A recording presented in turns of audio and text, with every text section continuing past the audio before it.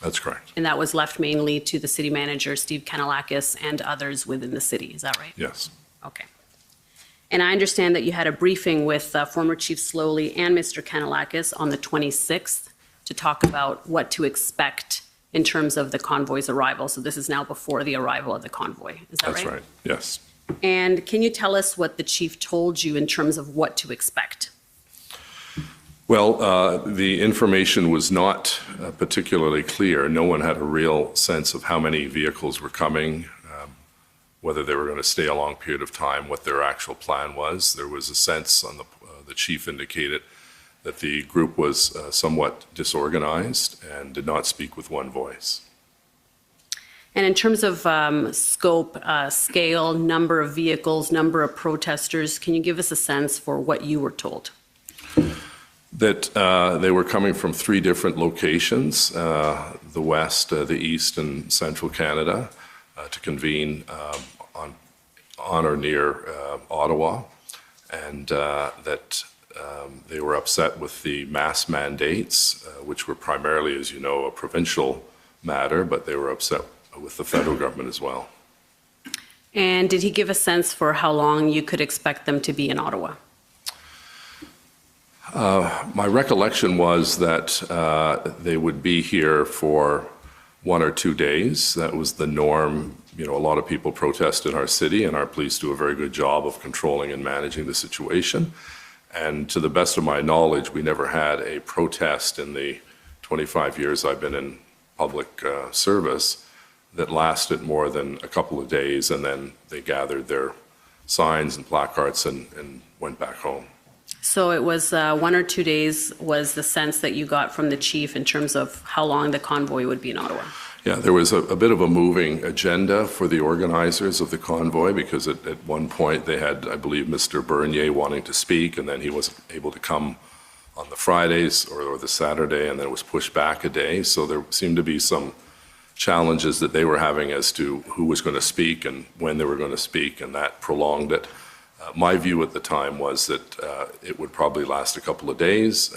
My understanding was most of these truckers were independent, and if they weren't on the road doing business and pickups, they were losing money, so that they would in fact go home on Saturday or Sunday, and obviously that did not happen. Right, and the chief didn't give you any indication that it would be anything other than the weekend? No, we didn't have any indication. We had a memo or an email from Steve Ball, the Hotel Association, indicating that one of the organizers had come and inquired about a long-term booking of 30-plus days at a number of hotels. They wanted, I think, 9,000 to 10,000 hotel rooms. And did that concern you at all? Well, it did, except, you know, when you're making a booking, you have to have some evidence you're going to follow through with it. So simply asking about booking 11,000 rooms when the city only has about 11,000 rooms at its disposal, the tourism industry.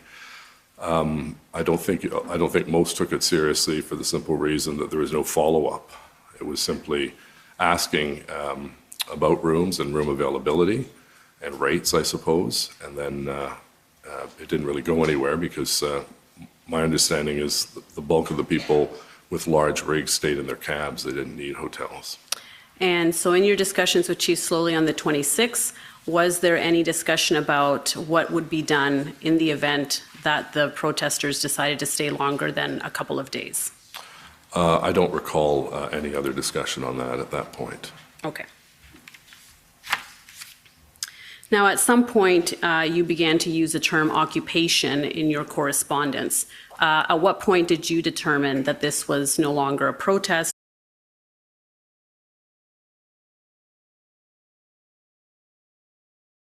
City are very used to handling large protests and large visits of state leaders and so on, but nothing of this magnitude has ever been seen, quite frankly, in any city that I'm aware of in Canada in the last 25 years. So is it fair to say by Monday the 31st, after that first weekend, when the majority of the trucks were still there, that's when you determined that they were not going to leave anytime soon? Thereabouts, either whether it was the Monday or the Tuesday, and then certainly that was solidified in my mind that they weren't going to leave on the weekends, when the weekends started to create this very tense situation where people were coming in from all over the region, and in fact, different parts of the country to come and support the protesters, and that's where the havoc and the chaos was created in our communities. And was there ever a discussion that you had with either Chief Sloly or the deputy chiefs about blocking access to the additional convoys that were coming that second weekend to join the original protest? I don't recall being in any meeting when that was discussed. Did you raise the issue? My bigger concern at that time, from recollection, was what can we do to ensure that the trucks don't go into the residential areas? Because we knew that the impact that would have, because we'd seen in the first couple of days the constant horn honking, and they had some train whistles on some of the trucks, and there was just unruly behavior on the part of these people who'd come and basically occupied our downtown. So it wasn't a concern that there were additional convoys that were coming to join to kind of expand the footprint of the original convoy? Well, I think there was concern, absolutely, because when you saw hundreds and then it turned out to thousands of people arriving with different pickups and 18-wheelers and so on, that this was going to be bigger than any of us had imagined. Okay, but there wasn't a discussion to try and prevent that from happening? Not in my presence, to the best of my recollection. Right. Now, I want to take you to a document, which is a readout of a call that you had with the Prime Minister on January 31st, and it's ssm.can.nsc.402812. And so you had a call with the Prime Minister on the 31st, is that right? That's correct. And how did this call come about? Did he reach out to you, or did you reach out to him? To be honest, I don't recall whether it was me to him or him to me. Okay, Not sure. if we can just make that bigger so we can see.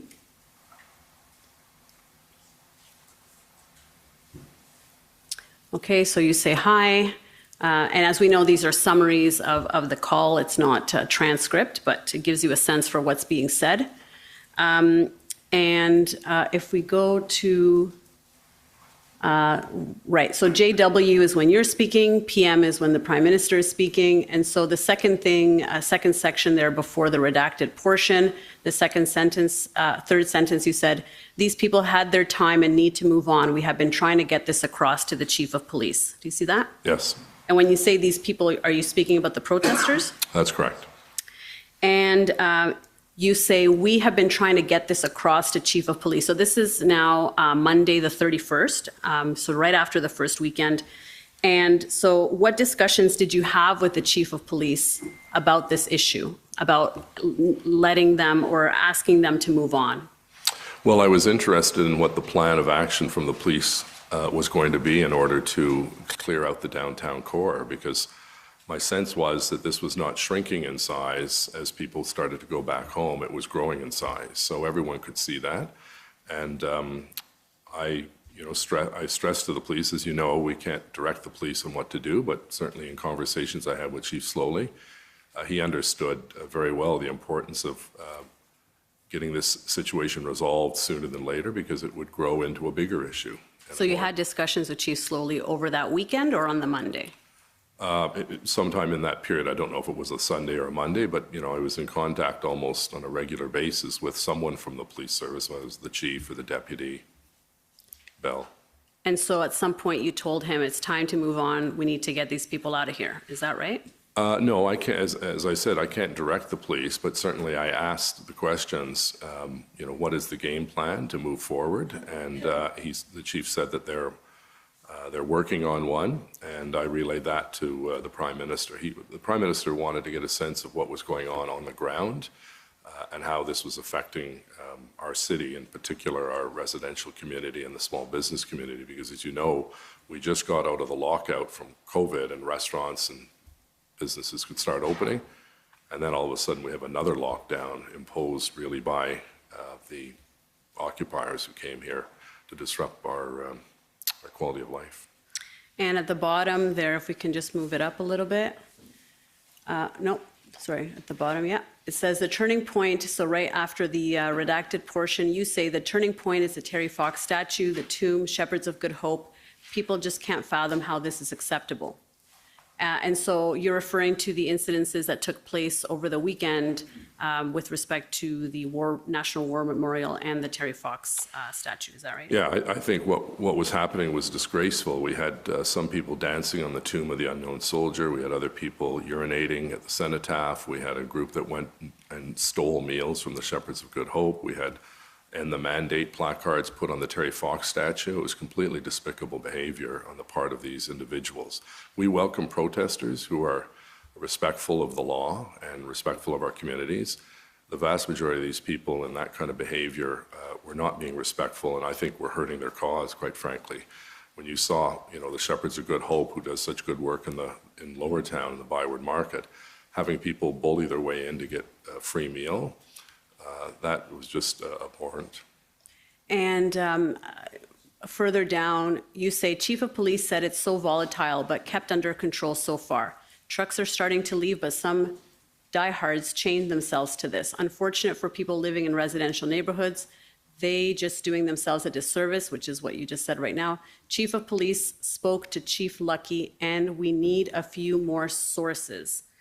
Can you explain this last part? Chief of Police spoke to Chief Lucky, and we need a few more sources. What was the discussion? It should say Commissioner Lucky and a few more resources. I think they just left off RE. Okay, and so what was the discussion then? And what was the discussion around this point then?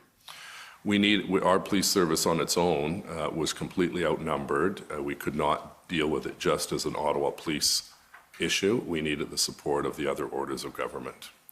And so you were aware that Chief Sloly had reached out to Commissioner Lucky by this time to ask for more resources, is that right? Yes. And so by the Monday, it was clear that OPS did not have the resources that it needed to handle this demonstration, is that right? That's correct.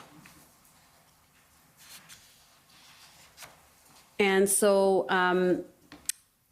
in this call, there were no specific requests for assistance from you requesting from the Prime Minister or the Prime Minister offering anything specific back to you, is that right? Well, I did relay the fact that we needed more resources and that once we had the number, because at that point early on we did not have the exact number that Chief Sloly required to clear out the individuals in Centretown, Lower Town, Overbrook Forbes, as well as the Byward Market. Okay. But it was very clear, I made it very clear, and the Prime Minister fully understood that the RCMP were going to have to be involved. They obviously have a very significant presence in Ottawa in any event, responsible for VIP security and public buildings and so on. Right. Okay, so if we just go to the last page then, just to kind of see how the call ends off. And it's, the Prime Minister says, the remainders will have no choice but to incite as a counterbalance, so we all have to be careful. We really appreciate your support of cities. Thank you for your steadfast leadership and your whole team. And so that was the end of the call there. That's correct. All right, and if I can take you to OTT 3855. And this is a February 3rd email that you sent to City Council to update them, it looks like, on the efforts of the city. That's correct. And this is now Thursday before the second weekend. And you indicate that you had a call with the Prime Minister on the 31st. If we can just go down a little bit. Yeah. And then in that third paragraph, you say, this morning, the city solicitor and I had a discussion with the team from GoFundMe to request that the funds raised so far remain frozen until the end of the occupation. Can you explain how the discussion with GoFundMe came about and what action was taken? Well, as you know, the GoFundMe campaign by the organizers was very successful. It was raising millions of dollars, and that was, I think, one of the reasons why more people started to arrive, thinking they would get a cut of that money for their gas and mileage and food and so on, and if they needed places to stay. And so I was approached at some point in that time frame from the consulting firm that represented GoFundMe in Canada to see if I'd be amenable to having a meeting with senior GoFundMe people to discuss and to let them know that the funds they were collecting were very much harming our city and, in my opinion, engaged in illegal activities.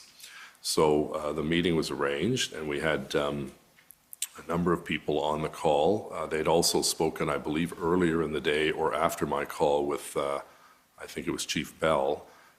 So he gave them a more detailed situational report as to what was happening in our city and why we felt that these funds should be frozen and ultimately sent back to the individuals, because those dollars were keeping the convoy going. And what happened after that meeting? Well, I can tell you, during the meeting, I think they underestimated how big an issue this was, and I told them this was certainly hurting their reputational, or their reputation, because they were funding a group that was very much involved in activities that were harmful to our city and our country. And I can't recall the exact time, but a few days later, I believe, there was a decision by GoFundMe to freeze the funds, and I lauded them for doing that. And were there any subsequent calls after the initial call with GoFundMe? Did you have any more discussions with them? I don't believe I did. Whether someone on my staff did, that may have been the case, or with their consultant. But they also, I believe, started to send the money back to individuals. And so if we look at the following paragraph, it says, in the last hour, I had a very good discussion with Federal Public Safety Minister Marco Mendicino, where I reiterated our city's call for additional resources to support our officers responding to this demonstration on the ground. He assured me that our request for assistance was being given the highest consideration by Commissioner Lucky, and he offered his ongoing support until we see an end to the occupation. So by this time, February 3rd, that's the language you're using there. And when you say you reiterated the city's call for additional resources, when did you make the original call for resources? Because this is February 3rd, and you're referring to reiterating the call for resources. Are you referring to the 31st call with the Prime Minister, or was there another call for resources between the 31st and February 3rd? Well, the very first time that I had asked for additional resources was with the Prime Minister on that phone call, and he understood completely the situation we were in. He lives in Ottawa, obviously, and he was seeing firsthand the challenges our city was facing. So he was the first person that I contacted. This call with Marco Mendicino, or Minister Mendicino, I may have had another phone call with him, I can't recall, but certainly he was very, very well aware that we needed additional resources. He asked how many. I said that's being worked on by our Chief of Police. And I also indicated that we were going to reach out to the OPP as well, and that Chief Sloly, who had very good contacts with municipal leaders, would reach out to municipal police forces as well. And I certainly called a number of my mayor colleagues across the country, bringing them up to speed on what was happening, and said that you may be getting a call from your Chief of Police, and we hope that you can help us during this difficult time. And the municipal police forces were very, very responsive, and we appreciate their support at our time of need. So in terms of a specific request for resources, this February 3rd call with Minister Mendicino would have been the first time that you asked for resources from, other than the January 31st call, which was not as specific. This would have been the request that you made for additional RCMP officers. Yeah, I don't want to mislead you. I may have had another call beforehand, but I can't recall, and I don't have notes to that effect, but we may have had another call. But certainly this call and this memo that I sent to colleagues on City Council was to deal with the immediate and the short term and the long term. And if you just scroll down, one of the other parallel discussions or scroll up rather, parallel discussions I was having was with the Provincial Minister of Finance, as well as the Treasury Board President, Mona Fortier, and Peter Bethan-Falvey, because we knew that a number of businesses were going to be severely impacted, and we needed to receive not only officers to bring the situation under control, but in the midterm, we needed financial support to help those businesses that were suffering. And were there, at this time, by February 3rd, provincial discussions with the provinces beyond the assistance to the businesses that you've discussed? Any other requests for assistance other than that? Well, at some point, I know Chief Sloly would have been in touch with his counterpart at the OPP. Sorry, I mean with respect to your discussions or your requests. I may have had at one point, I had a discussion with Minister Lisa MacLeod and indicated to her we needed support, and she was very appreciative of the situation, and she said she would relay that back to her colleague, the Solicitor General. And what kind of support were you looking for in that discussion? Boots on the ground. OPP officers? OPP and RCMP, but to the province, of course, OPP, yes. Okay, and do you know when that call with Lisa MacLeod took place? I don't recall. It was sometime in that general area of when the memo went out. Okay, and so her response was, "We'll take it. I'll take it back." Yeah, she was very helpful because she too lived in Ottawa and she was seeing firsthand. I think one of the challenges that we face with this is that people who live away from where this terrible situation was taking place didn't really have a full, not everyone, but some didn't have a full appreciation for how horrific this situation was. We have about 18,000 people that live in these areas. This is not just Parliament Hill. This is Centretown. This is the Byward Market. It's Lower Town, Vanier, Overbrook, Forbes. It was having an impact on a wider part of the city. And I think, people started to realize this was turning into a very volatile situation when we started seeing fireworks going off and hot tubs brought in and the behavior I told you about, those 4 or 5 incidents. And, the public who were living here understood fully that this was a horrific situation, and the sooner it got resolved, the better it was for everyone. Yeah.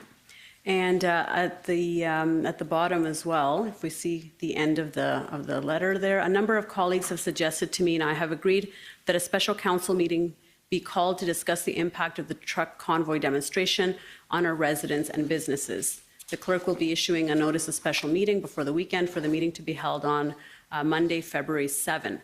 And eventually a special meeting was convened for the 7th.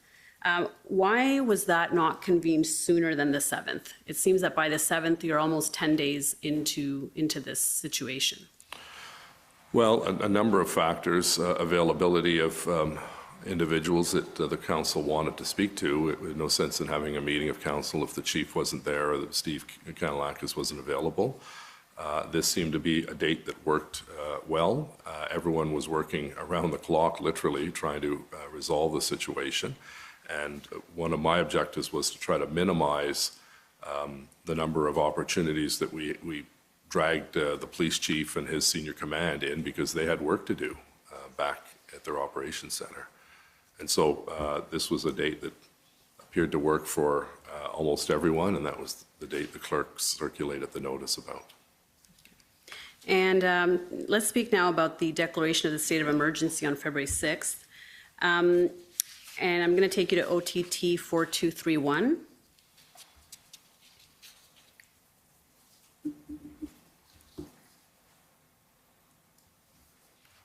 And this is the declaration of the state of emergency that you issued, is that right? That's correct. Okay. And why was this done on February 6th? What was the tipping point or the reason why it was necessary at this point in time? Well, there were a lot of people asking up to that point, including members of council and members of the public and members of the media, why didn't we declare a state of emergency on the first weekend? There's a little bit of a urban myth or misconception about what a municipal state of emergency. It has very little impact on public safety. It really is an administrative tool that allows the city, for instance, to bypass the procurement policy of the City of Ottawa. A good example is during the pandemic, I declared a state of emergency and allowed us to go and get personal protective equipment without going through a tender process of the top 3 and so on. So it made those kinds of decisions quicker. It allowed the city manager to take people from one branch of a city in a different collective agreement and move them into another area. We needed people, for instance, to administer needles and do COVID-19 tests. And, if you had a job that was not essential to that, we needed extra people. So I think it was in some ways to give some comfort to the public that, yes, we consider this an emergency, but we were constantly explaining and trying to allow people to understand that this really did not have any impact on the overall removal of individuals. But beyond the potential measures that were made available to you as a result of this declaration, it's also, as you say, an important signal, or it's symbolic in a way, and it allows others to understand that the city considers that it is beyond the capacity of the city to deal with the emergency. Yes, but on every occasion that I've declared a state of emergency, it's been on the advice of our city manager, and the city manager brought this to me at that time, and we had the clerk draft the resolution, and I signed it. Did you seek advice prior to February 6th as to whether you should declare a state of emergency? I would have mentioned to Steve Kay, let me know when you think it's necessary, and you know, he came to me, I can't remember the exact date, it was probably the day before this was signed, and on January 15th, I guess. No, it was later than that. And it was on his advice, and the clerk prepared the document, and I signed it and released it to the public. And so what discussions did you have with Steve Kanellakis about using this as a way to engage the province? Well, I think there was some discussion with my chief of staff and Steve Kanellakis that there was this may act as a catalyst to get the other two orders of government to move. I didn't see it that way, but they felt it might act to push the province to do their own declaration and to put more pressure on the province to come to the table. Okay, so if I can take you to ONT 311. It's a summary call between Canada, Ontario, and the City of Ottawa, and I believe this is what they would refer to as situational awareness meetings. And if we can just zoom into that. And so Steve Kanellakis is present at this meeting along with Deputy Minister Rob Stewart and others. And it says there it's attributed to him. Steve Kanellakis, City Manager from Ottawa, provided an update from the city's perspective. And in bold there, Ottawa Mayor Jim Watson is going to declare a local emergency in the City of Ottawa at 4:30 p.m. The expressed intent of this declaration is to put pressure on the Premier to exercise powers to resolve this. Based on what you've said that this was mainly for procurement. Is this bolded sentence overstated, or was that the express intention of declaring the state of emergency? No, my understanding was it was Mr. Kanellakis felt that this would be helpful to prod the province into being more hands-on in the situation. I didn't happen to see it that way, but I'm not disputing the fact that I believe it did help, because later on in this crisis, the province did declare a state of emergency under their provincial powers, and the federal government brought in, of course, the Emergencies Act. So did the city consider that the province wasn't engaged enough in finding a solution? That's correct. And why was that? Well, Minister Blair suggested that we have a tripartite table where the federal, provincial, municipal government elected leaders could get together, share information, bring forward any new information that we should have at our disposal. And the province rejected that. They didn't feel it was necessary to have three orders of government at the political level to have this table. Okay. And so when you say that, or when you deemed that the province wasn't doing enough, it was because they weren't coming to this tripartite table. Is that right?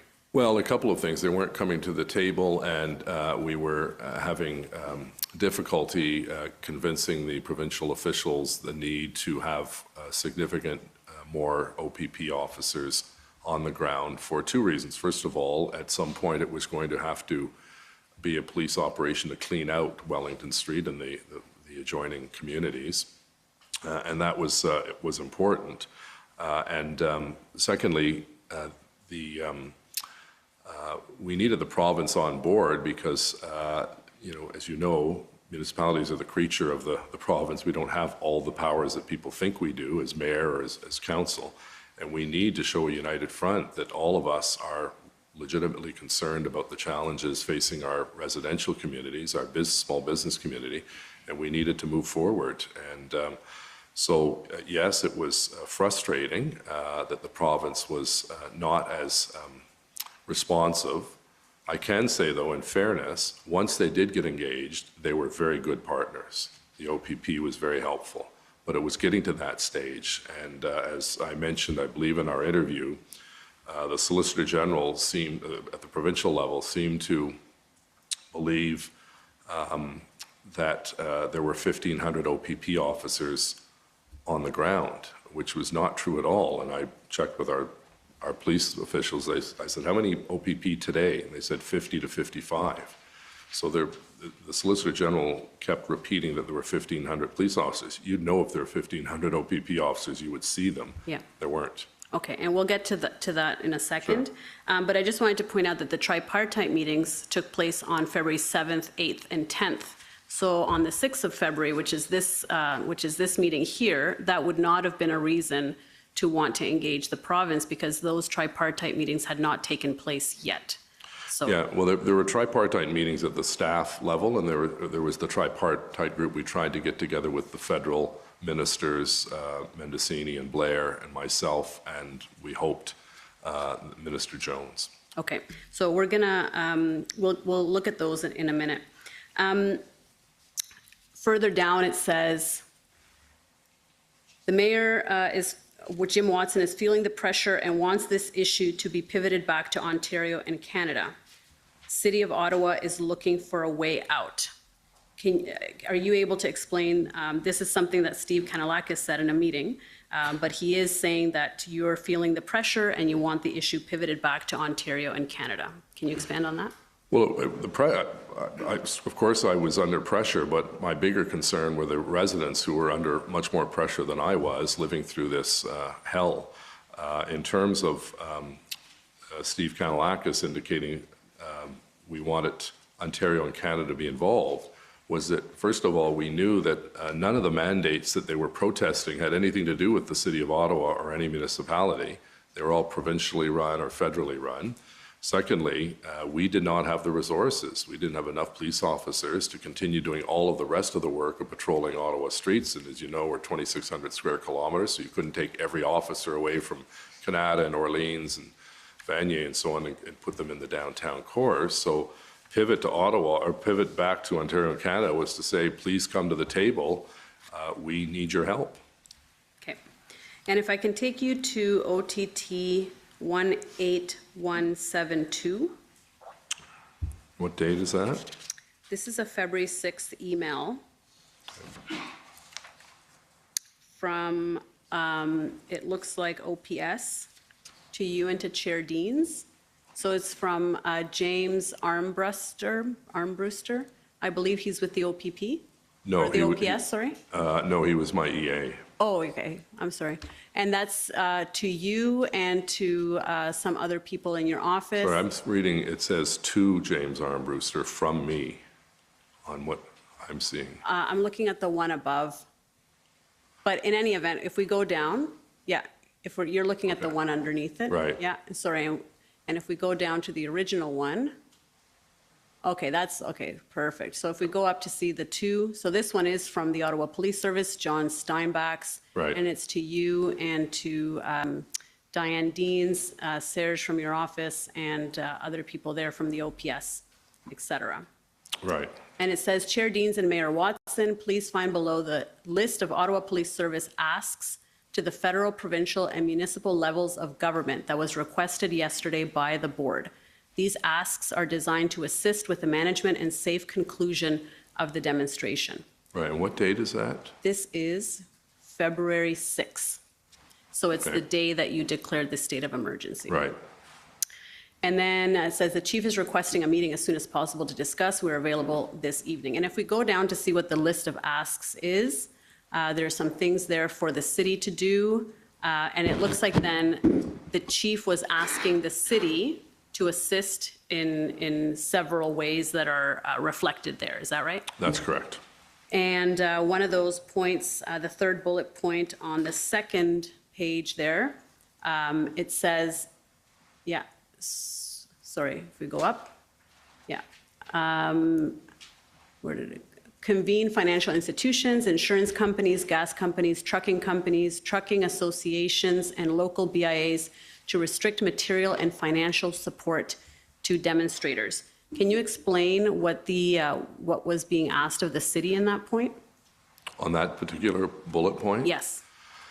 That's something you'd have to ask Chief Sloly because it was his request, but my understanding was that they wanted to try to see if they could stop, for instance, gas stations from filling up jerry cans, because we knew that was the transportation method by members of the convoy to keep their rigs running in the cold weather.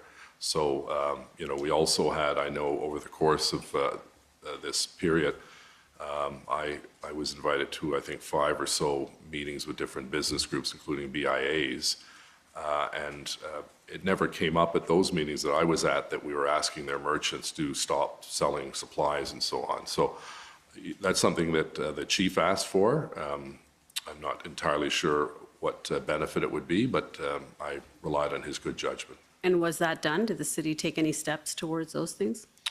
I don't believe so, because our number one preoccupation was to end the occupation and bring the streets back under control of the city of Ottawa. So you can only do so much. There are only so many balls in the air that you can juggle in order to get these issues resolved. But I don't believe, certainly I was not involved in contacting any financial institutions, for instance, aside from the GoFundMe discussion we had. Right, and in terms of insurance companies, was that part of the discussion that was being had with the province to be able to restrict the commercial licenses and insurance of the participants? Yes, but that may have taken place before the formal request, because we were basically trying to find any mechanism or method that could help us encourage the truckers to leave. And one of the suggestions that I believe a member of council brought to my attention was there's a separate licensing regime and insurance regime for trucks. Could those organizations, through MTO, Ministry of Transportation of Ontario, actually use those tools to basically force the trucks to get out, or there'd be consequences to their actions of illegally blocking our streets? And the Ministry of Transportation did not follow through on that. They didn't seem to think that was a reasonable idea, or maybe they didn't think it was a good idea. So you had a call with the representatives from the Ministry of Transportation, is that right? It wouldn't have been me, it would have been some member of staff, but not me personally. Oh, okay, so you were not on those calls, but it was reported back to you that they didn't think it was a good idea? That's correct. Did you have any understanding as to why they didn't think it was a good idea? Well, there was, they seemed to think that it would, they couldn't do what we were asking them to do. So there seemed to be a bit of a contradiction in terms of what we thought was available under provincial law and what they were telling us was not available. And I think at one point someone said it wouldn't make any difference. This was a group that was digging in and having a paper exchange of rules and laws and bylaws was not going to move this group at all. Okay. And then the final point that's on the top of that page, there are daily emergency operations center meetings to coordinate whole of city response, including daily public briefings led and coordinated by the city so that the police can focus on operations. I don't believe this was ever done. Are you able to confirm that? Did the city have daily briefings? Not public briefings. There are a number of press conferences that were held by both myself and Chair Deans and Chief Sloly and City Manager. So we did make ourselves available, if not on a daily basis, when new information arrived. We weren't going to have a press conference for the sake of having a press conference if there's no new information, but there certainly were a series I remember seeing, and I think we talked about in an interview, a series of memos that went out over the course of the event, updating members of council and the public. Right. But this is daily public briefings, so I imagine that's for the public. Yeah, well, I guess the public briefing would have been the press conferences that were carried on the city's social media networks. And then under advocacy, it says mayor to play advocacy role with other jurisdictions on below asks. So there it talks about the 1,800 officers, which you did advocate for in your letter of February 7th, co-authored by Chair Deans. Correct. And it also says on the third bullet point, professional mediation and negotiation capacity. Can you explain what this was about? What were they asking for there? Well, again, I'm at a bit of a disadvantage because these are not my requests. These are the requests that were sent to Chair Deans and I in an effort to write to the Prime Minister and the Minister of Public Safety, as well as the Premier and the Solicitor General, to seek the 1,800 additional staffing and enforcement. We were pushing the police because one of the challenges we had was up until this letter came, or this memo came from the chief, we did not have an exact number that was being requested of the two other orders of government. So this was something that Chair Deans and I pushed for because we needed that number to go back to our federal and provincial counterparts to say, all right, you asked for a number, here it is, and here's how it's divided.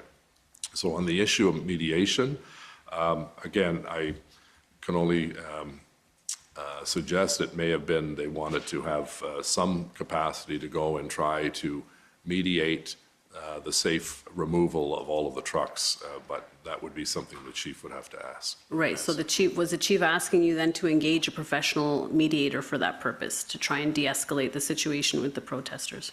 Yeah, again, I'm not sure the intent or why it was.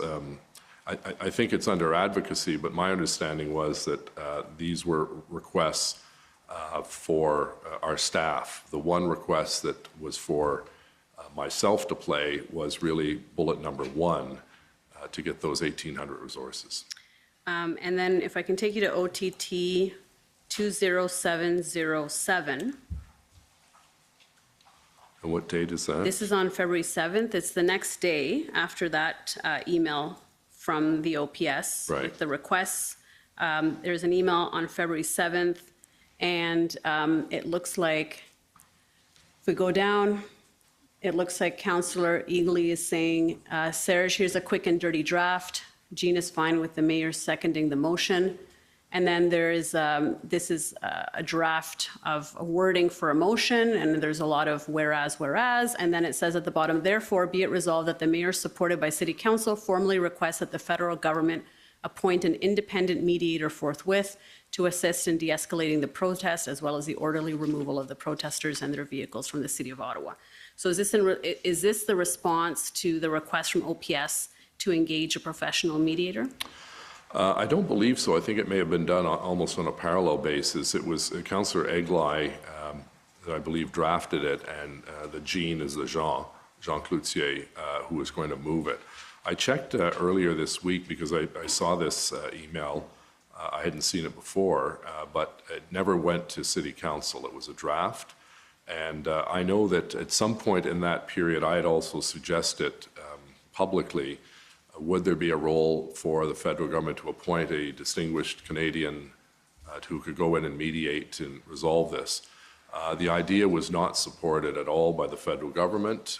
I referenced it, I believe, in a CTV interview, but I don't think the two were connected, even though the subject is the same. I think Councillor Cloutier, to his credit, and Councillor Egley were trying to come up with some reasonable suggestion to try to bring an end to this, because I think if I can put it in context, every member of council, whether you lived in the downtown core and represented it or not, were feeling overwhelmed and under siege by constituents and by people from across the country harassing members of council.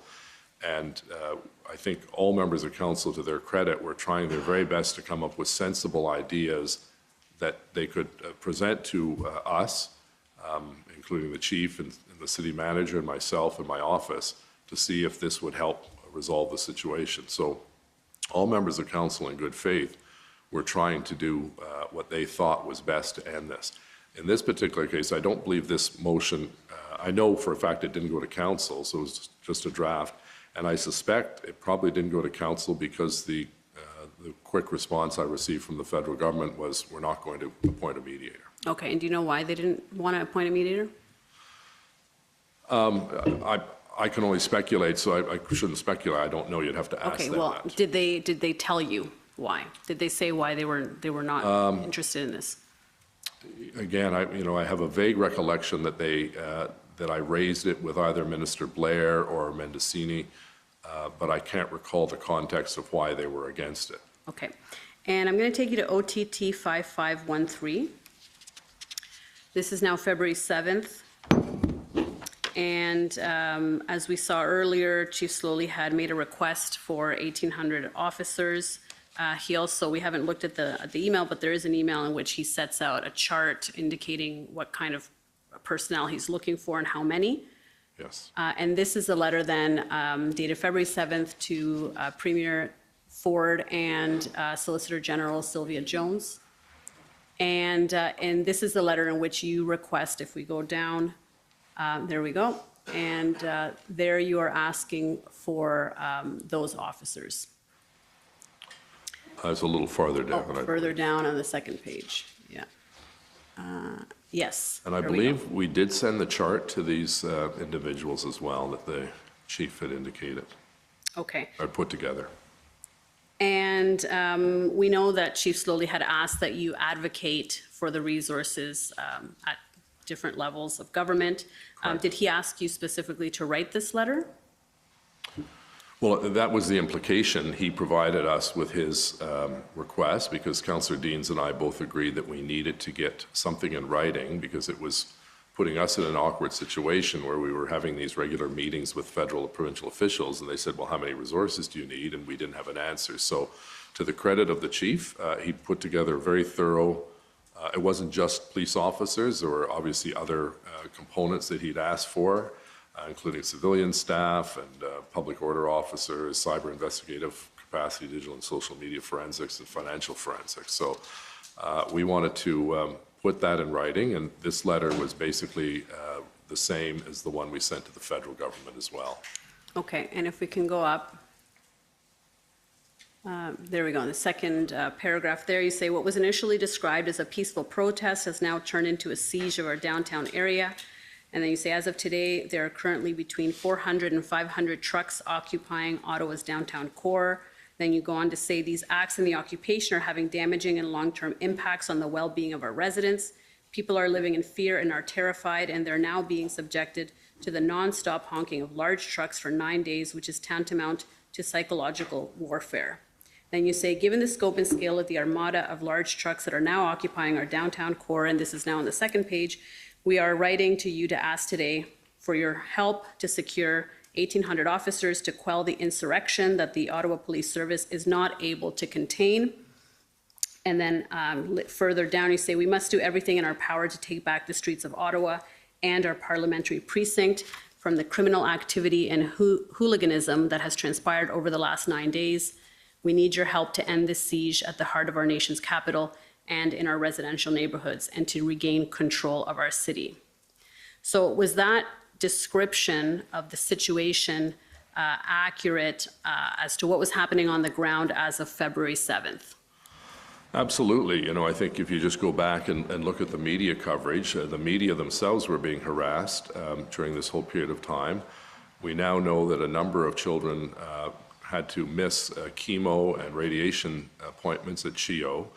The residents living on those streets having these horns honked literally 24 hours a day, 7 days a week, plus the diesel fumes, plus roasting a pig on one street, bonfires, lighting off fireworks, having a dance party.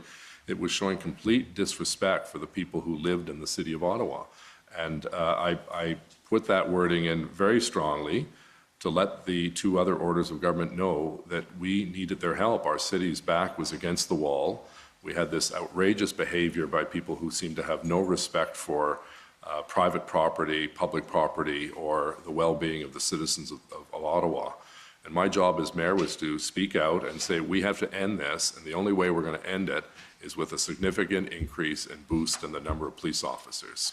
And when you say, and to regain control of our city, you're conveying here that you, the greater you, I suppose you, OPS, the city, OPS had lost control of the city. Well, it was teetering on lost control. We lost control in the red zone because we couldn't even contain jerry cans going in. You know, in one or two incidents, the chief explained to me, the police tried to stop them, and then they were swarmed by 100 truckers. And one of the things I think is vitally important to remember in this whole terrible situation was that while there was a high level of frustration on the part of the public, rightfully so, on the part of our council and city staff and myself, At the end of the day, there were no deaths and there were no serious injuries.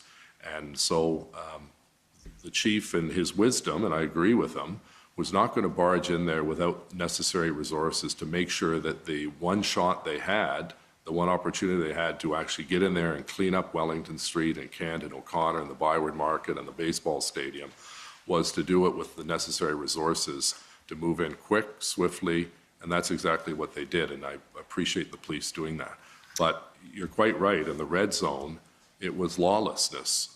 People were having parties, they were open fires, they were throwing off fireworks that were a fire hazard to heritage buildings in the downtown core. They were harassing people in restaurants, tearing off their masks. These are not sort of made-up stories. These are all documented during the convoy occupation. And so, yes, we're not swallowing our pride by saying we could do it all on our own. We needed help, and we needed the help of the other two orders of government. So if I can take you now to OTT 6057. And this is another letter dated February 7th, and this is now directed to the Prime Minister and to Minister Mendicino. Is that right? Yes. And it's essentially the same letter. That's correct. Okay. And now I understand that discussions with the Prime Minister and with Minister Mendicino were ongoing. The 7th is the same day as there was a first tripartite ministerial meeting. On the 8th there was as well, and on the 10th. So did you receive a formal response to this letter from the Prime Minister or Minister Mendicino? I'd have to go back and look in files. Often these letters go out, they're publicly made, and do you necessarily get a response? Yep. What we were looking for is not a nice typewritten response. We wanted action. And we believe that, or I certainly believe, that this letter acted to break the logjam, to put in writing for the first time our specific requests that we needed help. Now, the Solicitor General did respond to your letter on February 8th. On February 10th. Is that right? I recall her sending, I think, a 2-page letter to, I believe it was both Councillor Deans and myself. Okay. If I can take you to ONT 851. And this is the response dated February 10. We can see there's from the Solicitor General of Ontario. And it's to you and to Chair Deans as well. Thank you for your letter, also addressed to the Honourable Doug Ford, Premier of Ontario, requesting additional officers. And then she says, public safety is a top priority for this government.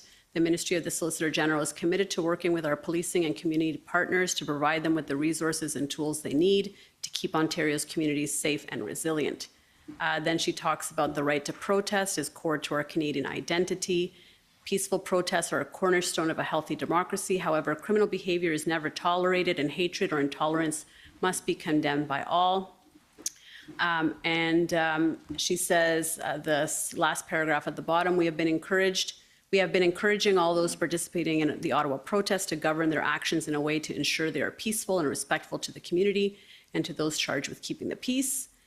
And then she says, regarding the request for significant additional resources, please note that I have shared your correspondence with OPP Commissioner Thomas Carrick. Commissioner Thomas Carrick and RCMP Commissioner Brenda Lucky will continue to liaise with Chief Peter Sloly, Ottawa Police Service, to determine how policing partners can provide support based on available policing resources and the operational plan proposed by the Ottawa Police Service. What's your reaction to this letter? Did this satisfy what you were looking for in the letter that you sent on February 7th? No, but I think, as a former minister myself, the provincial government, this is the kind of letter that, is pretty much a template. You thank them, you explain the situation, and you are told that, rightfully so, the minister can't direct the OPP on what to do, but she forwarded to the commissioner of the OPP. So, we knew at some point we would get through to the province and they would come and help us. And when they did, it was very much appreciated, and the OPP did a remarkable job. But, there's the level of frustration that we had was that it's fine to forward this to the commissioner of the OPP, but by that time, the commissioner would have known what our request is because Chief Sloly was in pretty regular contact with both commissioners. So did the Solicitor General commit to do anything, either in this letter or in any discussions that you had with her? Any kind of specific action that the Solicitor General was committing to take? Well, again, when I had a call with her, I can't recall the date, but with the Premier and Solicitor General were both on the call, and they indicated that they would not be participating in the Tripartite group, which was disappointing, but it's their call. But I reiterated with the Premier on I believe the 2 calls that I had, that it was essential that we get police officers here as quickly as possible. And the whole issue, as I talked about earlier, the Solicitor General was under the impression that there were 1,500 officers assigned to Ottawa, which was not the case. I think what may have happened was that the minister or the OPP were, giving you a cumulative number, 50 here, and then maybe 40 came back, and then another 60 arrived, so you count 50 plus 60. And the other thing is, I think you have to keep in mind, in this period was the Windsor situation, which was viewed as a higher priority given the $1 billion a day trade blockade that was taking place in Windsor. And so we certainly saw through the news a significant OPP presence in the Windsor area. And I thought at the time, well, I wish they were here because we think we're just as important as Windsor. But I thought, well, at the very least, they did a very good job in Windsor. And once that's wrapped up, they'll be sending those officers to Ottawa. Okay, so you expected that the Windsor issue, and by that we mean the blockade at the Ambassador Bridge, would be resolved before Ottawa became a priority to become resolved. Is that right? Yes, and that's in fact what happened. Okay, and if I can take you to ONT 858. Now, this is a letter that was not sent to you. It's the next day after the response from the Solicitor General, the kind of template letter as you described it.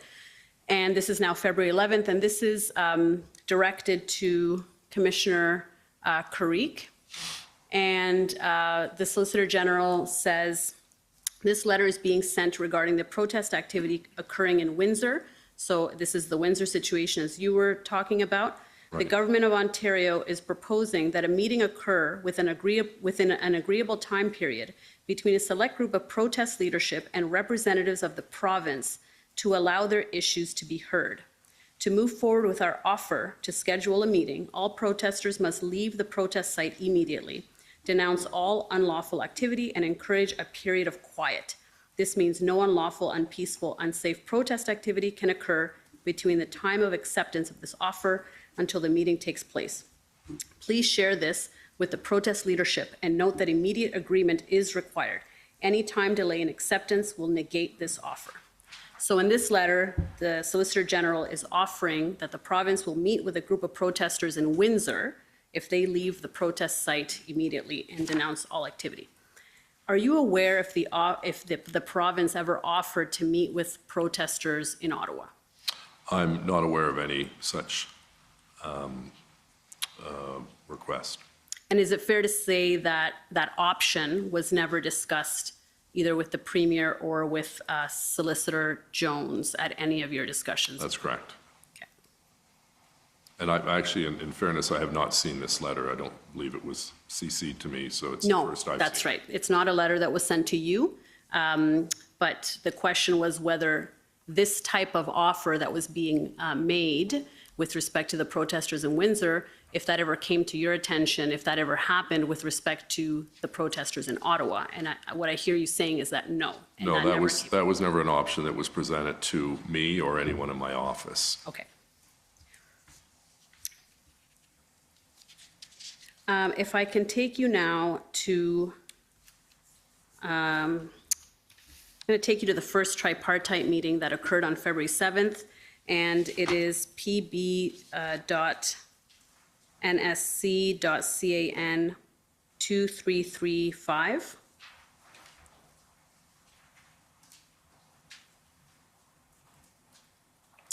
And if we go down to the bottom of that page, yeah, right there. Okay, so this is, my understanding is that this is a readout of the first of the 3 tripartite ministerial meetings that took place with you, Minister Blair, Minister Mendicino. I believe Mr. Kanellakis attended as well, and at times Deputy Minister Rob Stewart was in attendance as well. Yes, it was all done virtually. Yes. And BB there is Bill Blair, and in the second line he says, spoke to PM last night, felt it was important to convene table.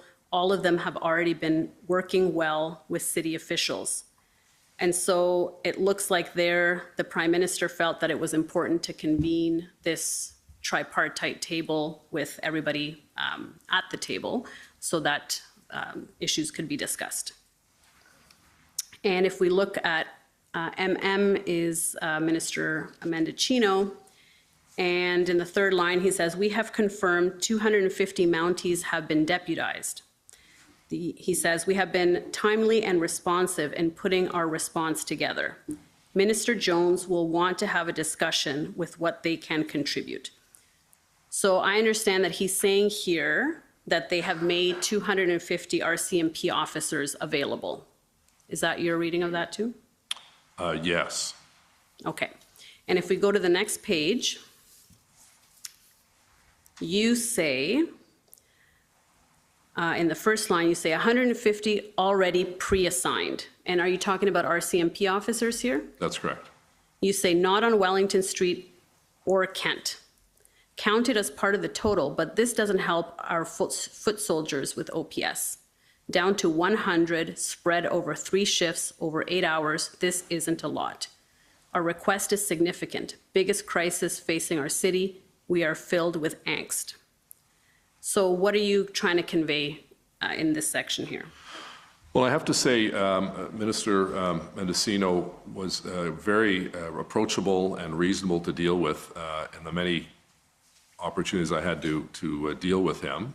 He understood the file, but we had a disagreement in terms of what I'll call it 250, I guess, officers on the ground, as the federal government was saying. They were on the ground in Ottawa, but they were assigned 50 to West Block, which was the new center block, 50 to Rideau Cottage, and 50 to Rideau Hall. So out of the 250, or 257, you remove 150 right away because those individuals stationed at West Block, Rideau College, and Rideau Hall were not helping in Centertown or the residential area of Centertown or the Byward Market or Overbrook Forbes. So, it was a bit frustrating because, when you read through this, once you get down to 100 spread over 3 shifts of 8 hours a day, it's not a lot of officers. And so while we appreciate it every time we saw a Mountie or we saw an OPP officer, we needed the large number of 1,800 to get this situation under control and kick these yahoos out of our city who are disrupting the quality of life of the people of Ottawa. So, at the end of the day, fast forward, we got what we wanted, and we appreciate the federal government, the provincial government's support. We wanted it sooner because this thing should not have lasted 3 weeks. And then further down in the middle of the page, it says, Watson, that's you, on tripartite table. Has the province agreed to this?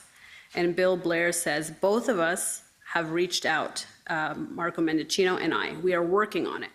She wasn't able to join today, unfortunately, and she would be the Solicitor General? Yes. Okay. We'll continue to engage to encourage them to join these talks. And then you say, province is very reluctant to be a part of what is going on. Premier, line was, anything you need, I will be there for you. I have gone to Sylvia Jones with that message. The protesters are digging in, try to light a fire, for example. They are misleading people on social media. So what is the sentiment that you're conveying there? Well, disappointment that the province didn't want to take part in the tripartite. And when I had that conversation with Minister Jones and the Premier on that phone call, I think it was a phone call or a Zoom, I can't recall, to be honest. The Premier was adamant that he did not feel it would be useful to have 3 levels of politicians sitting around a table. And did he say why he didn't think that was going to be, that wasn't necessary or helpful? Well, I think he felt it would be a waste of time. When he said that, I was quite frustrated with him. He said, look, what's it going to accomplish? A bunch of people sitting around a table talking and making decisions. And I said, well, that sounds like a cabinet meeting. And he didn't like that. But at the end of the day, it was his call. If he wasn't going to go to force his minister to go to the meeting or not go to the meeting, he just said they're not going to be part of it. So as I said, now in fairness to the Premier, when he did engage, it worked. We had the police officers from the OPP, we had the RCMP, and we were all on the same book. But this thing should have been resolved in week 1, not week 3. And when did you see engagement from the province? When did you start seeing that? I'd have to look through my notes, but it was, I think probably sometime by the end of the second week of the protests, sometime in that period. So we know that the province declared a state of emergency on February 11th. Would you say that they were engaged before that time, or that's the point of time when they became engaged? Well, notwithstanding the fact they didn't want to participate in the Tripartite, they were obviously available to us. And, as I mentioned, at the local level, federally, I had very good liaison and connection with Minister Yasser Naqvi, the MP for Ottawa Centre, and Mona Fortier, the President of the Treasury Board, as well. I think she was in a different portfolio at that point, and Minister MacLeod. So we were having ongoing discussions at the political level, and all three of those and other elected officials were acting as a very good conduit for our requests back to their political establishments. And I can't give you the exact time when the province was more engaged, but they were always engaged. They just weren't at the tripartite table. And I think certainly after Windsor, they recognized the next big problem is Ottawa, and they better, get there as soon as possible, because this thing was close to swirling out of control. And what we were seeing was every weekend, people were treating this like it was some sort of a rave or a party or something, and arriving, and there were DJs and loud sound systems and racist flags and desecration of our national war monument. And I think, I can't give you the exact date, but eventually the OPP came on board. Eventually we got the RCMP. But as I said, this thing frustrated me because, the public were saying, well, why don't you tell the police to do this? And as we all know, or most people know, in our society, a politician cannot, by law, direct a police service on operational matters. So we have to work at the political level to do whatever we can to get some resolution to a situation that was extremely hurtful to thousands of people. So if I can take you now to another document, ssmnsc.can 2052.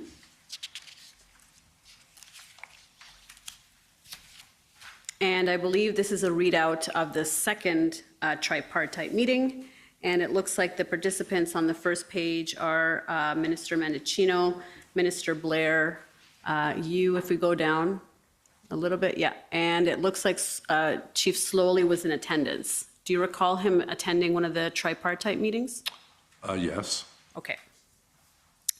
So then on the first page, you say, why no Solgen in attendance? I suppose that's Minister Jones. Sorry, okay, I see that, yeah. Yep, and then Minister Mendicino says no word back.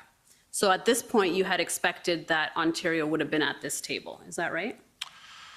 Yes, I don't know the sequence of dates as to whether, because I did have that conversation with the Premier where he rejected the idea, but I know that the federal ministers were also trying to get the Solicitor General to engage on the tripartite table, which she declined. Well, this may assist, because then you say, I'm speaking to Premier tomorrow. Okay. So you probably spoke to him then on February 9th. Well, I had at least 2 calls with the Premier, so you're probably correct in the sequence of events. Okay, and then you say, we'll ask that his minister be at the table. And if we go to where it says Blair, on Ontario involvement, I know Marco's been having good conversations with Ontario. They are worried about being visible and then being asked about what the province is doing. Do you know what was the discussion around that point? They are worried about being visible. Can you expand on what the discussion was there? I really don't recollect what the reference to visible or invisible was. Okay, so do you know what Ontario's concern is? It says they are concerned about being visible and being asked about what the province is doing. You can't shed any light? I can only speculate. Okay. So I don't really know what Sure. was going through their mind at that point. They certainly knew that they were more than welcome to the table, and they had our letter from Councillor Deans and I with the specific request and the breakdown Right. of the officers needed. And then the chief gives a breakdown of what's been going on, the breakdown of the resources, what they've been doing. And then on page 3,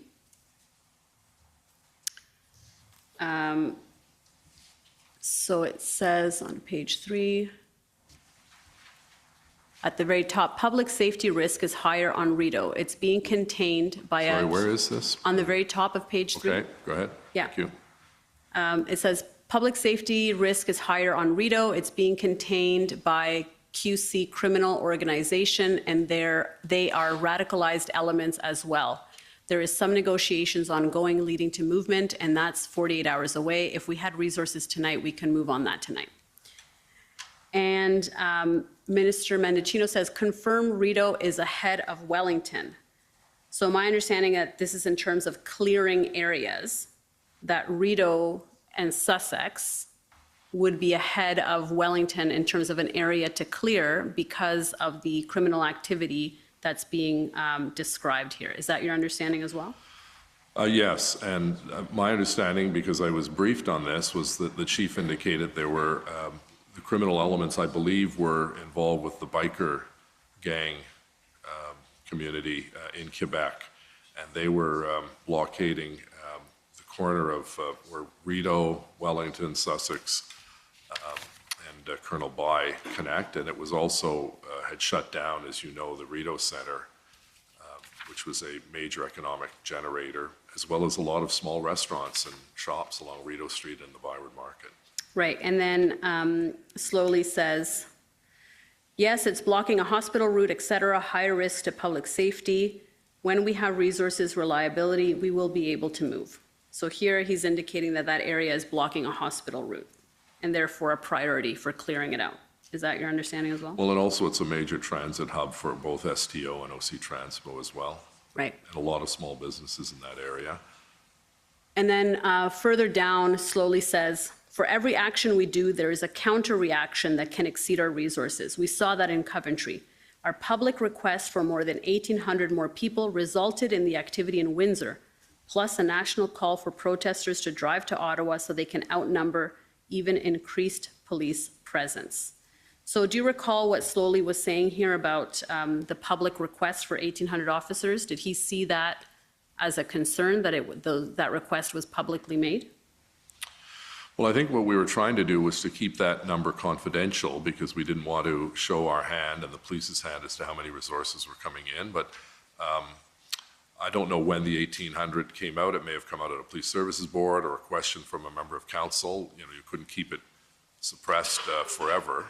But, you know, I certainly was not concerned with protesters coming all the way from Windsor. What my preoccupation was to get the police officers that had quelled the situation in Windsor to get to Ottawa as quickly as possible. And I think his point is it was a bit of a game of whack-a-mole. When they'd sort of resolve one situation, another thing would flare up. A good example of that was the shack that was being built near the canal and the NAC in Confederation Park, this permanent structure where it was a food distribution point and it was very, very unsafe. There was propane, open fires, gasoline, all stored in this area. And our fire chief and fire service said this is a tinderbox that could explode. So, you know, we had the request from the NCC because it was their property to move in. They eventually did move in, tore all of that down, but then people started to come back again. So it was one of these great frustrations that people had. Where you got one thing resolved, then you moved on. He just didn't have the resources to keep enough police services there to ensure that a flare-up wouldn't happen again. So it all boiled down to we needed more boots on the ground. And so then Bill Blair says, have you looked at traffic laws, et cetera? So he seems to be suggesting to use existing laws to deal with this. Well, you know, the police have the responsibility for the Highway Traffic Act, you're correct, and, you know, police can issue tickets for bylaws, parking and so on, but we had, you know, I think the figures are in the documentation, there were thousands of tickets that were issued, hundreds of people that were charged and arrested, but we couldn't, for instance, send unarmed bylaw officers into a very volatile situation to hand out parking tickets. If police were being swarmed, you know, certainly you can expect even worse treatment of individuals who are not given the proper training to deal with a confrontation of that nature. I would not want to send a friend or foe into that red zone or into the area where the Quebec And bike group at the was. bottom, oh, sorry, yes. Yeah, I just would, you know, I wouldn't in good conscience want to force bylaw officers who are not geared to dealing with angry, unruly mobs into a situation where their safety could be in danger. Right, and Chief Sloly alludes to this at the bottom. He says it's a challenging situation to enforce. Just yesterday, 100 people surrounded 30 officers when they apprehended an individual with a gas can and were almost overcome. We need extra public order. Bylaws aren't my control. So he's essentially saying existing bylaws, existing resources is not helpful to end the situation. Yes. Okay. And then you say, show me the Mounties. We need to come out of the meeting with a down payment on resources. What will you commit to? And then Minister Mendicino says there is a 5 p.m. RCMP call with the city, I believe. We need to have the province present on these calls. OPP will play a critical role. And then you say, it's hard for me to blast the province when I don't have a commitment from the feds. So explain that comment there. Well, you know, there was a level, we were a bit like the meat and the sandwich. We were trying to get both orders of government to provide their national and provincial police services to the City of Ottawa in the numbers that the chief and his command team required to get this issue resolved. And we knew, you know, if you go back and look at the sequence of events from week 1 to week 2 to week 3, we started to see a lot more action in week 2 than we did in week 1. And what was important, I think, from my perspective, was, you know, we all had a skin in the game in the sense that we had a police force, the OPP is the provincial police force, and the Mounties are the federal police force. And we needed all to be working and you know, following the same script, because the last thing we needed was a bunch of distractions where, you know, they don't agree and they're fighting and squabbling. You know, at the end of the whole process, when the police finally did move in and they had the 1,800, I believe it went up to 1,900, it was, in my opinion, and I'm not a policing expert, but a very good case study on how to resolve a situation relatively quickly. They moved in, I believe, on the Friday. They had the notices attached to all the vehicles on the Thursday, and most of the work was done on Saturday, and then the last of it cleaned up on Sunday. And so my point was, I can't go and start criticizing the province if you still haven't given me a commitment for the number of officers we needed from the RCMP. Now, to get back to my point on sequence, I understand, you know, I think a lot of public were saying, well, why weren't there more police here more quickly? We had police from Vancouver, Calgary, you know, all over the country, municipal forces. The Mounties had to ship people in from all parts of the country, and that takes time. There's logistics to that. That's why I wished that it had started 2 weeks ago at the end of week 1 instead of the end of week 2. But at the end of this process, there was a logistical challenge to get that number of officers, most of whom had to fly or drive to get to Ottawa. We had to put them up. This was an expensive undertaking. We had to make sure they had proper food. They had to be sworn in, those Mounties that were coming in, because they didn't have jurisdiction on municipal grounds as a Mountie, but the OPP did. So there were a lot of things that took time. So I wish I could have snapped my finger and said, let's have 1,800, get them in there, and end this nonsense. But that was not the case, because it took, you know, 4, 5, 6 days. When they finally ramped up and they had the 1,800 to 1,900 individuals, it was a very good show of leadership and a very good show of the professionalism of the police officers. And I repeat this because I think this gets lost. We'd be having a much different commission and discussion if someone had been shot and killed or seriously injured. That did not happen, and that is good, I think, credit to the police officers on the ground in miserable conditions. As you recall, it was freezing, February, ice all over the place, and they cleaned it out. And I give great credit to our first responders and others who worked very hard, paramedics, fire service, bylaw, public works, OC Transpo. It was all hands on deck. And I know the public wanted us to move faster, and I empathize with what they were going through.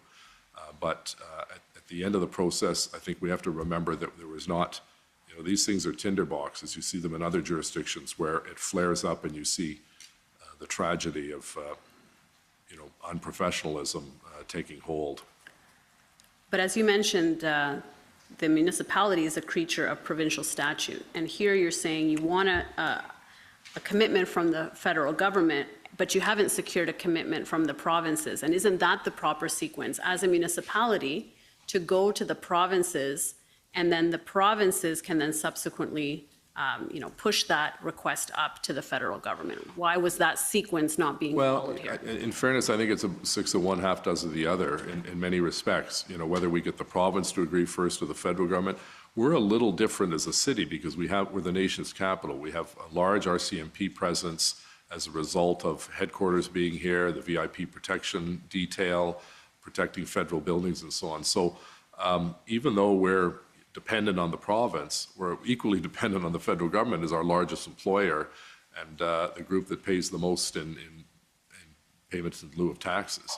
So the reality is they were, I would consider them equal partners during this crisis. I wasn't going to go through the niceties of protocol and say, well, we'll just keep hammering the province until they agree and then we'll go to the feds. We were trying to do it at the same time on 2 different tracks to get them both to agree, which eventually they did, but it took some time, more Right. time than I liked.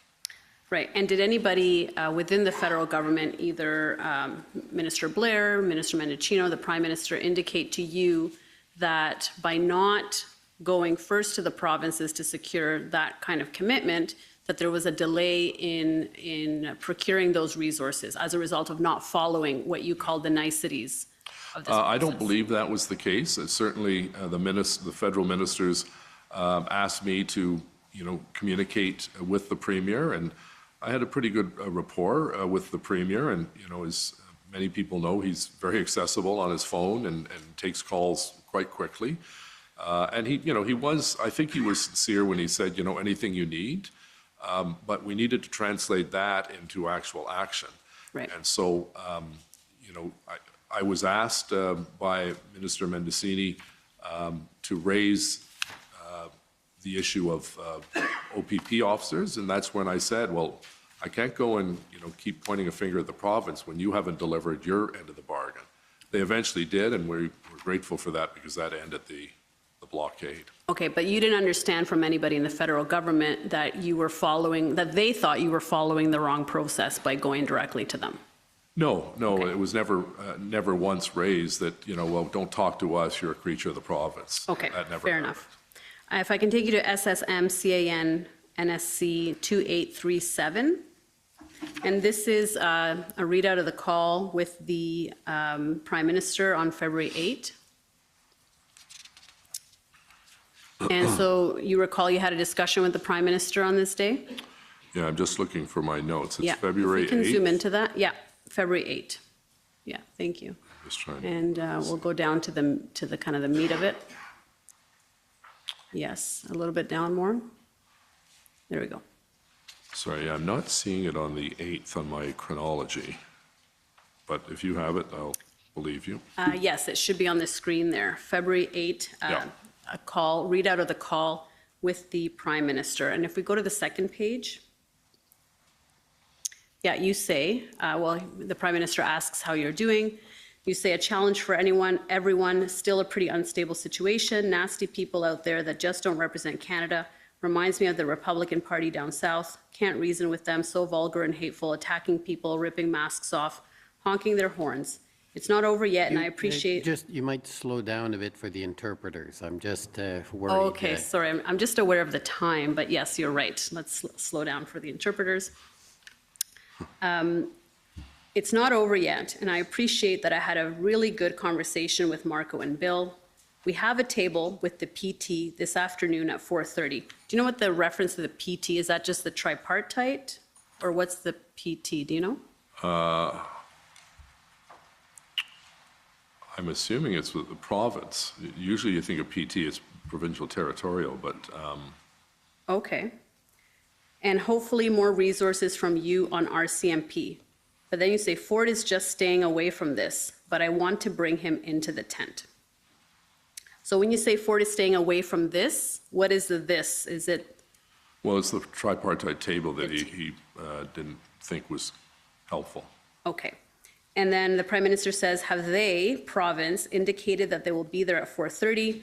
You say, it's been set up by Bill's office. Sylvia Jones is the name on it. She has been disingenuous, saying there are 1,400. True. I spoke to Ford yesterday, and he said, anything you want, so I'm going to hold his words to it. So this was the issue that you had raised about the 1,400 OPP officers, correct? Yeah, I think it was 1,500, but close to 1,400, correct. Okay, so for either 14 or 1,500. And on the Sylvia Jones, her name was on it, but she did not participate. So she was on the invite, is that right? Yes. Okay. And then you ask about resources, and the Prime Minister says, one of the challenges is that it goes in steps. The first step is to go to the OPP, then RCMP. It's difficult for us to say what we need to do directly until we have a better idea of what the province is doing. That's why this table is so important. So can you explain what the Prime Minister told you here? Well, I think he was alluding to the fact that it would have been helpful to have the province, it's like a three-leg stool. If you only have two legs on it, it's not that sturdy. You need all three. You need the provincial, municipal, and federal orders of government, number one. And I just think, during a crisis, from a leadership point of view, the more information you have, the better to share with your partners. We're not in opposition to one another, but we need all three to be singing from the same hymn book, as they say. So my interpretation of that on that call with the Prime Minister was that he felt that we needed to continue to put pressure on the OPP and the province, not the OPP, but the province, to get the OPP to come in good numbers, just as they did in Windsor. I think Windsor was wrapped up relatively quickly, and then there was the situation in a small town in Alberta where there was a fairly large RCMP presence. We needed both of those police services on board in order to move in. The police from Ottawa could not do it on their own, and having 50 OPP and another 50 or 100 RCMP was not going to cut it. We needed the 1,800 total. And so when he says this goes in steps, the first step is to go to the OPP, then RCMP. Did you understand him to be saying that the proper order of operations was not being followed? No, I wouldn't interpret it that. I think normally, in the normal course of events, for instance, the declaration of a state of emergency or requesting the military, there is that process where you have the municipality ask the provincial government, who asks the Minister of National Defence. We did that, for instance, during the flooding, I believe, in 2017 and 2019, where the military were very helpful to come in and help. But from my perspective, this was completely different. This was not a regular, situation. This was a very unique situation. And I challenge anyone to come up with any time in our recent history in the last two generations where this kind of an occupation took place for a prolonged period of time. So I think he was referencing probably the normal course of events is that we would normally go through the OPP and up the chain of command. But we had requests in based on the letters Councillor Deans and I sent to both orders of government, and it was very clear that we needed both of them to respond as quickly as possible with action and not words. So Minister Mendicino and Deputy Minister Stewart, as we saw yesterday, they were both very active in reaching out and offering their assistance and asking what the city needed. On the provincial side, what was Di Tommaso or Laurie LeBlanc or Sylvia Jones, were they also reaching out proactively to see how they could help? we knew what help we wanted, and they knew what help we needed because we sent the letter, so they were fully aware of our request and the specific demand. So you weren't hearing them proactively like you were from the others? No. Again, I think, I only had, I believe, 2 or 3 calls with the Premier, and I think only one of those was with Minister Jones. So I don't recall, in fairness, I don't know why they would be asking us what we need when, in fact, we told them what we needed in that letter to the Premier and to the Minister. Right. And then the Prime Minister says, but on the Ottawa policing side, you have seen, as I have. Sorry, where's that? Which So paragraph? we're now further, the last paragraph at the bottom, there, now it's in the middle. It's the Prime Minister. It's in the middle of the page, Right. but on the policing side. It's on the second paragraph of the Prime Minister. Okay, I see that. But on the Ottawa policing side, you have seen, as I have, some concerns on how things were handled from the beginning. How is your relationship with the police chief, and how are you guys working together? There are moments when you are saying one thing and he is saying another. Is there anywhere we can help around that? Now, the Prime Minister here seems concerned that you and Chief Sloly were delivering different messages. Do you have a sense for what that concern was? I don't, and I don't believe I asked for clarification. I had confidence, full confidence in Chief Sloly. He was a relatively new chief, as you know, to the City of Ottawa, but he had extensive experience as a deputy chief in Toronto, and in particular with some large events. I think it was either the G7 or G20 meetings that took place in Toronto. So I can't recall where Chief Sloly and I were not on the same page. Most of the press conferences dealt with police matters, so he was the lead in it. And I would be scrummed, for instance, after a council meeting or when we had a Zoom call of any nature. But I don't recall any rift that we had. I think one of the things was, I was probably very impatient at how slow the process was going to get the police officers and how slow it took to get the actual breakdown as to what the chief needed. So I may have said, in public, that I wanted to see this letter go off to the 2 orders of government much more quickly, and he may have had a different opinion because, he sent it when he sent it. So the Prime Minister says he had some concerns with how things were handled from the beginning, and he said, you have seen, as I have, some concerns. What were those concerns? Well, the concerns were what happened to our intelligence system, both at the 3 orders of government, that we did not have a better sense that these individuals were going to come and stay a long period of time. Why were so many vehicles allowed to enter what I consider the most significant historic street in the country, because it's the street that houses our Parliament buildings, and why the roads were not blocked off when we started to see an increase in the number of trucks coming down the street and parking on King Edward. And I think almost every Canadian has that same question. Why were these allowed to happen? And it's easy to be, talking about hindsight and looking in the rearview mirror. I think this thing came about and it just kept growing and growing, and we collectively, all 3 orders of government and the police, did not respond quick enough. And we allowed that major street and bled into the residential streets to be taken over by a group of people that had no respect for the law and no respect for the people of our city. So when you say all 3 levels of government kind of erred in this way in letting them in, what could the city have done to prevent that situation? Well, again, I'm not an expert on policing matters, but the first thing should have been was to, once we saw a number of vehicles arriving on Wellington Street, get in there with a Jersey barrier and shut off Wellington Street. Now, that would have pushed them on to other roads, but my understanding from the discussions that I saw taking place in the media was that the prize pig was Wellington Street. They wanted to have Wellington Street with a flatbed truck and a podium and sound system to denounce the federal government. So if they couldn't have that going on to Queen or Albert or Slater, not much of a backdrop on those streets. So this was very much, I think their intention was to go in and have them with these vulgar flags and swastikas and Confederate flags and so on swirling all over the place with the backdrop of Parliament Hill like they'd taken over the country.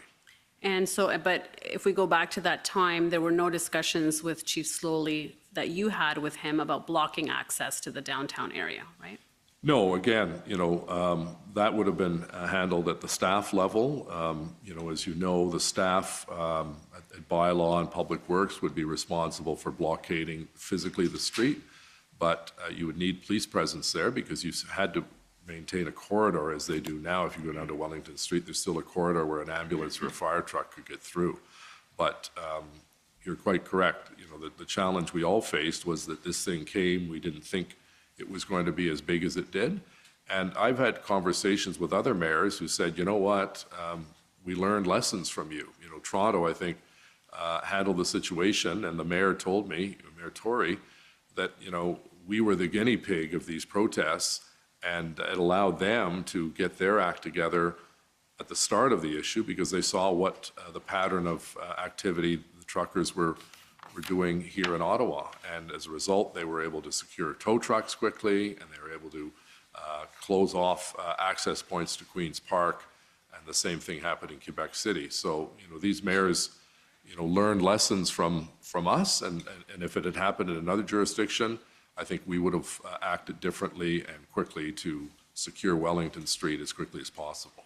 And then you say, in response to the Prime Minister's suggestion that maybe there is some concerns about how things are being handled and your relationship with the chief, you say one thing was when he said, and he is the chief, right? Correct. It's not a police solution, but it is a police solution. I think he is just a bit frustrated. Everything is coming down on him, but that doesn't make sense. This is a police matter. I have been trying my very best to back him up every day. As you know, PM, now is not the time to change courses. We have to do our best to support him. And so when you say now is not the time to change courses, are you speaking about, what are you speaking about? Well, it's not the time to change the leadership of the police service, namely the chief. But if you go back, I just wanted to, that was one of the frustrations I did have with Chief Sloly when he said it was not this is not going to be a police solution. And I think a lot of people were sort of scratching their head, and I said, well, if it's not a police solution, how are you going to solve it?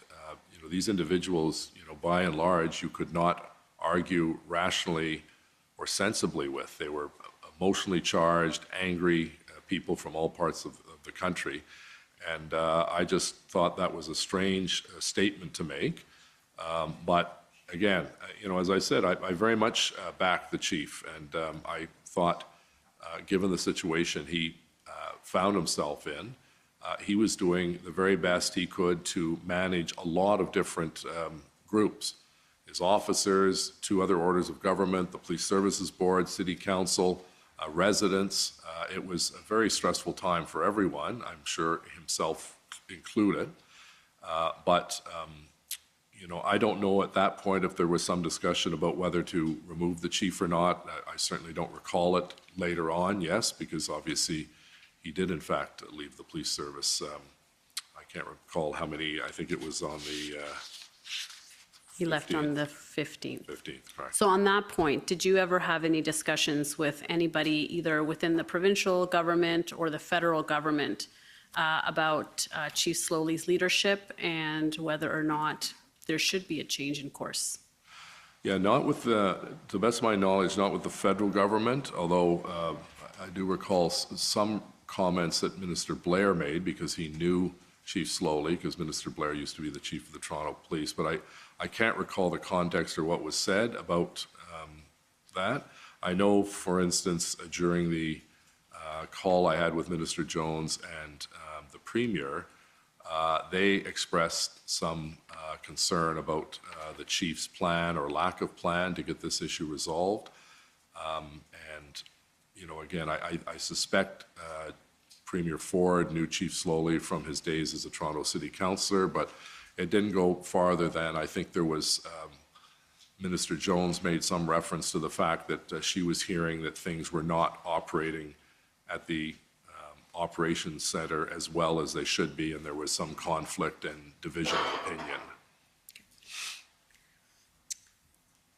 Now, at the bottom, the Prime Minister says, listen, yes, you can say the federal government will be there with more resources, but again, the thing that frustrates me, and everyone is conflated, and then there's some inaudible part, and then he says, but Doug Ford has been hiding from his responsibility on it for political reasons, as you highlighted, and important that we don't let them get away from that, and we intend to support you on that. So what was your understanding of the political reasons of why Premier Ford, according to the Prime Minister, was hiding from his responsibility? Well, I can't speculate on what the Prime Minister said, but I think I shared his frustration that they wouldn't participate in the Tripartite. We couldn't get a clear answer as to whether they were going to support the number of officers that we needed. You know, the Premier did not come to Ottawa during the occupation. I think there was a sense by some in the community, why is the Premier not here? But in fairness, you know, sometimes when you bring a leader into a situation, it causes more disruption because you need extra police and so on. But, you know, we had an open line of communication with the Premier, but I felt that I think he was probably more comfortable not getting into the mix of this until they were able to come up with the number of officers that he could announce were supporting our officers. But the Prime Minister here is saying that you're saying that it's for political reasons. Well, I look at, we're all politicians, the three of us, and my sense is that he didn't necessarily want to wear the situation because he felt that it was very much the responsibility of the Ottawa Police Service, and I fundamentally disagreed with him. I said, of course, they're the lead police service. They have that legal jurisdiction, but we need the help of the other two orders of government with police officers. And then you say, if they keep dragging their feet, I'm happy to call them out on it. It'd be nice if we have something firmed up with the federal government to shame them. Ford didn't even make an effort to come and see what's going on. So it's clear you're sharing here the Prime Minister's frustration about the province's lack of attendance at these meetings and general lack of involvement in the solution finding. Yeah. Well, I'm sharing my frustration because I was, you know, on the front line trying to explain to the public why it was taking so long to get so many resources into Ottawa when Windsor went quite quickly, and obviously when the guns were discovered in that small community in Alberta, it was shut down pretty quickly. But ours was lingering on, and there was you know, while we'd see, you know, we'd have sort of a bit of an up and down where, you know, one day we'd get a count saying 5 or 6 of the rigs moved out, which was good. And then the next day we'd have, you know, 7 or 8 are coming back in. So it was very, very fluid and very frustrating. And I think, you know, I was expressing my frustration, as was the Prime Minister, that on 2 fronts. One, we need the pressure on the OPP or the province to get the OPP here. But secondly, the federal government had to step up and do its duty, particularly being the nation's capital. We needed the RCMP, and, you know, as I said, I went through this period where you're spending an hour arguing that we don't have 250 officers. You've already assigned 150 to those 3, and I'm not disputing you wanted to protect the Prime Minister and the Governor General and Parliament, but don't keep repeating the fact that there's, you know, 250 officers out on the street in Ottawa, because that was not the case, and no one. And I think, look at the end of the process, you know, was there a little bit of sort of, you know, if we push him on this front politically, he might act. It worked because we got the police officers that we needed. You know, you don't necessarily want to go and constantly prod and attack and so on, but most of this was done behind the scenes so that we were not going to show that, at least at the political level, there was this fractious debate. We could have a postmortem and deal with that after, but the immediate urgency was to give some peace of mind and comfort to those people who were living through hell in Centretown and the market and Overbrook Forbes by the. So would it have been helpful to have the province in attendance at these meetings for everybody to be on the same page and for everybody to know what the numbers were and what was going on? Absolutely. I think that would have sped up the process because, you know, it's almost like that game of telephone. By the time you get the translation of the last person, it's a lot different than the first person. I think everyone in the same room, that was the whole, and I give credit to, I think it was Minister Blair that was the one that suggested the tripartite political group meet. And unfortunately, we weren't able to convince the province, but, we can't force them to do what they don't want to do.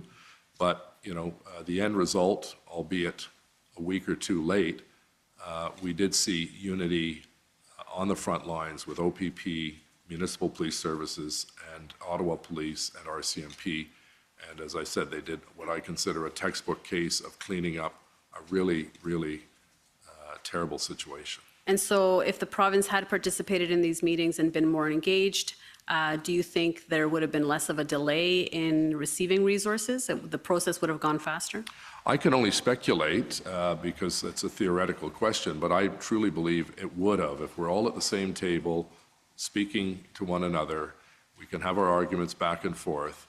But, in fairness, at the other levels, there seemed to be some positive relationship, but there were obviously disputes with respect to what was the final plan that was going to be signed off on.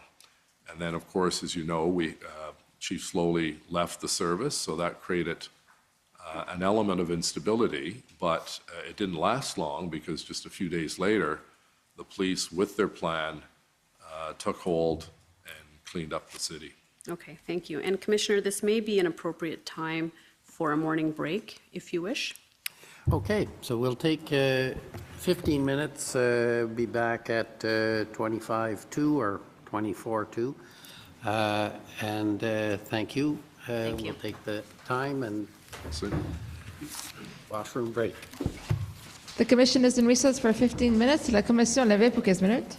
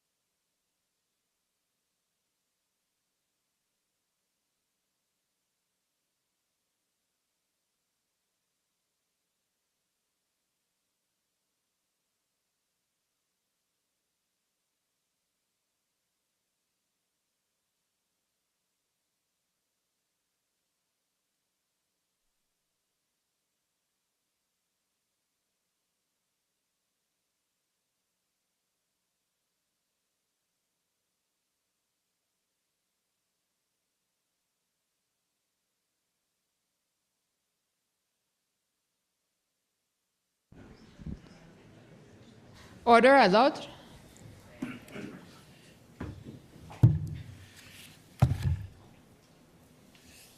The commission is reconvened. La commission reprend.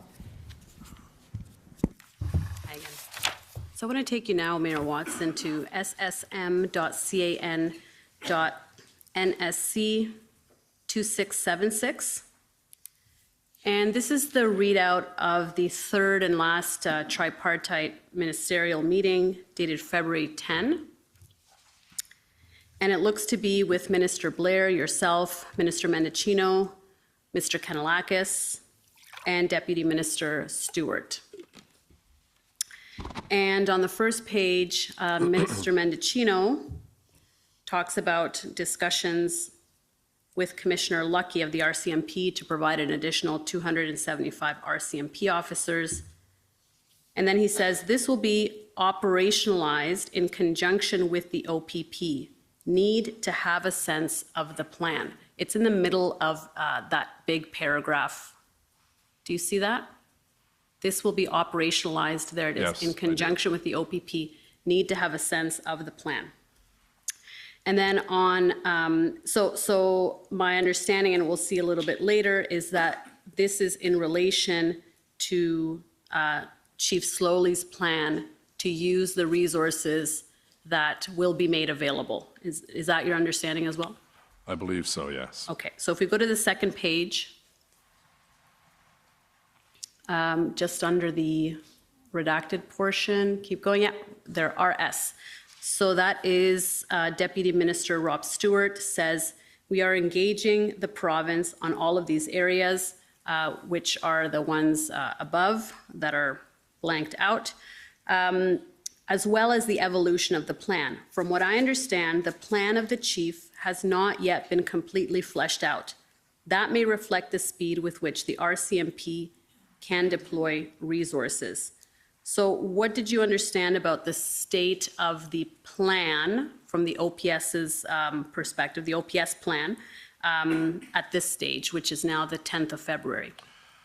Well, my understanding was that it was still being worked on, and there was still debate amongst different agencies as to what was going to be the final plan. But in terms of the specifics, as I'm not a member of the Police Services Board, I would have no information or knowledge about what was going on behind the scenes. Right, but here in this meeting, they're not talking about specifics of a plan, but they're talking about we need to have a plan in order to deploy the resources. So was the discussion that the fact that the plan had not been completely fleshed out, that would affect or that could delay the RCMP resources? Again, I could only speculate because I wasn't part of that decision-making, but obviously the chief felt comfortable days earlier giving us the number 1,800 of police officers that one would assume would work its way into the plan that he was working on. So I think, the pressure we were putting on OPS was to give us a number so we can go back to our partners at the federal and provincial levels of government to get the officers that would fit the plan that was still being worked on. Right, and so your federal partners here are telling you that the plan is not completely fleshed out, right? Yes, and they would have received that, I suppose, from the RCMP that are at that command center. As you know, politicians are not part of putting a plan together to deal with an operational matter. Sure. So I'd have to rely on their comments to get that information. And were you hearing this from others as well, that there was issues with the chief's, with the readiness of the plan? Well, at one point, I received, I had a conversation with Steve Kanellakis that indicated that there was some dispute and argument about what the final plan was going to look like, but that was really the extent of it. My understanding was that these were not insurmountable issues and that they were close to signing off on the plan that would incorporate the 1,800 officers to get this whole terrible situation resolved. Right, and so your chief of staff yesterday testified that he was informed by Chief of Staff Mike Jones that by February 10 there was no agreement on an integrated plan, and he indicated yesterday that you were aware of this as well. And that it would have been communicated back to OPS, the fact that there were concerns about the readiness of the plan. Did you communicate that back to Ottawa Police Service or to Chief Sloly? I don't know if I did or not, whether that would have come from Steve Kanalakis or Serge Arpan, but I don't recall me raising the issue with them. Anytime I had any conversation about the plan, he would indicate to me that they're closing in on finalizing it. And while not giving me the specific date when the action would start, it was alluded to on a number of occasions that they would start the process to clean out the whole area in days, not weeks. Sure, but here Minister Mendicino and Deputy Minister Stewart are indicating that not having a plan can affect the deployment of the RCMP officers. Did you convey that back to Chief Sloly to let him know that this was the readiness of the plan was delaying? No, again, that would have been done at the staff level, not at the political level. So Steve Kanalakis or Serge Arpan. But the reality is that we have to separate our roles. Even though I'm sitting in on this group, it's not making operational decisions. We were relying on the OPS to work with their partners to come up with a plan that was achievable and attainable in a relatively short period of time with the resources that we'd secured. Okay, and on page 4,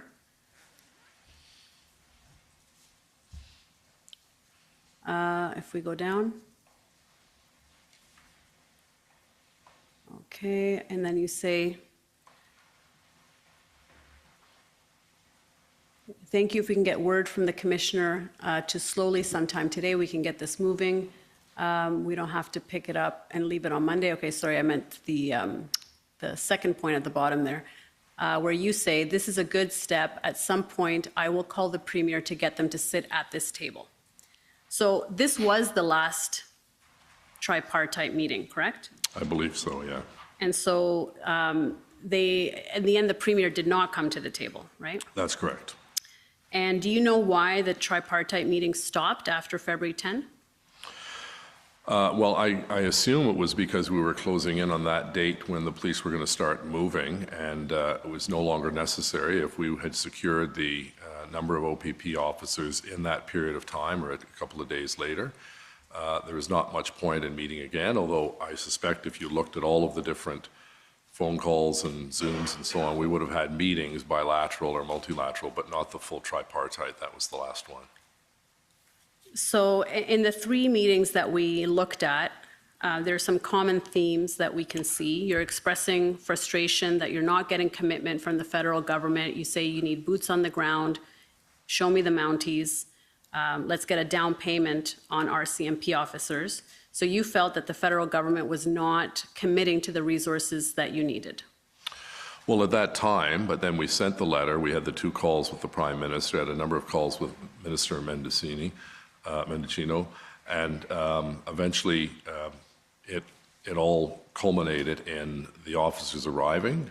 Both, I forgot to mention municipal services as well. They were quite substantial. You know, when you walk through the site and you saw Belleville police cars in York Region and Toronto, it was actually quite a relief to see those other police officers helping their fellow police officers. So, at the end of the day, the process unfolded as it should, but as I've said, one of the frustrations I had as a common theme was the lack of commitment to officers earlier on in the process. Sorry, did you say that the process unfolded as it should? Well, with the cleanup of the streets where the police moved in. And, okay. But you agree that it took 3 weeks for that to happen, right? Yes, and that was my biggest criticism, was that it took so long to get this resolved. And again, it's easy for me as an armchair critic to go and say, well, why didn't you move faster? I understand there's some logistical, we had officers from Vancouver. Well, it takes time to get the plane tickets and get over here and get hotel accommodations and so on. So, I'm not being overly critical of the fact that there are some logistical challenges, but I was pushing from really day 1 or day 2, we needed more help because the chief told me we couldn't handle this on our own. Right, but you're not just an armchair critic. As you say, you're the mayor of Ottawa and you see that your city is in need. And so you have a duty, really, to raise those issues and to push all levels of government to do whatever they can to get this resolved quickly, right? Yeah, and that was why I took on the role of ensuring that we had the political lines of communication open, why we established the Tripartite Committee, and why we sent the letter from my office and from Councillor Deans, and why we continued to have dialogue with local elected officials, members of council, and our political counterparts at the federal and provincial government. But ultimately, there was a significant delay in getting those resources, although they ultimately did come, clearly.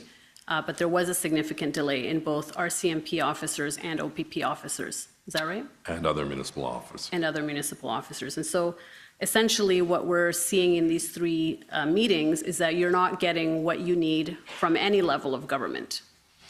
No, you know, I think the other level of frustration was that we pushed for some time to get a number. You know, I mentioned this earlier this morning, that we just couldn't continue going into meetings, whether they're bilateral or the tripartite meetings, without a clear idea from OPS as to what we needed.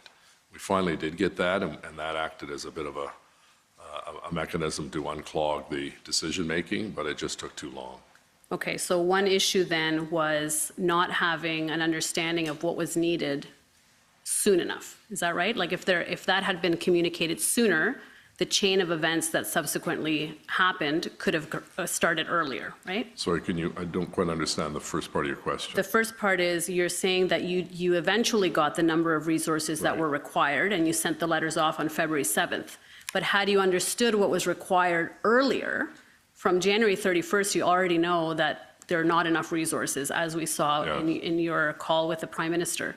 So had the chief communicated to you the requirements and a number sooner, that could have been passed on sooner, and the sequence of events of the meetings and trying to get those resources could have begun sooner, right? In theory, I hope that would have been the case, yes. Okay, and if the RCMP officers had been secured, and if that commitment from the federal government had been secured earlier, then also the situation could have potentially been resolved sooner. There was a delay there in getting those federal resources, correct?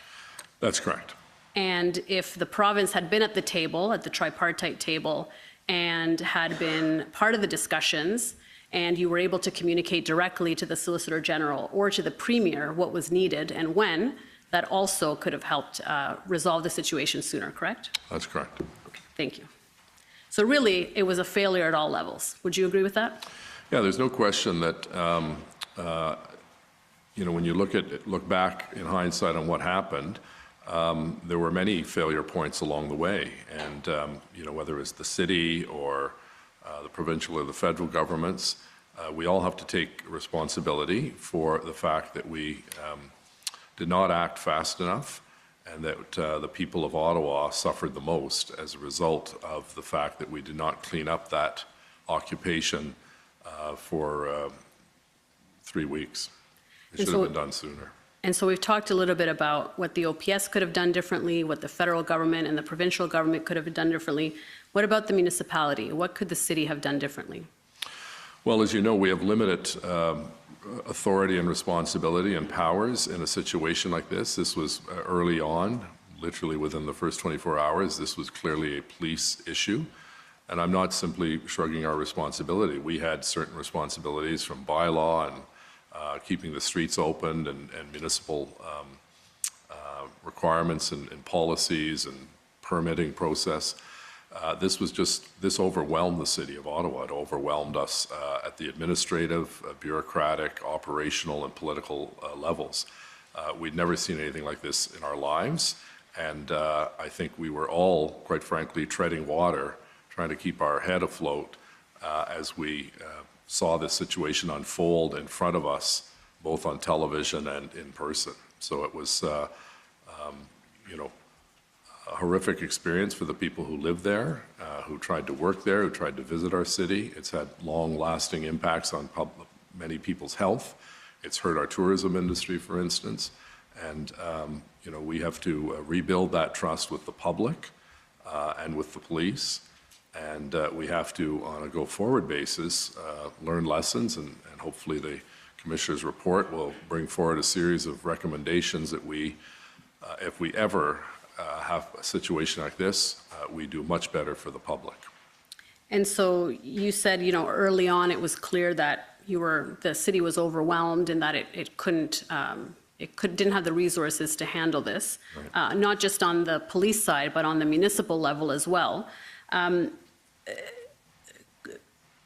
From the 31st, I think it became clear that this was not something that was going to just resolve itself on its own. And I'll come back to this point.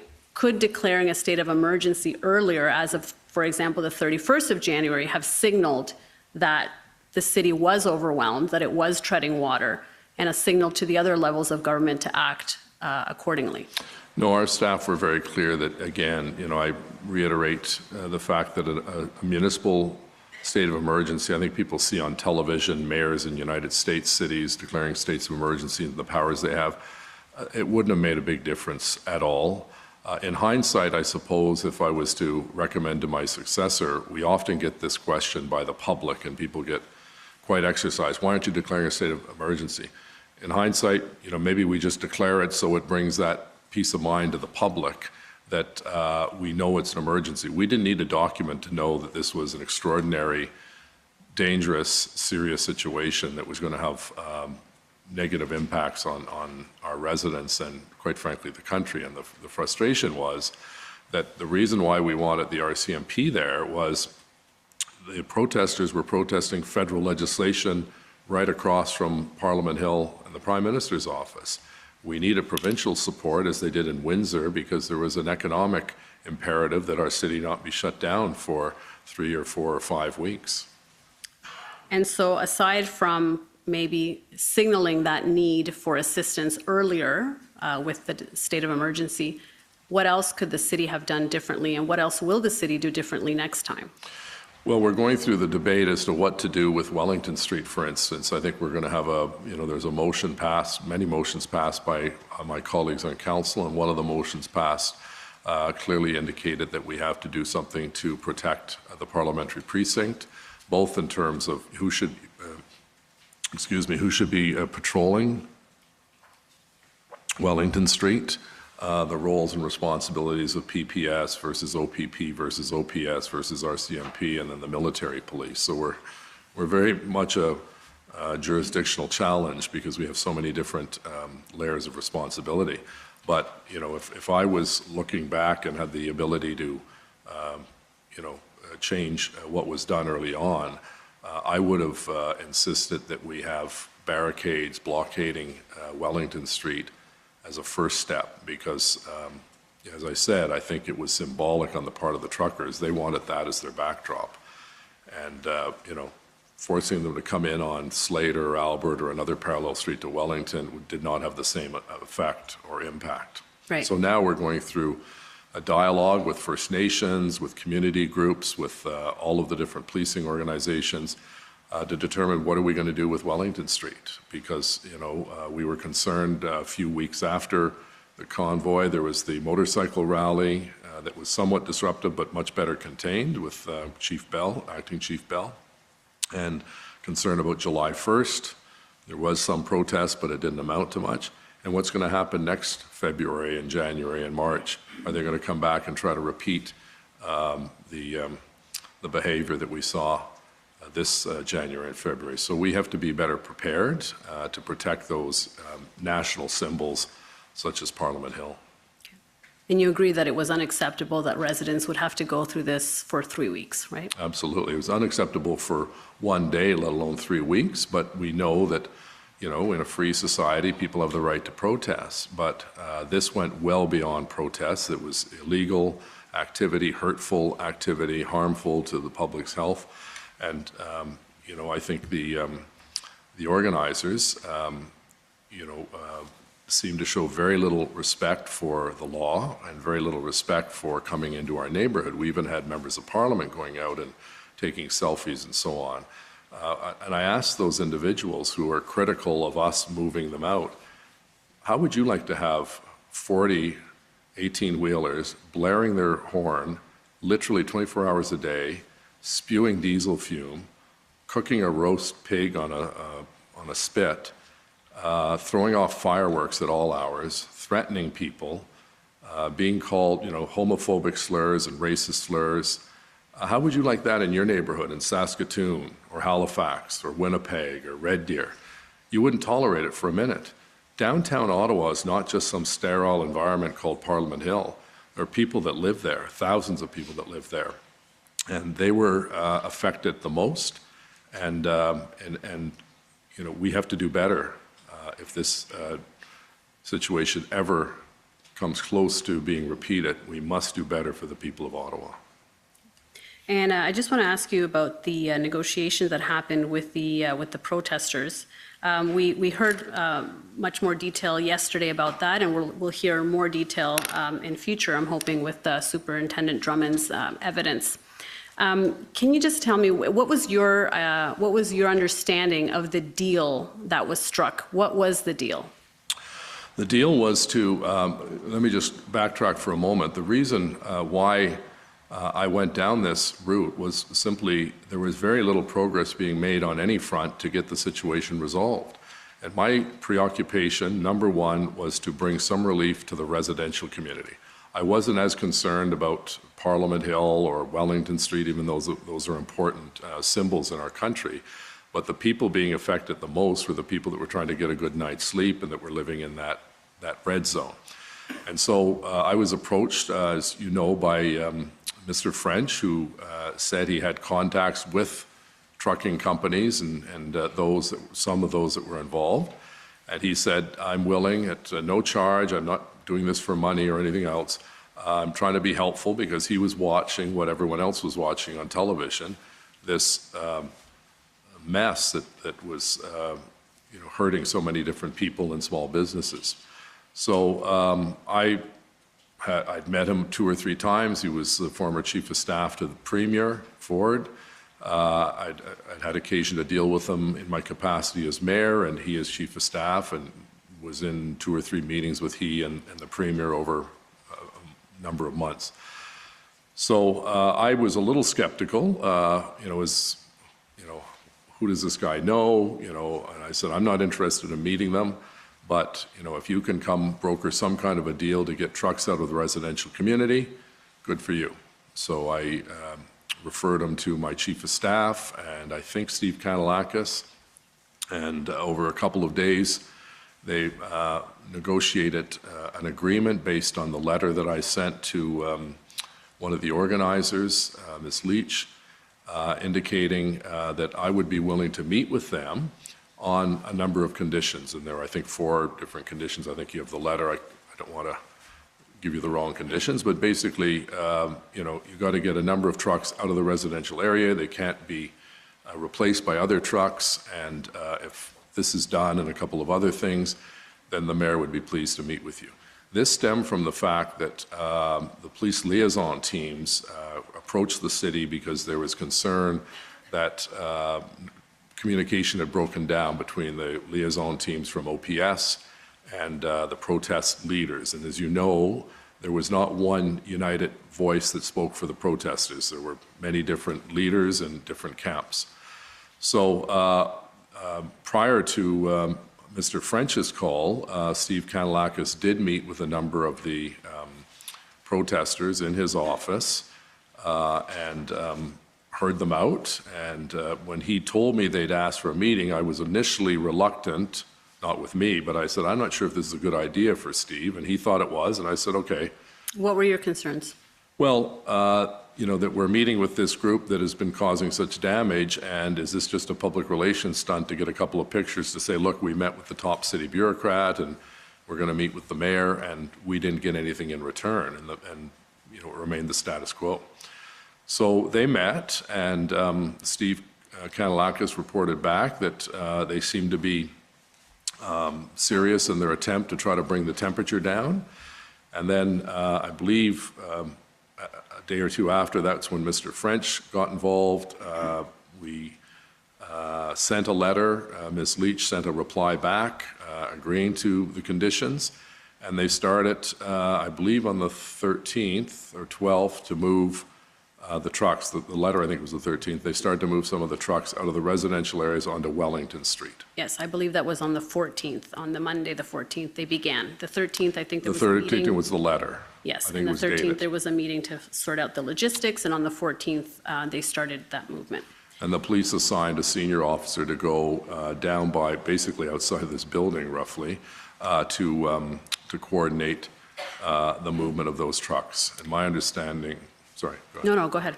My understanding was that 40 big rigs moved, and there were upwards of 60 other vehicles of different sizes that started to move onto Wellington, away from the residential community. And then that process was stopped when the Emergencies Act was implemented, I believe, on the 14th. Okay, and so in total, about 100 vehicles in total, 40 of them big rigs, and the balance passenger vehicles and pickup trucks, right? Campers and things like that. So I think it was a total about 102. Okay, and do you know why the police stopped those operations? Did anybody from the police tell you that this has been stopped for these reasons? Well, my recollection was that Steve Kanalakis said, as a result of the Emergencies Act, all of that activity was stopped, and they had to redeploy all of our police officers to the main event, which was to take back the street. Okay, but nobody from OPS said that to you. This was conveyed to you by Mr. Kanalakis? That's correct. Okay. And so in terms of the deal that was brokered, was it your understanding that this was meant to be a way to solve the situation, end what you had called the occupation, such that all of the protesters would leave? Was that what this deal was for? No, we were under no illusions that it was going to solve the problem. It was going to solve one small part of the problem in a residential area along the streets, such as, Kent and O'Connor and so on, where people live, to get them out of harm's way. So, and that was made very clear, with my conversations with Serge, who had discussions with Mr. French, that this was not going to stop the rest of the activity that we were fighting against. And was the deal then that once they relocated to Wellington, was there any kind of assurances as to how long they could stay there then? Was the city giving them permission to occupy Wellington Street? Well, the deal was they were to move out of the residential areas onto Wellington Street, where no one lives, as you know, on Wellington Street. They're just government buildings, and most of those were empty because obviously they were in the red zone. No one was working out of their office from a safety point of view.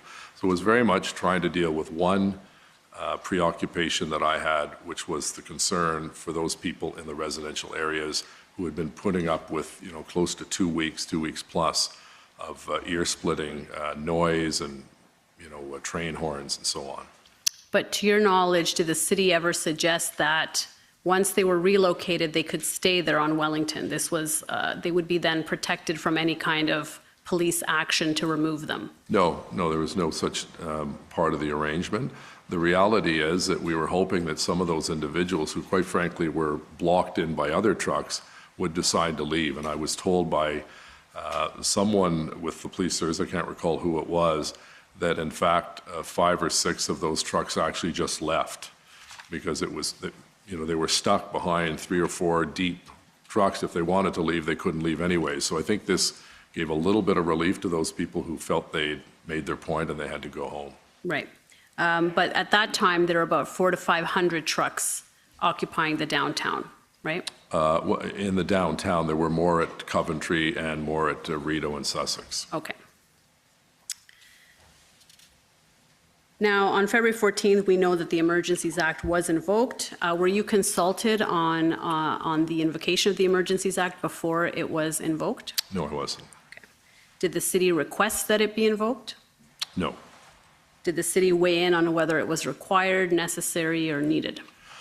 Well, when it was released, I think, like most people, very few people knew exactly what the Emergencies Act was, to be perfectly honest. I remember growing up in Quebec what the War Measures Act was and the implications that had for the province of Quebec and the rest of the country. But no one had raised the Emergencies Act with us. But when it was invoked and I was briefed on what its powers were, I thought this is a very positive step to getting this situation resolved once and for all because of the provisions in the Act. So I very much supported it, and I was, as you may recall, the current chair of the Police Service Board, Eli El-Shantir, and I sent a letter to the Prime Minister thanking him for invoking the Act because it actually acted as the catalyst for us to move forward and get that whole situation in the downtown core resolved once and for all and give people their street and their homes back. And do you have any knowledge as to what measures under the Act were used in order to effect the police operation that ultimately ended the occupation? Well, the single biggest issue for us was that we did not, even if we moved in, we didn't have the capacity to move the trucks out because we had basically 2 OC Transpo large rig trucks, tow trucks, and so this compelled tow truck companies to provide the service. And I can tell you, it sounds a little bit hokey, but you know, when I came out of City Hall after the Emergencies Act, I saw a whole row of tow trucks parked on Laurier Avenue. I'd never thought I'd see the day where I'm so happy to see a tow truck, because these tow trucks ended up doing an excellent job, basically hauling all of the trucks and trailers and campers and everything else out of Wellington St. And, you know, what they had to do, because the companies were still fearful there'd be retribution by some of the trucking convoy, they had to put decals of the Ottawa Police Service over their company decal, almost deputizing them with a logo so that they wouldn't be harassed after the whole incident was over.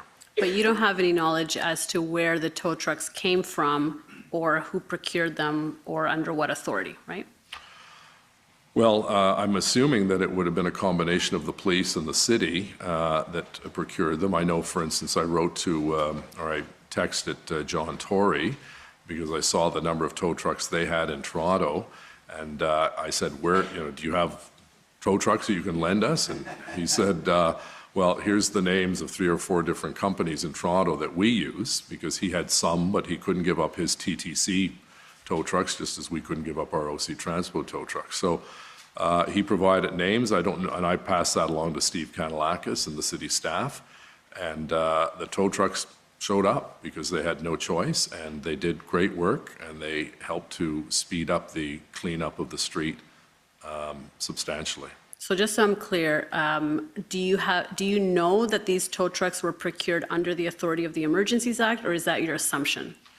Well, we were told by every tow truck company that they were not going to participate, and then when the Emergencies Act was introduced, tow trucks suddenly appeared. So I think the cause and effect was, yes, the Emergency Act compelled them.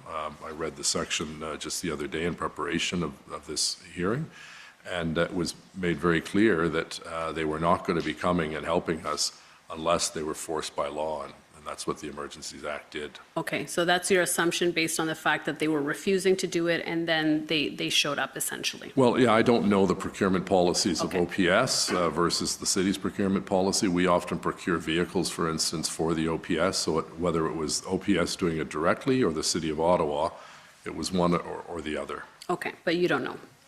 I don't know definitively, no.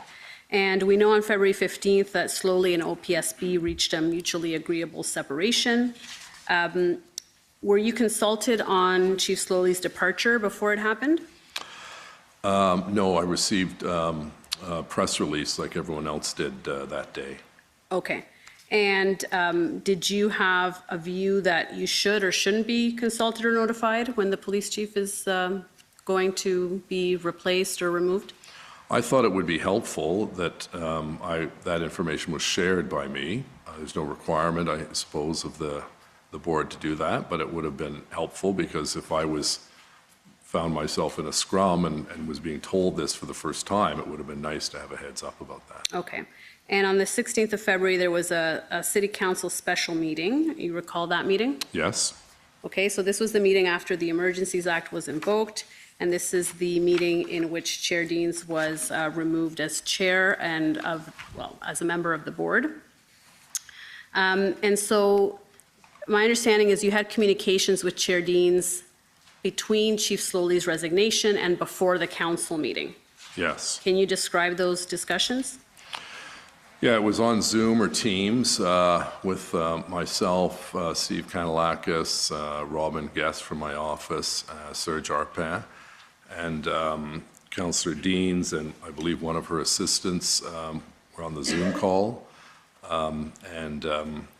She indicated, based on a press release, that I can't recall the exact wording, but it was something to the effect, it's in the documents, something to the effect that we're working on a new command structure.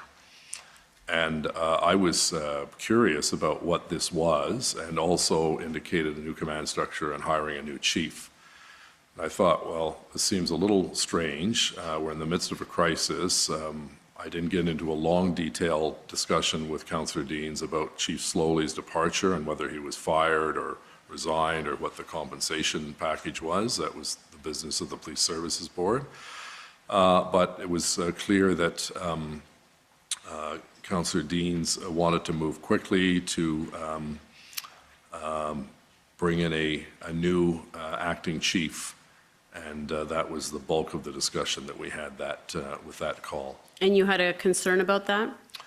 I had a deep concern about it because, we had Chief Sloly on one day, the next day we had interim Chief Bell, and then the next day the board was going to appoint another chief. So we had 3 chiefs in 3 days.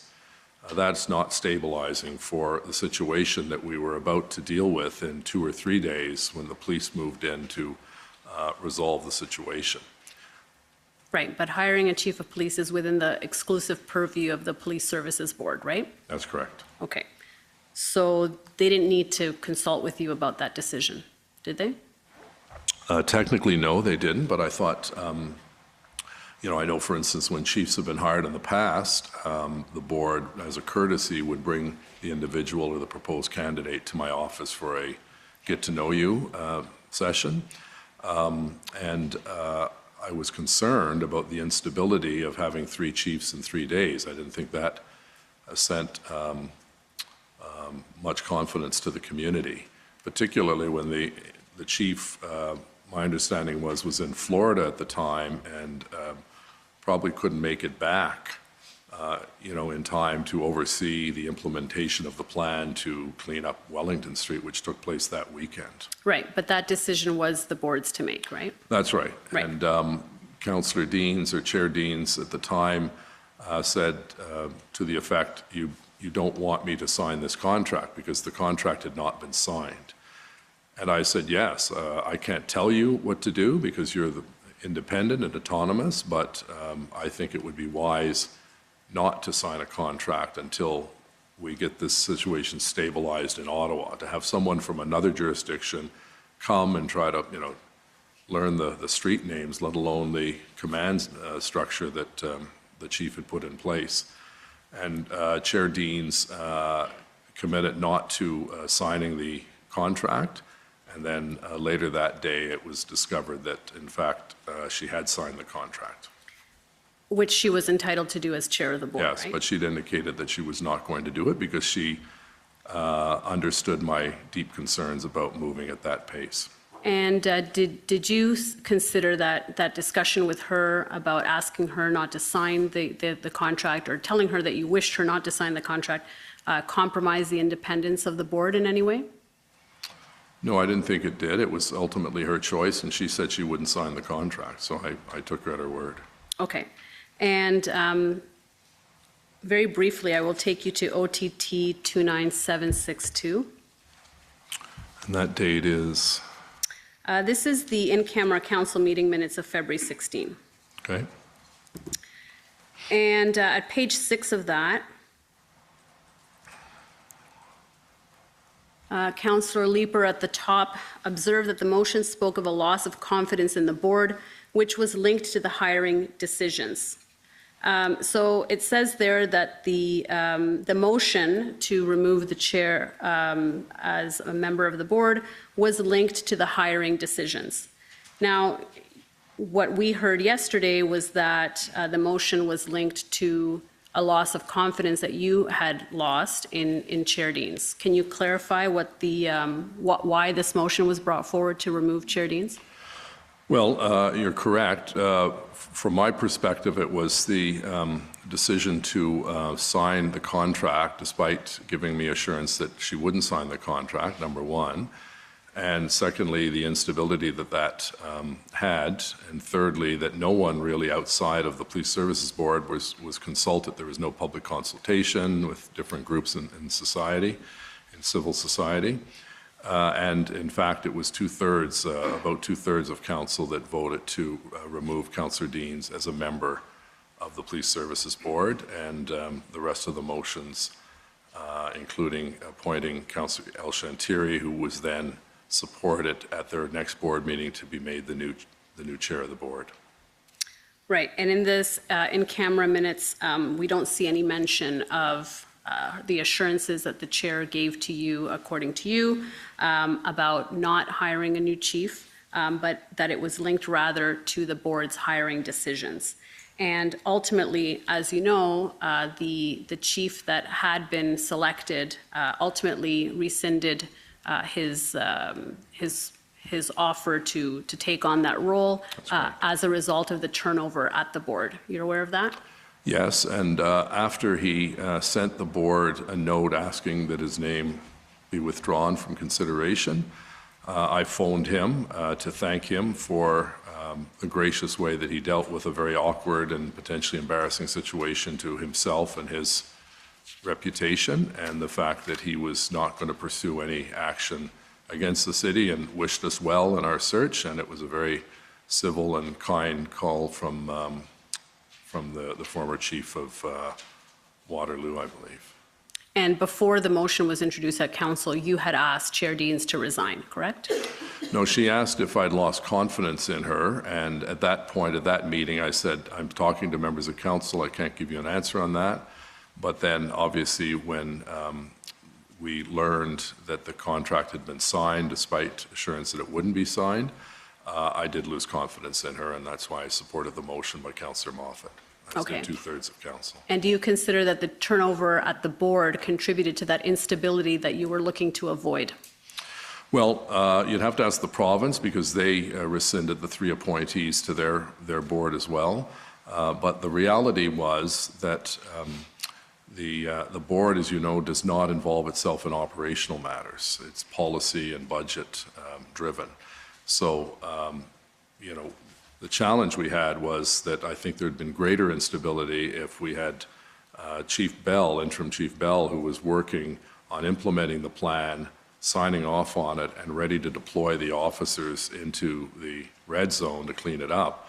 It would have been, I think it would have delayed the process if you had someone from an entirely different jurisdiction who did not know, and there's no criticism of Mr. Turrigan, but he wouldn't know the intricacies of the city of Ottawa and their road grids and so on.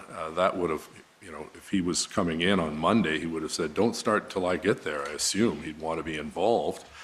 And so I was pleased that when Chief Bell, oversaw the operation, we got sign off by the other police services, and the action that took place on Wellington, Coventry, and Rideau was quite remarkable at how quickly they moved it out and cleaned out the streets as fast as they did and as efficiently as they did, and without losing a life. Okay, thank you. And I see the commissioner glaring at me, so I am out of time. And those are all my questions for you. Thank you. Thank you very much. Okay, thank you. So we're now into the second phase of the testimony. So if could call on the convoy organizers to go first.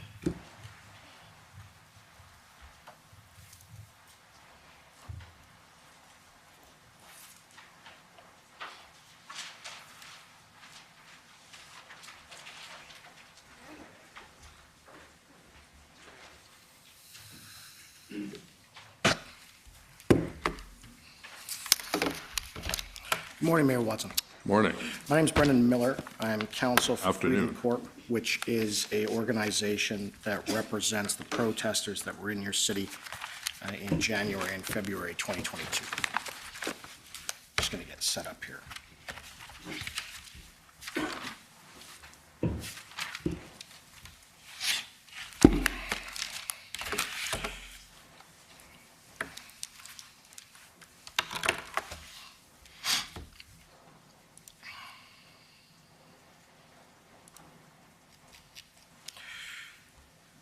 So, Mayor Watson, following up on some of my friends' questions that have been put to you today and how things have come out, can you agree with me that you did not handle the situation that was before you in January and February of 2022 properly?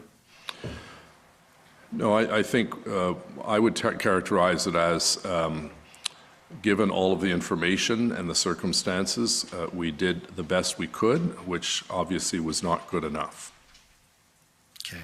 And can you agree with me that you politicalized the protests and politicalized the situation? No, I disagree with that. All right.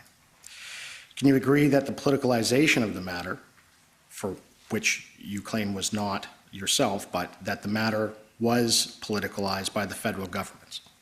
No. Do you agree that making any of the protests a political issue in the governance level created problems? No. All right. Can you agree with me that the following governments and agencies handled this matter properly? First, the Government of Ontario. Ultimately, yes, they did handle it properly, but it took some time to get to that stage. Okay. And the Ontario Provincial Police. The same. And the Ottawa Police Service. Yeah, they were on the ground from day one, but obviously, as I've expressed, I would have liked to have seen the intervention to bring back our streets to our people done much sooner. Right. And so you've said that they were on the ground from day one, right? That's right. They were the jurisdictional police service. Right. And as the mayor of a town, you don't have or of a city, you don't have the security clearance or the clearance to know what the actual operational activities are of a police agency, correct? Well, it's not a security clearance matter. It's a matter that there's a separate autonomous organization called the Ottawa Police Services Board that has full jurisdiction over policy and governance of the police board and the hiring and firing of 4 key officers. And that is their responsibility. The only direct link that the city has, as you may know from the Police Services Act, is that we approve or reject the budget of the police board. Right. So I'm going to take you back. So I'll just be more narrow. So during the protests, you did not know what the operational activities were of the Ontario Provincial Police, correct? I wouldn't know what their operational activities were, but they were coming under the jurisdiction and responsibility of the Ottawa Police Service. But again, I was never made aware of the operational plan, nor was I given the specific time that it was going to be launched, because it would be outside my jurisdiction. You could put 2 and 2 together and you started to see more police arrive. You knew it was happening imminently, but I didn't have the specific date, nor should I. Right. And so you saw certain uniformed officers arrive, right, from the Ontario Provincial Police? Well, I don't know if all of them were in their uniform. There were lots that were plainclothes, I suppose, but I saw a lot of OPP officers in Ottawa when we finally got to that 1,800 number, that's for sure. You didn't know how many officers really the Ontario Provincial Police had here from January 26th until the invocation of the Emergencies Act, did you? Well, our chief said that on average we had about 50 to 55 police officers from OPP at different stages on a daily basis. All right. But nowhere near the 1,500 that the Solicitor General referred to on one day. And so just in summary, you had, with respect to their operational plans and what they were doing and everything that the police were up to, you did not know what they were doing, either the Ontario Provincial Police or the Ottawa Police Service, right? They didn't tell you because they couldn't. Well, there's church and state. You know, there's a separation. The Police Services Board is autonomous under provincial legislation, and even the board itself, and I sat on the board for a number of years, but even the board itself does not have the ability to direct the chief on an operational matter. You know, so if they wanted to get together and say, you know, pass a motion, we want you to go and, take care of speeders on Carling Avenue for the next 2 months, that would be ruled out of order. It's not appropriate. Right. So I just want to make it very clear, and I'd just like you to answer this question, if you don't mind. The Ontario Provincial Police and the Ottawa Police Service did not and could not update you on their actual operational plans, correct? Not on the operational plans, but obviously we received information in terms of their discussions with other police services in terms of securing those resources in the nation's capital. Now, you used to be the communication director for the Speaker of the House and Federal Parliament, is that correct? That's correct. And you then became a member of Provincial Parliament? No, I became a member of City Council. And then a member of Provincial Parliament after that? No, then Mayor. Then Mayor, and then a member of Provincial Parliament after that? No, then President of the Canadian Tourism Commission. Well, congratulations, but at some juncture, you became a member of Provincial Parliament, correct? You got it now. All right. Thank you very much. And when you became that member of Provincial Parliament, it was with the Liberal Party of Ontario at the time, is that correct? Correct. And you then became the Minister of Municipal Affairs and Housing from October 30th, 2007? Yes. And you held that office until January 12th, 2010? Correct. And the Minister of Municipal Affairs, that's the ministry that oversees the City of Ottawa and all of our municipalities under the Municipalities Act, right? Well, the minister is responsible for the acts. I'm not the overseer of municipalities, but they are my, I suppose, client, if you could put it that way, that any municipal issue I was responsible for in cabinet. Right, but you're very familiar, of course, then, because you held that office with the Municipal Act, correct? I am, yes. Right, and you'd also be familiar with that as the mayor of a city. Yes. All right. And the current Minister of Municipal Affairs, and at the time of the protest, was Mr. Steve Clark, correct? Correct. And the City of Ottawa, like all municipalities across the country, it's a creature of statute that exists at the behest of the provincial legislature, is that correct? Yes, constitutionally. Yes, and you agree that if Provincial Parliament of Ontario wanted to, they could set out how they want Ottawa to be governed and can basically do what they wish in that regard, right? Pretty much. Yeah. And you can agree with me that the City of Ottawa is treated the same by the Government of Ontario as any other municipality in Ontario, aren't they? It depends on the issue. There are some times where we feel that we're underserved in terms of provincial grants and contributions, and other times we feel we're treated fairly. Okay. I've not seen in any of the many records in this proceedings that have been produced that at any time whatsoever that you contacted Minister Clark. I don't know if I had a call with Steve or not. I certainly had discussions with his colleague, Minister MacLeod, on a number of occasions, and she was very helpful in relaying information. But really, the matter we were dealing with fell completely outside the jurisdiction of the Minister of Municipal Affairs and Housing. It was very much the Solicitor General who was the lead minister, and that was amplified by the fact that the Premier brought her on the calls. Okay, so the issue that you were facing was a resource issue, was it not? Resource of people, yes, police officers. Right.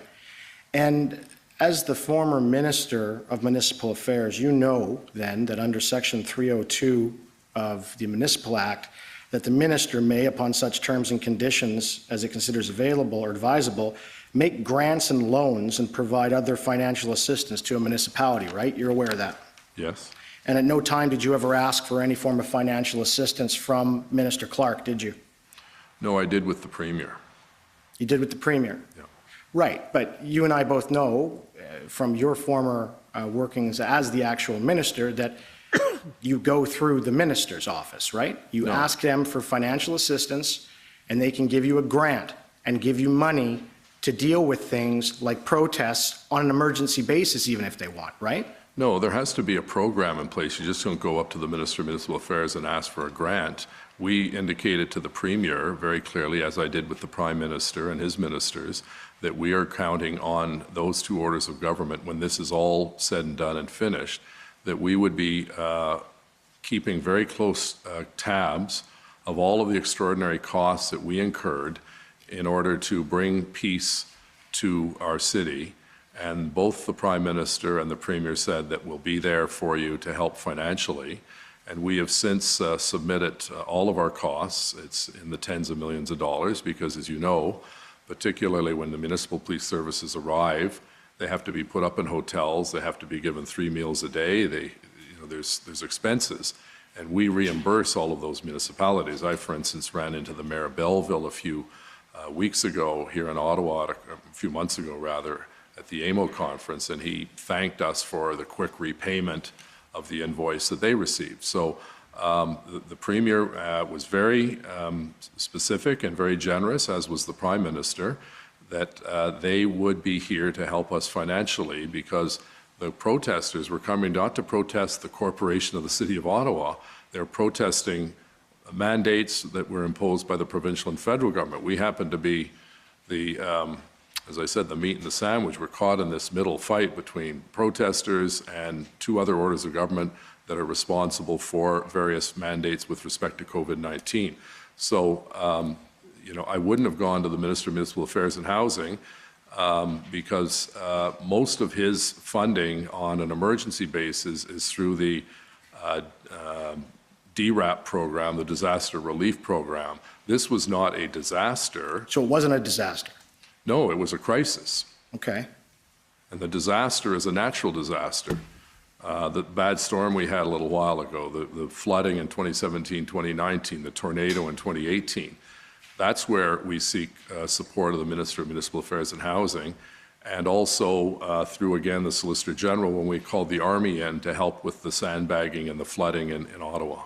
Right. So the thing is this, can you agree with me as the former Minister of Municipal Affairs that having a program set out is not a requirement for the minister to give a city a grant? They can actually just do it under the Municipal Act, can they not?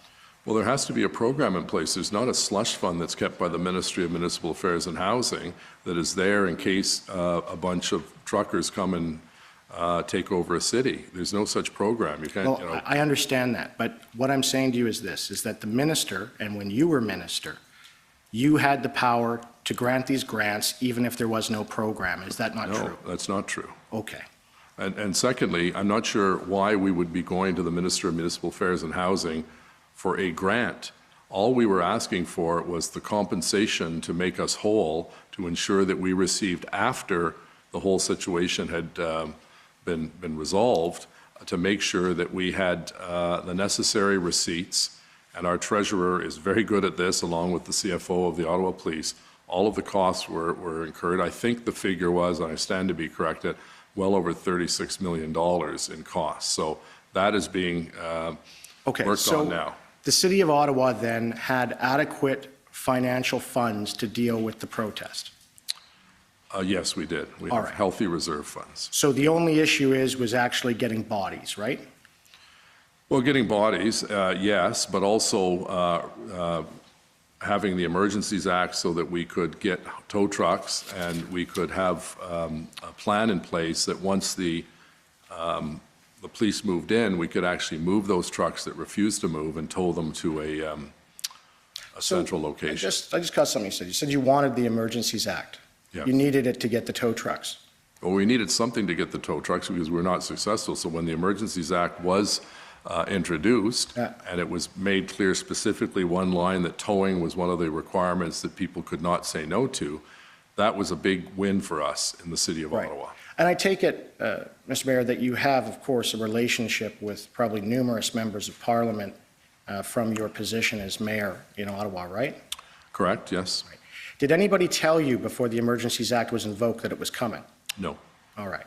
So you didn't know if you were going to get these powers or what have you were going to be ordered with respect to towing vehicles? No, when the act was introduced and my staff basically printed off a copy of the act and highlighted those sections that we could use. The one that caught my attention the first was the towing capacity to clean up the situation in Centertown and Byron Right. Market. So you do know, and you've already mentioned, that, of course, the Ottawa Police Service Board is independent of the police service, the Ottawa Police Service, and they have no ability to order operational sort of orders or bylaws, right? Yes, they don't pass bylaws, but And as the former Minister of Municipal Affairs, you also know that, of course, the province of Ontario and the Premier and the ministers at the provincial level, they have no ability to order the OPP to do anything with respect to resources either. that's correct. Right. So you know these two things, right? And you knew them at the time, Yes. right? And it would have been the commissioner of the OPP that would be making those decisions, right? Yes, he was in contact with Chief Sloly. Right. And at no time, and that's Mr. Thomas Carrerick, is that correct? That's correct. Right. And you agree with me that at no time while you were looking for these resources, did you contact the commissioner of the OPP to outline what you wanted, right? No, that would be inappropriate, That would be inappropriate. to contact an OPP officer.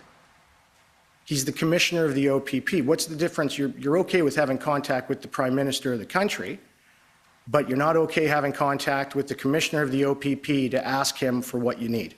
Because we have a system in place where we do not have politicians interacting directly with police officers or superintendents or commissioners. That would be highly inappropriate. That's why, as a politician, my counterpart is not the OPP commissioner, it's the Premier and the Minister responsible for the Solicitor General.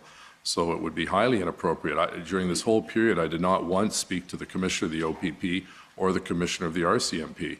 Completely inappropriate. So, I dealt at the political level with members of Parliament, members of Provincial Parliament, ministers, and the Premier and the Prime Minister.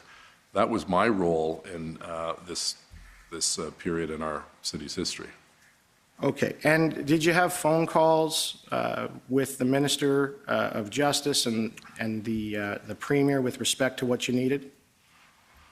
Well, we had discussions with the Solicitor General and the Premier, and at the federal level, it was the Minister of Emergency Preparedness and Public Safety and the Prime Minister. Right. And so, again, just in your statement that you provided, I didn't see when the dates were that you had these conversations with the Premier. When were they? What were the dates? Well, I'll have to look them up. I don't recall what they are, but I believe it was in, it was 2 or 3 during the month of, I believe, February. February. So I stand to be corrected, but I don't know the specific dates. The Prime Minister's office did provide a quasi-transcript, so we have the specifics on that. But these calls that I had with the Premier were, one of them was basically he called me on my cell phone. We had a long discussion about the situation that was on the ground. And then the other was when the Minister of the Solicitor General joined us and we had a discussion about the need for OPP officers. okay. So, and I can tell you that the Prime Minister and the Premier were talking around that time too. And the Premier had told the Prime Minister, and I'm going to put it to you that he also told you, that he had no ability to order the OPP to provide you officers. It had to come from the Commissioner and the OPP themselves, right? Right. Right. And he told you that.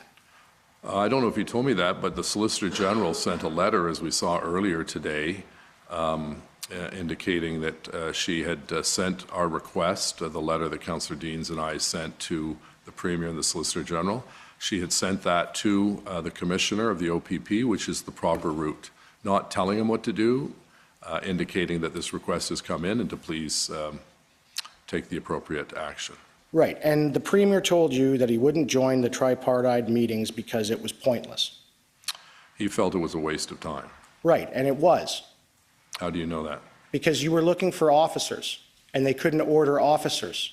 No, that's, I don't think you fully understand the situation, that I can't pick up the phone and start barking orders at a commissioner of any police service, whether it's the OPP or the RCMP. There's a protocol in place, and that protocol is to have politician to politician.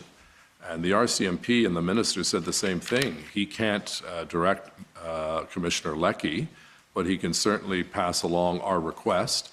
And she made the decision, and we thank her and the Commissioner because at the end of the day, they did provide the resources that ended up cleaning up this terrible situation our residents found themselves in. Right. And this protocol that you've been talking about and mentioned, is it in writing? Well, it's the law that politicians are not allowed to direct police services. It's very... I understand that, but there's nothing that I know of, at least, and if you could point me to it, that says that you were prevented from either calling Commissioner Leckie or calling the Commissioner of the OPP and saying, hey, we need some more resources. Can you do this? Again, I think that would be entirely inappropriate, to give the powers of operational responsibilities to politicians is a I'm very not saying that, slippery sir. slope. I'm asking you if there's an actual policy that says you are not allowed to call and make a request to the police. Is there a policy in that regard? Well, our city solicitor advised that the route that we should be taking is the letter to the Premier and the Prime Minister and the two appropriate Okay, so it ministers. wasn't a protocol. It was what the city solicitor told you to do. Well, I'm assuming that he would have told me what to do based on the law of the land. And Okay. the policy is very, I'll ask very him clear. about that when he testifies. Sure. The other questions I have for you have to do with the mediator. Now, you had asked the Sorry, federal- with what? The mediator. You had asked the federal government if they could appoint an independent mediator, is that right? Yes, And the federal government said no. that's correct. Right. And they said no because they didn't want to look like they were engaging with the protesters. Is that right? You'd have to ask them. I can't speculate why, although, as you know, there was a movement on the same day by two colleagues on council to bring a resolution to council to ask the federal government to allow a mediator to try to find a middle ground. That motion never made its way onto the council agenda, so Right. council didn't take a position. You said that you had no issues with financial resources at the time. So why didn't you just hire a mediator? Well, again, the issue that the protesters were in Ottawa was not to protest the city of Ottawa, but federal and provincial mask mandates, among other issues that the truckers were upset with.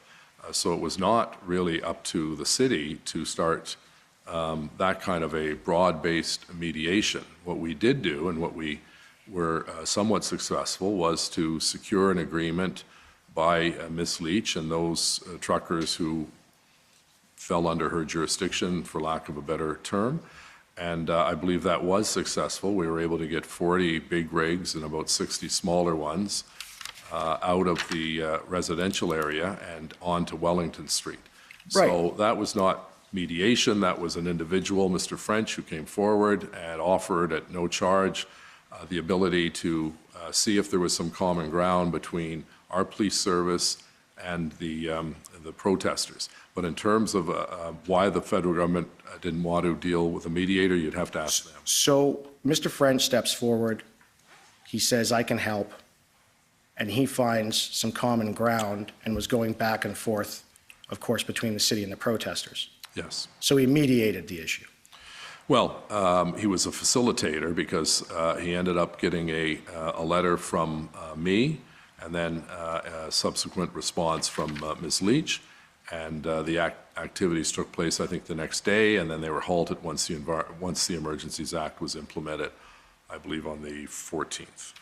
Right. And after that agreement was done, the protesters followed the agreement and tried to get on to Wellington, and the only thing that ended up stopping them was the police. Is that correct?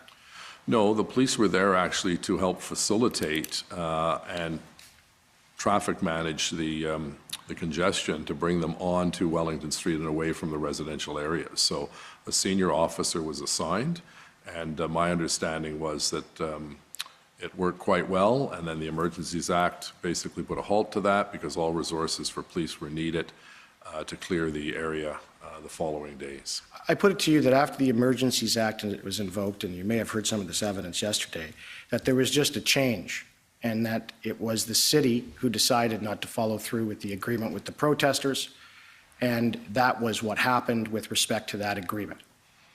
No, I believe that we did our best to live up to the agreement, and as did the truckers who did move, and we appreciate that. Because Right. that was the first time, as you know, where there'd been any kind of movement on the ground. There was a level of frustration. There was more and more rowdyism that was taking place in the streets of Ottawa. And we felt, as my number one preoccupation was to protect those residents who had been putting up with horn honking 24 hours a day, diesel fumes that were coming into their apartments and condominiums, and general unruliness where people were afraid to leave their homes. Right. And so you would agree then these statements that have been out by various people that the protesters did not live up to the agreement are incorrect. In fact, they did. So I'm not sure who you're referring to. There's been numerous, People- it's okay, but you agree that the protesters lived up to their end of the bargain, right? On that particular issue, yes. Right. And you had earlier said in your evidence that, you couldn't negotiate with these people rationally, but you did have that done in the end, didn't you? No, I didn't get involved in it because I did not believe that I should be personally involved, but Mr. French acted as a go-between between the city, OPS, and the group under Ms. Leach. And, we're appreciative of Mr. French. He had really no skin in the game. He was not being paid for this. There was no business angle. I think he saw what was happening, and Right. it was his capital as well. And sorry, I don't he mean to took interrupt, action. but I just want to get my question answered. So they said, you said earlier you couldn't negotiate with them rationally, and you had no dealings with any negotiations with them except for the issue with Mr. French, right? I had one or two calls with Mr. French, and then it was handed over to Mr. Kanalakis and Mr. Arpa. Right. And so prior to that time, you had no attempt or nothing of involvement with respect to attempting to negotiate with the protesters, correct? That's correct. All right. So your statement earlier that you could not negotiate with these people rationally, you agree that the one time that you actually had any involvement whatsoever, you did, right? You had a rational negotiation that resulted in an agreement, correct? No, I didn't because I wasn't involved until the final agreement came I understand. forward. Okay. Thank you. Those are my questions. Thank you. Okay, thank you. The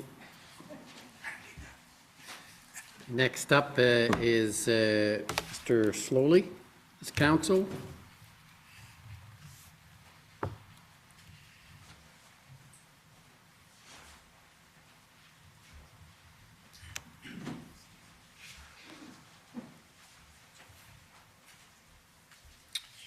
Afternoon, Mayor Watson. Afternoon. Commissioner, may I just, before I begin, note or ask you what your preference is about the lunch break? Should we, I have, I believe, 25 minutes. Could we rise at 1 o'clock? Would that be? We certainly can. We can take 10 minutes. 10 minutes then? Now and 15 minutes after lunch. Very good. Thank you. We'll break you up into two parts. Thank you very much. Mayor Watson, a couple of things, if I can, Sure. please, this afternoon. You told the commissioner that throughout this experience, Chief Sloly had your confidence, That's correct. and that was right up until the time he resigned. That's correct. Chief Sloly, to your observation, you obviously were speaking with him during this time on a daily basis. Almost daily. yes. Almost daily. During the time that you worked with him and observed him, do you agree that he performed his duties in good faith?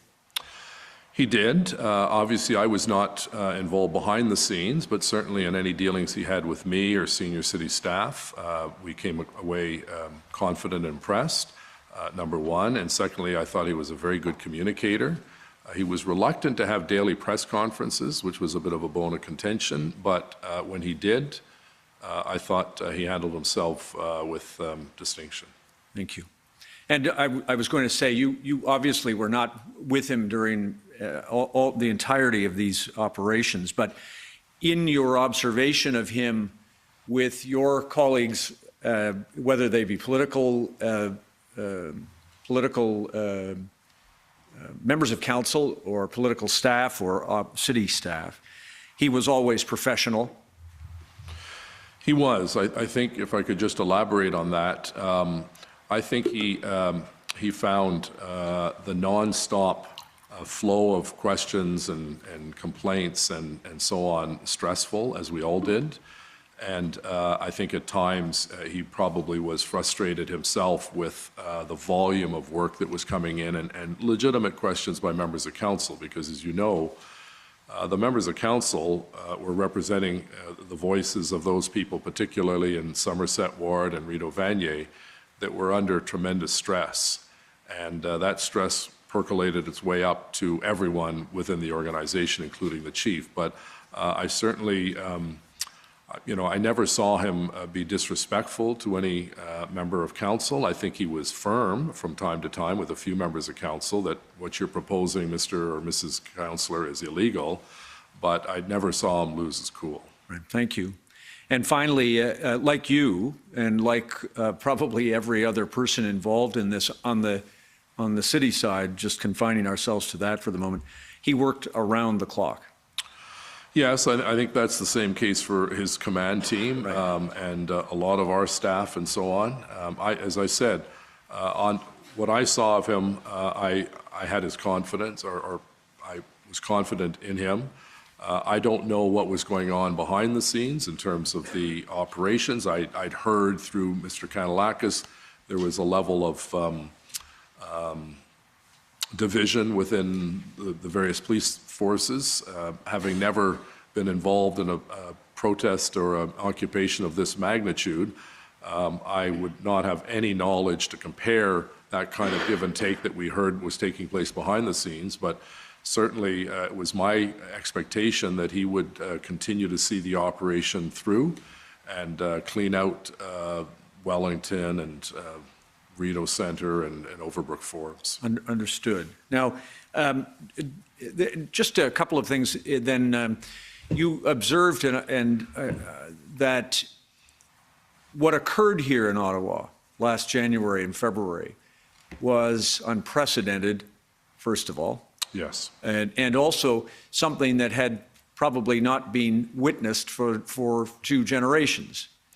Well, you know, as I mentioned earlier to the Commissioner and to Commissioner Council, that, you know, I've been in public life as a political representative for 25 years, and nothing comes close to this. Now, I think, obviously, COVID, because it affected so many people in Ottawa, over 800 people died, that was a bigger challenge, but in a condensed period of time, in a condensed section of the city, nothing compares to what we went through.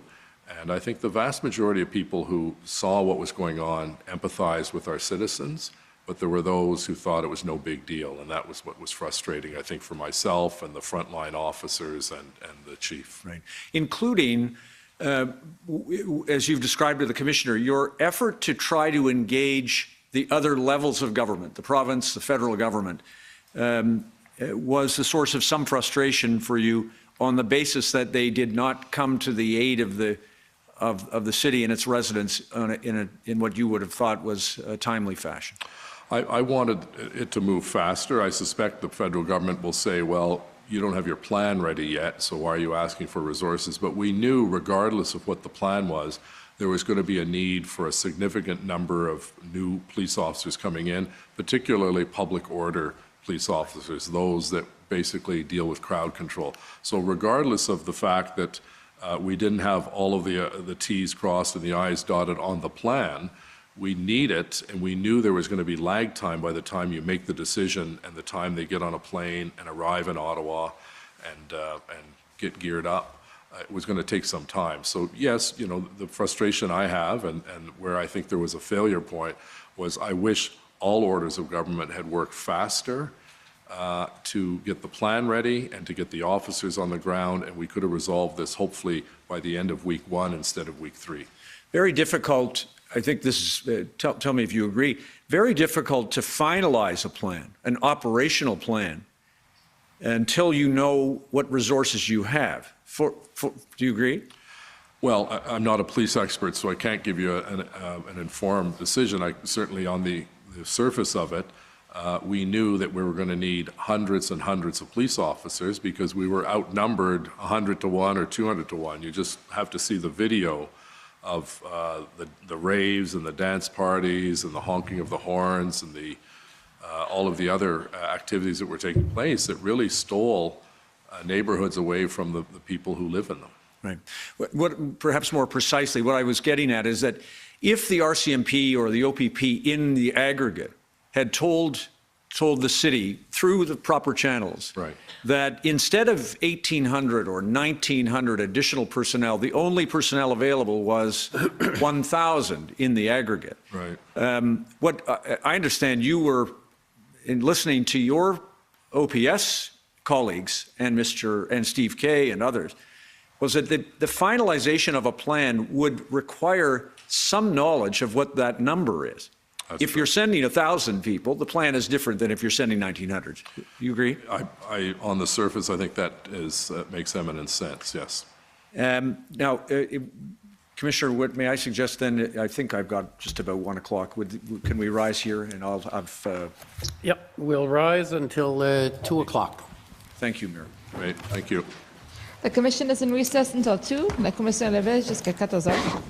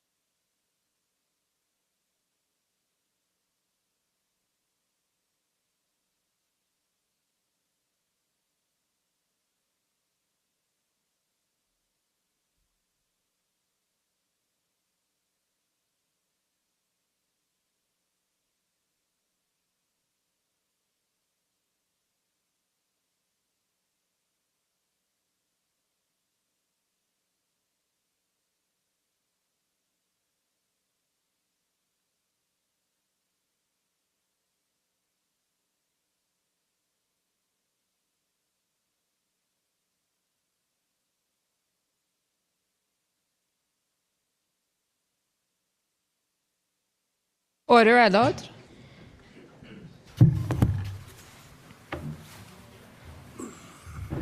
The commission is reconvened. La commission reprend. Good afternoon, bon après-midi.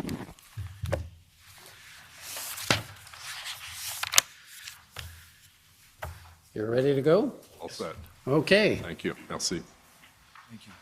Thank you. Mayor Watson, a couple of things, please, if I can, about cast your mind back to the period before the convoy protest came to Ottawa in January. I think you touched on this. City of Ottawa has a long experience with public protest. We do, yes. Besides, quite apart from all of the events that are held by the city, and there are many of them, as the home to the nation's capital and parliament, the city has a long tradition of respecting the democratic right to protest.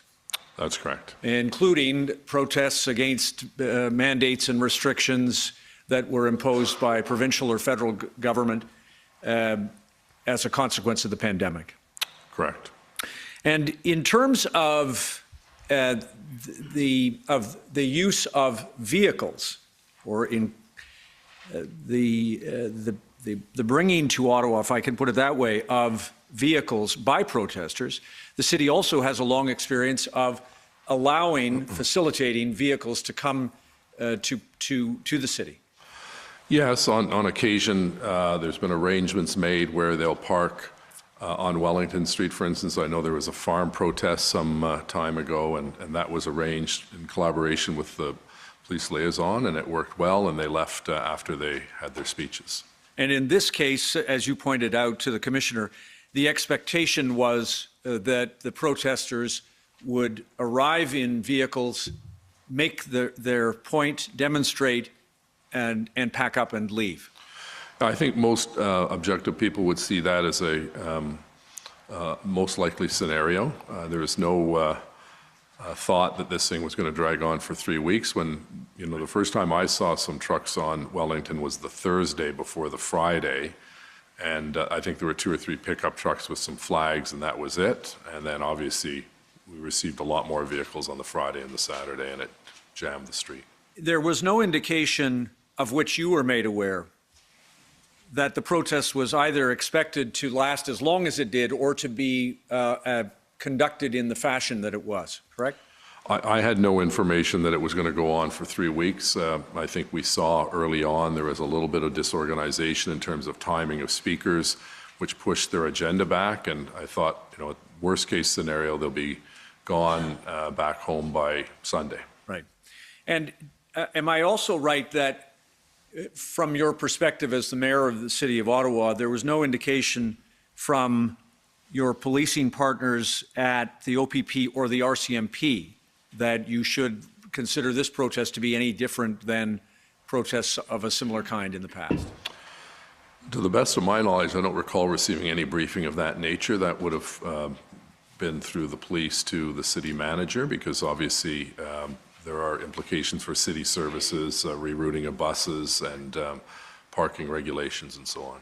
And had there been a plan to, or had there been information that suggested that the trucks should be intercepted and not permitted into the city, then obviously your city manager and the staff below him would have had to engage in a traffic plan and some operation to put the trucks somewhere other than residential neighborhoods around Parliament Hill. Yes, and as you know, the jurisdiction for the highways and entry onto and off highways is the provincial government through the OPP, not the OPS. Got it. 2 other quick things about this, please. Did you understand that Chief Sloly had engaged his command team and that Acting Deputy Chief Ferguson was responsible for the operations plan? That's correct. And the Deputy Chief Bell was responsible for intelligence? That's my understanding, yes. And did you also know that before the weekend protesters arrived, Chief Sloly or his delegates had already secured additional police resources from other municipal police forces under memorandums of understanding that exist? Well, I knew he was making those calls with other chiefs. I don't know the extent of it, but my understanding over the last 25 years is that there's a reciprocal agreement when police services need help. We've often been sent to help in circumstances outside our jurisdiction and vice versa. So I just assumed that would be taking place because he has those contacts across the province. Got it. Can I just show you a memorandum? If I hope I have the number correctly. That was a memo that I think you sent. It's can I have some assistance, just please, in dialing up OTT? I think 4 zeros, might be 5, 746, and then I have .001 afterwards, if that helps. Just bear with me, Mayor Watson. See if you recognize this document. Yeah, just maybe start there. Do you see it says draft response to demonstration emails, McKinney comments? It's dated Thursday, the 27th of January. Do you see that? I do, yes. You introduced the name to us earlier, I think, Robin Guest. That's a member of your staff? Director of Policy, correct. And then there are a couple of other people to whom that email is addressed at the top, including a witness who appeared yesterday, your Chief of Staff, Mr. Arpan. Right. Could we just scroll down, please, for the mayor? Just there, just stop there if we could, please. Do you recognize this as a memorandum that was prepared either at your direction or the direction of your staff for the purposes of communicating with your colleagues on council? I think, can you scroll so I could see the whole memo, please? Yeah, sure. Could we please? Just, I think the other way. direction, probably.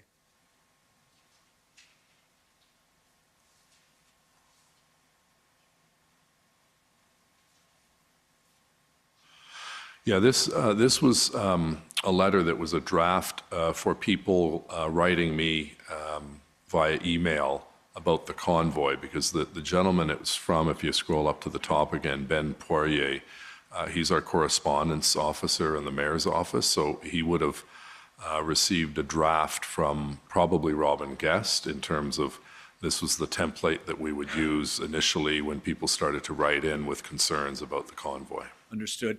And I won't go through all of it, but you described a reference to past practice, to the right to protest in our democracy, and the plans that were in place for a safe weekend.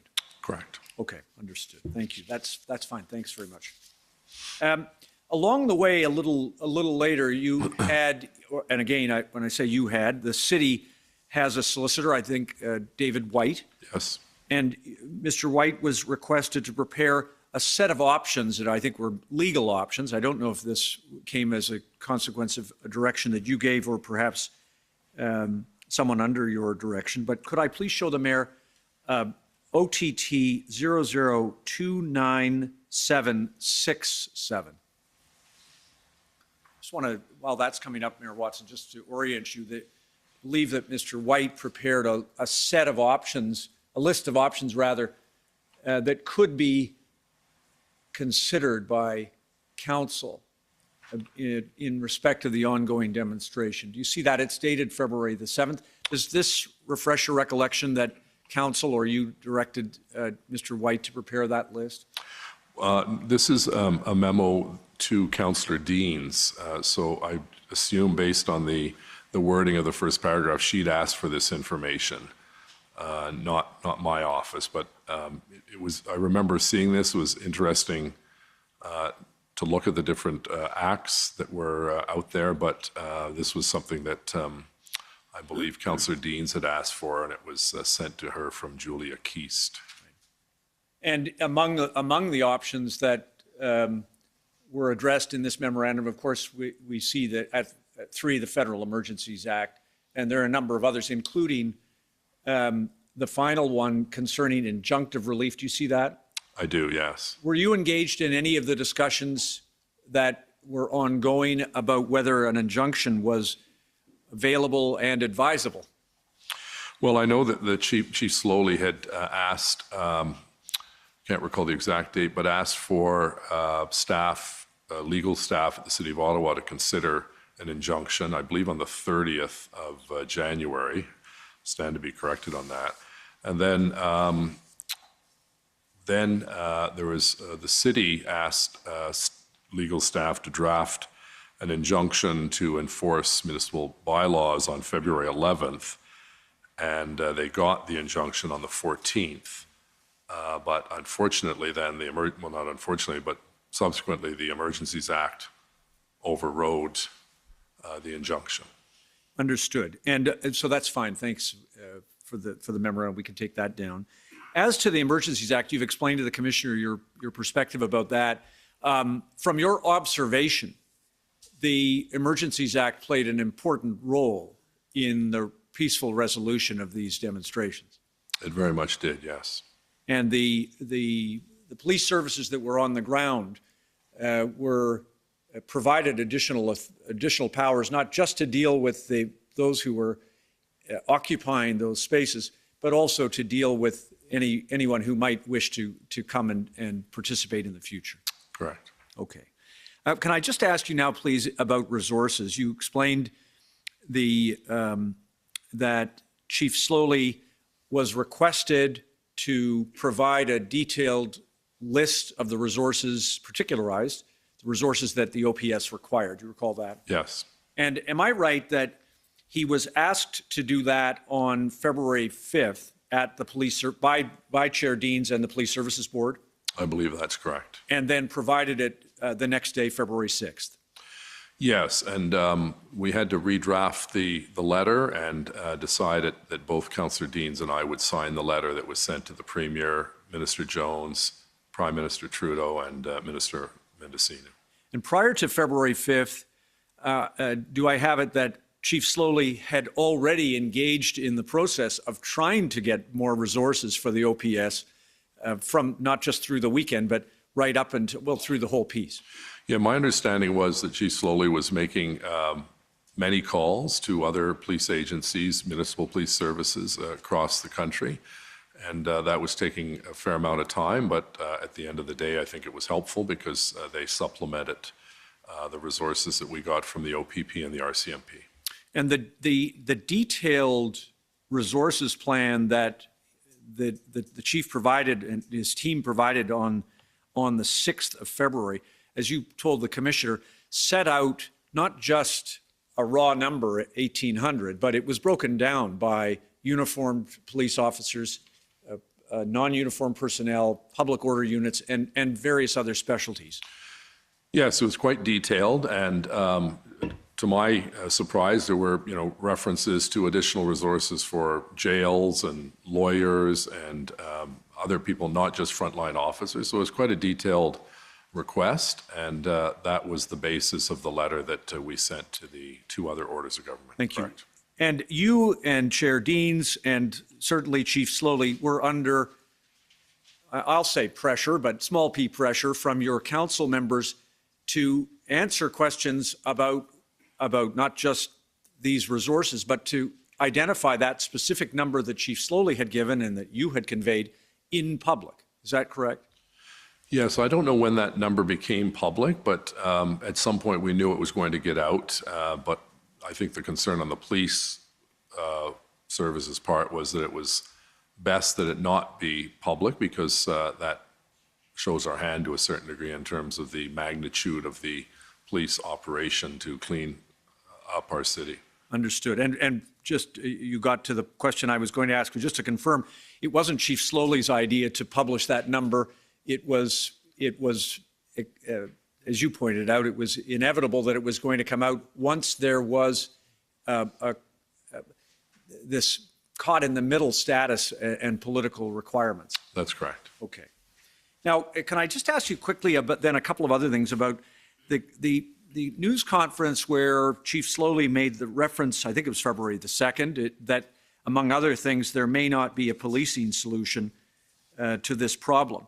Did you understand, or do you now understand, that what he was getting at was the very issue about resources, that the Ottawa Police Service on its own did not have the resources to deal with this as a matter of its own police service.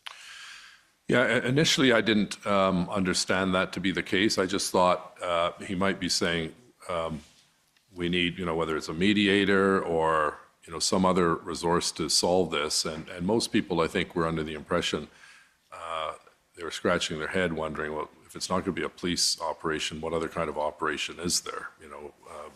So I think given time, that makes more sense when he says it's not going to be a police operation because he doesn't have the resources.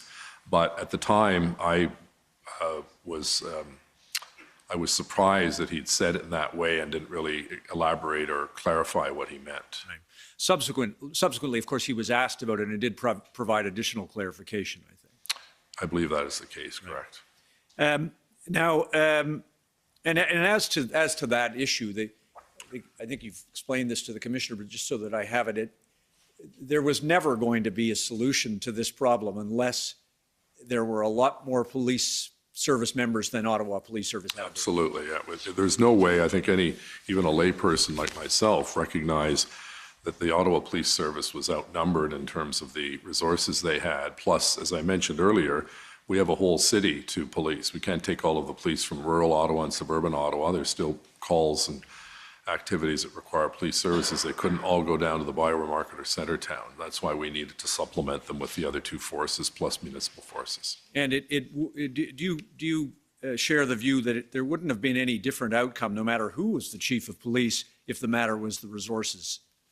Yes, I truly believe that. We needed those 1,800. That was the best estimate of the police service and their expertise. And in combination, we also needed the Emergency Act, or I believe truly that we would have been in a stalemate for several more weeks, which would just be intolerable for the public. And just then final, two quick things then, if I may, Mayor Watson, the resignation. I appreciate that you've told the commissioner that you learned of it when it was announced. Did you have a chance to speak to Chief Sloly in the aftermath of the resignation? I did. It was several weeks later. I invited him to lunch to say thank you for his service. I think when these things are done in a public fashion, it's not the kindest way to bid goodbye and to thank someone who had served their community. And so I brought him to a restaurant and we had lunch. We didn't get into a lot of the details, obviously, of what he went through, but I just thought it was my opportunity to thank him for his service. And I think you've said previously that you regarded his resignation as a true act of leadership. Yes, obviously there were concerns on the part of some members of the Police Services Board, and I think he did the honorable thing, and I stated that in a statement I released. There was, with your indulgence, Mr. Commissioner, I have one, Mayor Watson, I'm on borrowed time, so that means you're on borrowed time.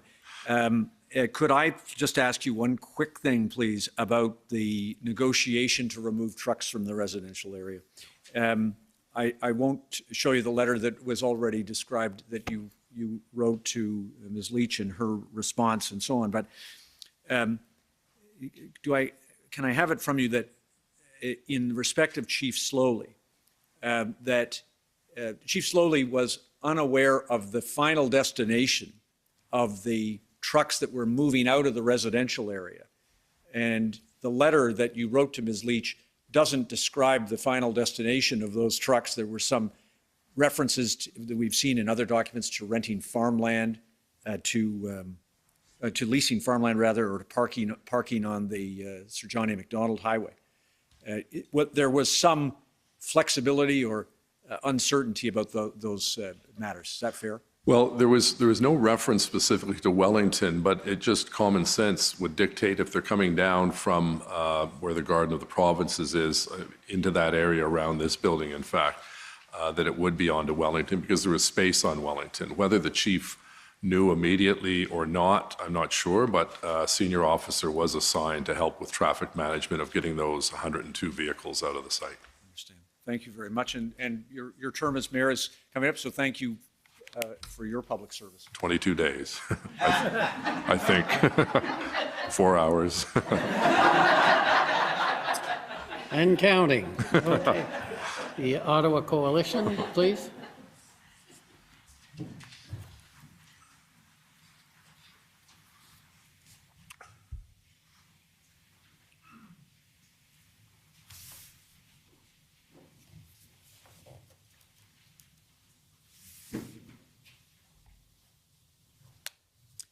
Thank you, Commissioner.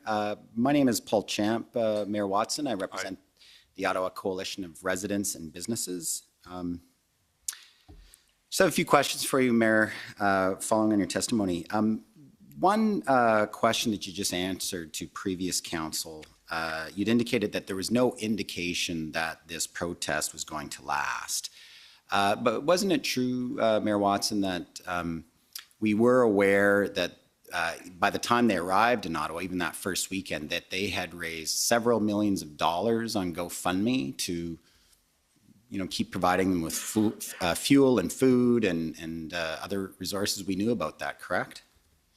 I don't recall exactly when we were informed about the GoFundMe. The first time I had any contact with GoFundMe was when their consultant approached my office, and as a result, we had a discussion with 3 of their senior people, asking them to do what they could to prevent the dollars from coming into the community, and they subsequently, I think a week later, agreed to freeze the account, and then ultimately my understanding was that the money was returned to the individual donors.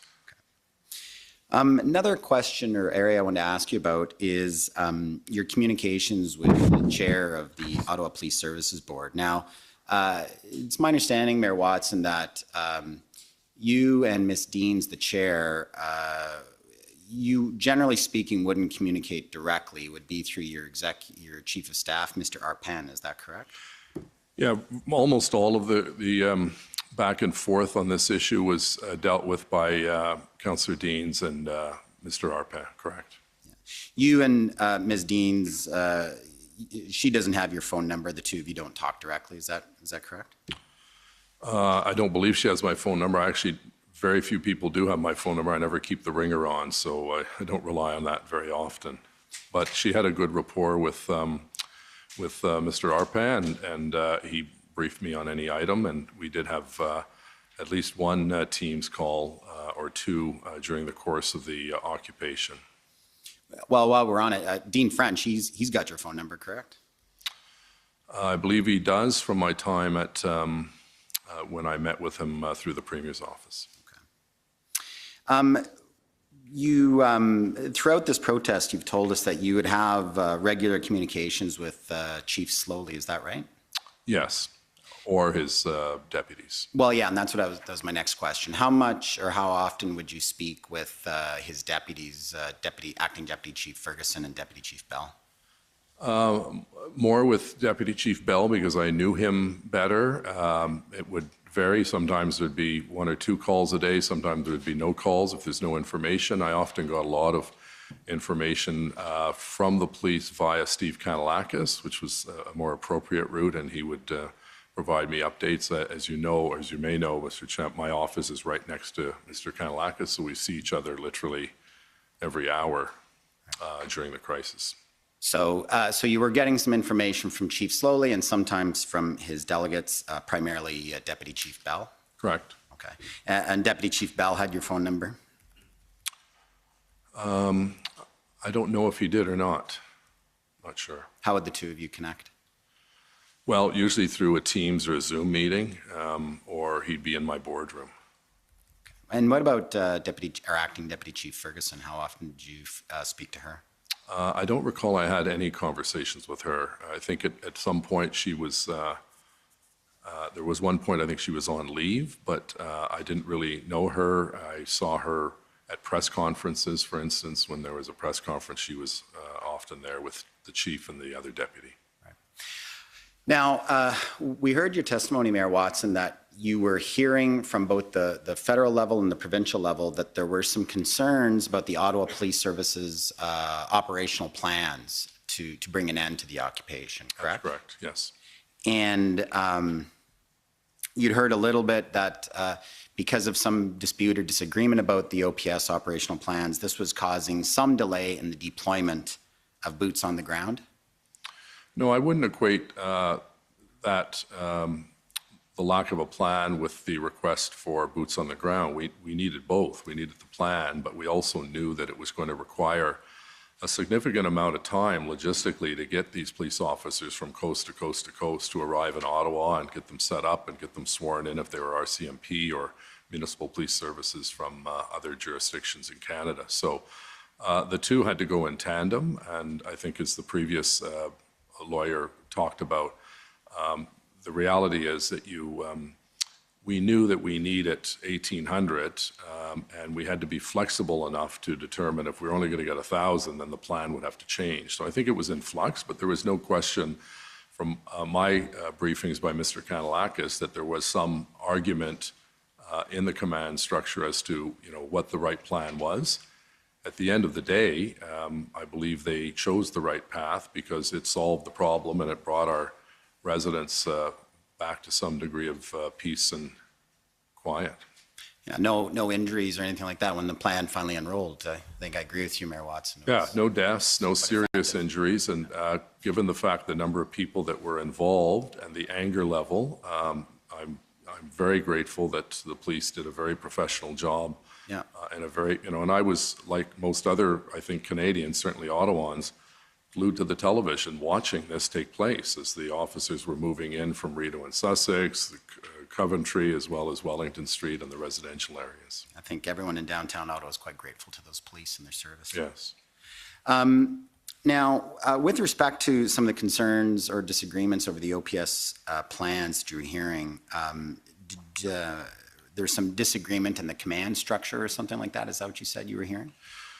No, my understanding was that the people who were responsible for the plan, which were the three police forces under the jurisdiction of the OPS and Chief Sloly, there were disagreements. I don't know what the magnitude of the disagreements were, and nor should I be meddling in the development of a plan. So sure. This was information that was relayed to me from Steve Kanellakis.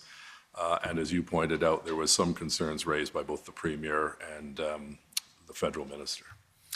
And you were aware, Mayor Watson, were you not, that there was, while Chief Sloly no doubt was doing his best to serve the people of Ottawa, that during his tenure, you were aware he was experiencing some difficulties with conflicts and friction in the ranks of the Ottawa Police?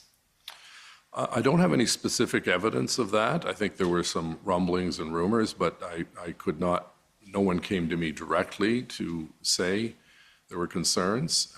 I think anytime there's a new chief that's brought in from outside, there's always some degree of animosity that people think that should be an internal candidate and so on. And Chief Sloly was brought in really as an agent of change. Right. We'd been well served by Chief Bordelow, but I think it was remarkable that we had, for the first time in our history, an African-Canadian leader who had served the people of Toronto very well for over 30 years.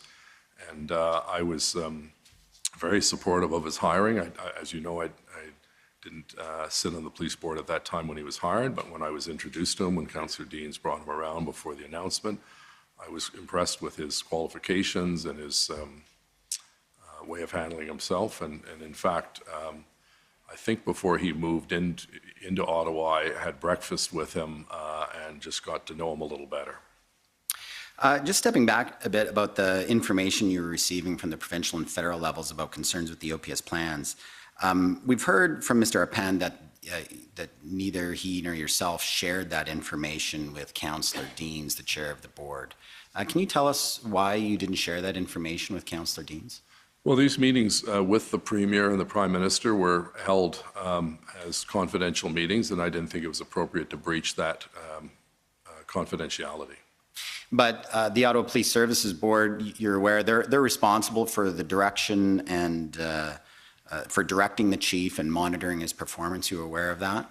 Yeah, but not directing operational matters. And what was being discussed by the Prime Minister and the Premier and myself was resources to help him implement the plan and rid the streets of the occupied truckers. So it was your concern with maintaining the confidentiality with the Prime Minister and the Premier. That's why you didn't want to share that information with the chair of the Ottawa Police Services Board? That's correct. You didn't think that that information might be helpful for the board to know when they were having their interactions with the chief? No, because the concerns that had been raised by the Premier and Ms. Jones were general in nature. There were no specific allegations or of wrongdoing on the part of the chief. The same with the federal Minister Blair. I think Minister Blair knew Chief Sloly, obviously, as a former chief of Toronto Police himself. And he, like others at that political level in those confidential meetings, was expressing concern that the plan was not coming together as quickly as possible. And I was putting pressure on everyone to get moving on this, because on the one hand, I was being asked with the support of Councillor Deans to send the letter that we've shown the public today to the Premier and the Prime Minister. And my obsession really was to get the commitment by those two orders of government to get more police officers, because we knew full well with our contingent of OPS, we could not do the job that the public expected us to do, and that was to clean up what was a horrific experience for your clients and our citizens. Indeed. You testified this morning, Mayor Watson, that words to the effect that from a leadership point of view, the more information you have to share with partners, the better. Then it's important for everyone to be singing from the same hymn book, I think you said, or all on the same team. Following those comments, Mayor Watson, don't you think it would have been helpful for the board to know that you were hearing from different levels of government that there were concerns with the Ottawa police operational plans? No, again, those meetings were held in confidence, and I wanted to respect the confidentiality so that we could have these frank discussions. With respect to the specifics in those meetings, there was nothing really that sent off any kind of an alarm from my perspective that Chief Sloly was not capable and competent of putting together a plan and overseeing it.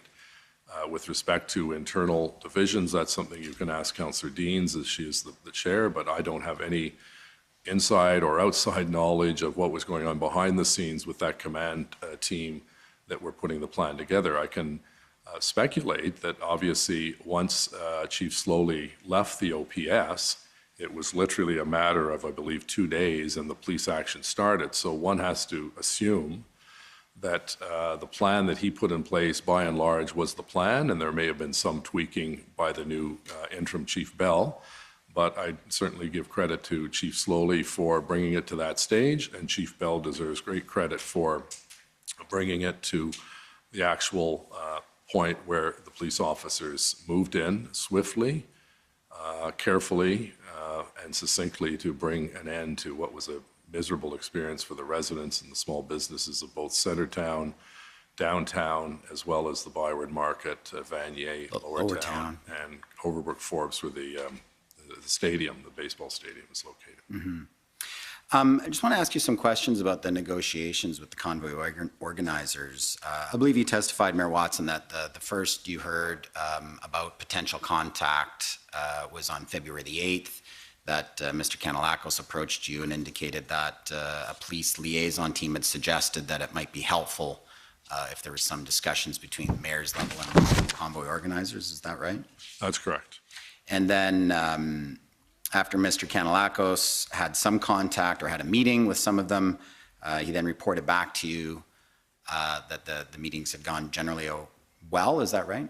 Sorry, the meetings between? With the first meeting that Mr. Kanellakos had with the Convoy organizers, their two council and Mr. Marazzi. Yeah, my understanding from Mr. Kanellakos was that it was a respectful, positive meeting. Right.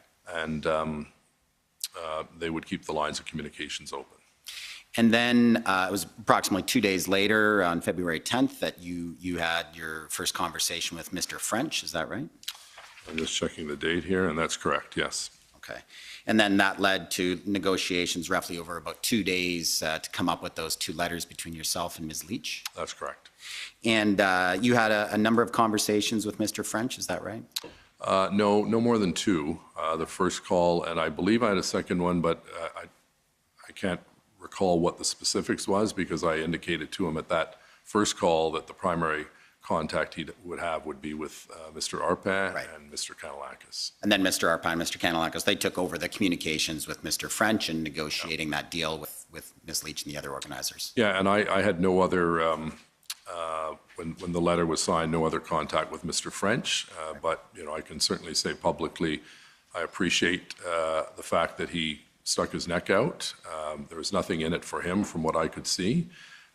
Lots of comments about Mr. French himself and, you know, his time with the Premier, but I found that he was acting in good faith, and that resulted in the letters, which resulted in taking some pressure, not all the pressure by any means, but some small pressure off that portion of the residential area, you know, down by the Garden of the Provinces. In your two conversations with Mr. French, he indicated to you that he was aligned with the protesters, that he shared their point of view on many issues. Sorry, who was that? Mr. French, he indicated to you he was aligned. No, with the he didn't indicate that he was aligned. He indicated that he had contacts with some members of the trucking industry, but he didn't offer an opinion that he supported their grievances or anything like that to me in that phone call. It was simply that he had some kind of connections. I don't know whether he made those connections through his private sector life or through his time in provincial government, but it was very much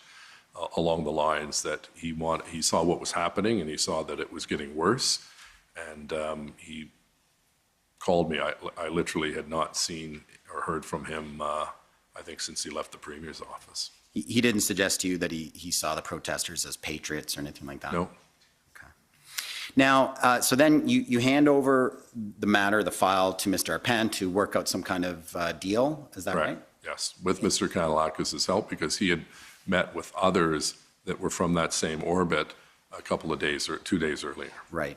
And did you give any direction to Mr. Arpan to interface or work with the Ottawa Police in his negotiations? I didn't give any specific directions to him, but certainly the police were aware that we had this contact because the police were the ones that asked Mr. Kanellakis to engage with representatives of the protest group, because as the liaison team mentioned, they no longer had any communication. Something went wrong where they stopped talking. And so this group went in to see Mr. Kanellakis, and then 2 days later we had the Dean French issue. So the police were involved, and both Chief Sloly and Deputy Chief Bell were aware that we had this call from Mr. French, and ultimately they signed off on it. I think Chief Sloly wanted to make one change to the letter, but unfortunately the letter had already gone out. And the police then, whether it was the chief or the deputy, then assigned a senior officer to go and help with the facilitation the following day to get the vehicles away from the residential area as much as possible. Right, so there's the initial contact on February the 8th through the PLT, or the police liaison team, but then the contact was with Mr. French is on the 10th, and then the letters are worked out on the 12th, I think finally exchanged on the 13th. That's correct. Between the 8th and the 12th, do you know when Chief Sloly and Deputy Chief Bell were informed that Mr. French was involved and you were working on negotiations? No, I don't recall the exact date. It was obviously sometime between those two dates, but I don't recall the specific date. I remember discussing it with Chief Bell, or Deputy Chief Bell at the time, in my boardroom, and he had no problem with it. And that was, again, sometime between the 8th and the 12th. I can't recall the exact time. I don't have a record of that. So Deputy Chief Bell was in your boardroom at City Hall and was talking about it with you? Well, he was there for one of our regular briefings, and we raised it with him at that time. And I don't know if he knew about it at that time, but certainly he didn't express any opposition.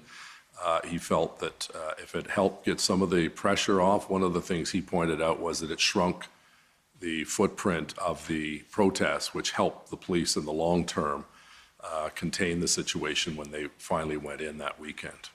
Did Mr. Arpan have experience in hostage negotiations or anything like that? No.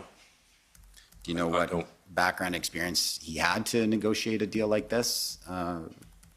Well, goodwill and common sense. You know, we were in a crisis and we needed all hands on deck. And he's been my chief of staff for 12 years. Excellent communicator, solid education, and bon francophone. And I had no hesitation in asking him to do this. He was, over 12 years, he was given a lot of different tasks, and I had full confidence that he could negotiate this. He was dealing with another former chief of staff, namely Mr. French, so they had, I suppose, some connectivity. But at the end of the day, I think what ended up happening was that we were able to get an agreement. We were able to get 40 big rigs, 60 smaller rigs out of there, total 102, 101. And it did shrink the footprint, as Deputy Chief Bell said, and it also brought a little bit of relief for those people who lived in those corridors on Kent and so on, farther south down Bay Street. Mayor Watson, just want to ask you just a little bit about your relationship with other city councillors. You've told us that every councillor felt overwhelmed and under siege, and was getting a barrage of emails from residents and so forth. But you'd agree with me, Mayor Watson, the city councillors for Somerset and Rideau Vanier would have, really been experiencing it far more acutely than any other city councillor, correct? Yes. And although in fairness, absolutely, they were the worst hit, but it had a ripple effect on the whole city because obviously residents in Orleans work downtown and people downtown work in Canada and so on, but no question it was Somerset and Rideau Vanier. People in Orleans weren't having Overbrook fireworks going off their windows and trucks outside their door. No, correct? but also Yeah, I think we have to okay. include Councillor King's ward as well, because the baseball stadium was there and that was turning into quite a circus as well with fires and so on. Sure. You viewed or saw what Councillor McKenney was doing during the demonstrations, that they were out in the streets every day and getting out to seeing what's happening to their residents. You saw that? I saw a number of tweets and video online, yes. Yeah, and you agree with me that was quite admirable of Councillor McKenney to be out there with their residents? Yes, I think there was, I know Councillor Deans had expressed concern about having counter-protests because it took away from police resources, but I think, both Councillor Fleury and Councillor McKenney did good work representing their constituents during a very difficult time. Is there any reason, Mayor Watson, that you didn't reach out personally to either Councillor McKenney or Councillor Fleury personally to offer them any kind of comfort or support about what they were going through during this difficult time? I went back and reviewed that I had at least 2 calls and 1 Zoom call with Councillor McKenney. I had 2 or 3 calls during the period with Councillor Fleury. And then post the event, I invited both councillors to breakfast at a downtown restaurant to show our support for the downtown, along with Chief Bell to do our own postmortem on what went wrong and what went well. And then a few weeks later, I hosted a breakfast or a lunch in my office and invited Minister Marco Mendicini, along with Councillor McKenney and Councillor Fleury, and our first responders, the chiefs of the different services, to thank all of them for the work that they did, including the 2 councillors. But one-on-one calls, you didn't have one-on-one calls with those councillors during the course of the demonstration, Yeah, correct? I did. I had at least 2 calls with each of them, and then I think at least 1 Zoom call with both of them. Okay, I guess they forgot that when they testified last week. You'd agree with me? Sorry, I don't believe that's not what my notes of Councillor Fleury's evidence reflect. Okay. Mayor Watson, you'd agree with me that there's some political disagreements in City Council? Every day. Well, more than you've been a municipal politician for a long time, Mayor Watson. You agree with me that this last term has probably been a bit more bitter and hostile than... No, I wouldn't use those words. I think it's a lot more challenging and a lot more pressure-filled. When you take into account what this council has had to deal with, and forget just the council, the public, there were 2 tornadoes, there was a flood, there was the massive storm, Derocio, I can't remember the name of it. There was COVID-19 that was with us for 2.5 years, and there was the truck convoy occupation. So all of my colleagues on council, myself included, we're feeling the pressure of a very challenging time in the history of our city. You know, as I mentioned earlier, I was asked by some students I spoke to at, I believe, Algonquin College the other day, last week. They said, what was the most stressful time as mayor this term? And I think a lot of them were going to say, you know, the truck convoy. And I said, well, actually, not to diminish the truck convoy, but it was COVID. 800 people died as a result of COVID. Thousands more were seriously impacted. People lost their jobs, their livelihood. And that was a project that, or a challenge that every single citizen of the world had to face. The truck convoy was a terrible experience, but it was for a set period of time, 3 weeks. It affected dramatically the people in the inner core, but it ended. We're still dealing with COVID and we're still losing people every day. So from my perspective, I think that added tremendous stress because people were calling and upset with vaccination policies and mask mandates and everything else. And all of that came to a boil, obviously, when we had to deal with the storm and then with the convoy. And so just final question, Mayor. The city was in crisis. It was unprecedented. Residents and businesses were suffering. This was a time for the city to come together, a time to put aside political rivalries. Mayor Watson, do you think you did that? You served your city by getting over political rivalries, by bringing all city councillors together, whether it was Ms. Deans or Ms. McKenney or others who you had disagreements to lead the city through this unprecedented time? Well, I think it was Churchill, I believe, that once said, Parliament in his case is not a tea party. People come to these seats after a hard-fought election. They have strong emotions, they have strong opinions on different issues, and there's often clashes. That's the joy, I suppose, of democracy, where you don't have everyone agreeing all the time with everyone else. What our council went through was horrific, and what I tried to do was to provide as much information, do as much work as I could do with the federal and provincial contacts that I had made over the course of my public service career, to bring realistic solutions to the problem so that we could give the city back to the people of Ottawa. And ultimately, we did do that. It was not a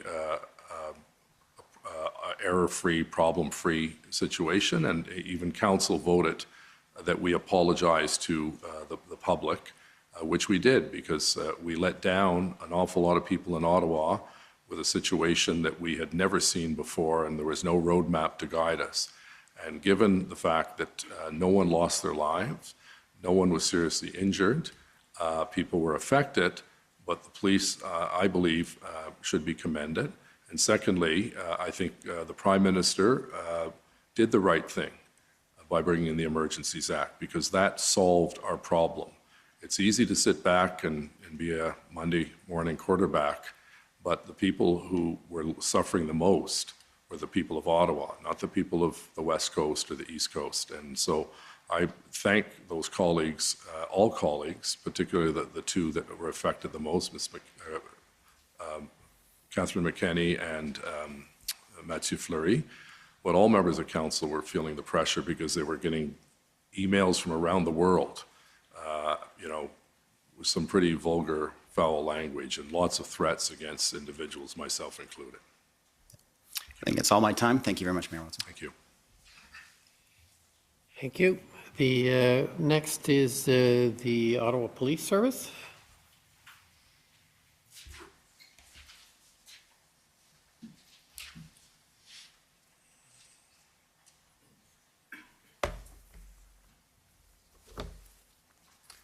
Good afternoon, Mayor Watson. My name is David Michikowski, and I'm counsel for the Ottawa Police Service.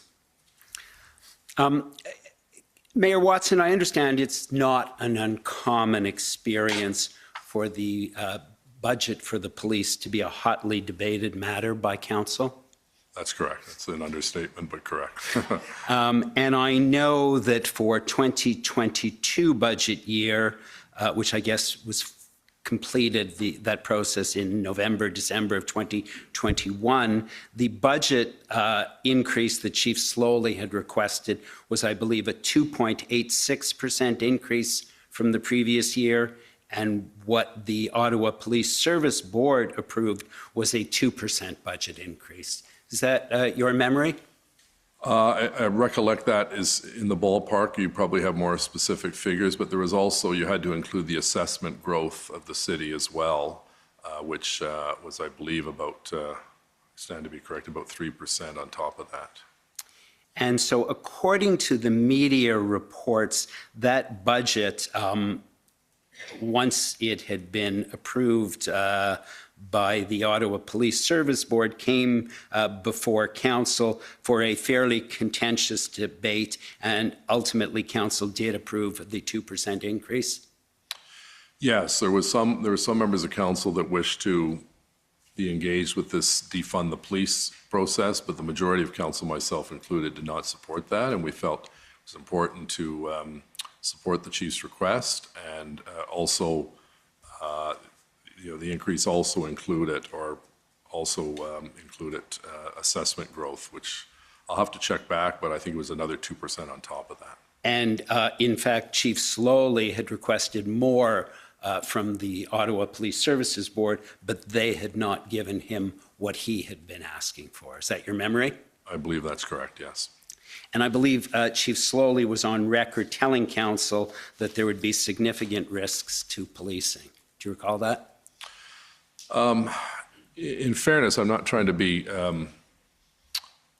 glib with this, but almost every chief says that when they don't get 100% of their budget. So I think that's probably what he said. And, our job as city council is to basically vote up or down the budget. We don't get into the micromanagement because the Act says that we can't do that. I've been proud of the fact that we've been able to provide annual increases to the police for a number of reasons, including the fact that our population is bigger. We have 2,600 kilometers of road to cover and patrol. It's a big task. And we felt, those of us who supported the police budget felt that it was an appropriate amount, and it was accepted. And several councillors at the time, in fact, voted against the 2% increase, saying it was too much, correct? I believe that is correct, yes. And ultimately, what it took to resolve the protest in Ottawa was a massive amount of resources. So you're now talking about the Freedom Convoy. Yeah, it did take a lot of resources, and as I pointed out, we have every intention of recouping those dollars based on the conversations I've had with other orders of government, because it should not come out of the base budget of the Ottawa Police Service, which is always hovering around surplus or deficit every year. And it took a massive, not only civilian members, but it took a massive number of police officers on the ground, correct? Yes, under very difficult circumstances. You recall back, I recall very well, the weather was miserable. The roads down in that area could not get plowed, so they were almost impassable. It was, some officers were working 12, 13 days in a row. One of the reasons why the chief was going out getting supplemental municipal services was to give his officers a day off to recharge their batteries. A much needed day off, yes, given what was going on the ground, correct? Absolutely. It was very stressful for them. I saw a lot of news footage over the course of the time where the officers were spat upon and they were yelled at and screamed, and they kept their cool. For that, we're grateful. There were some incidents where I felt, the images of the police being buddy-buddy with someone protester was not appropriate, and my understanding was that the police reminded their officers, first and foremost, they're there to be neutral, and when they did their job, they did an excellent job. And I have no problem defending the Ottawa Police Service and the actions that they took to bring this crisis to an end.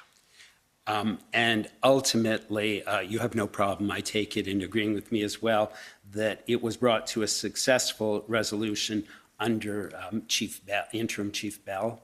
That's correct, yes. And I think, as I mentioned, the funny thing was, it was that the Olympics were on, and I think more people were watching this activity than the Olympics because it was so gut-wrenching to see what was happening to our city for 3 weeks. And it was such a relief for everyone to see that this was coming to an end.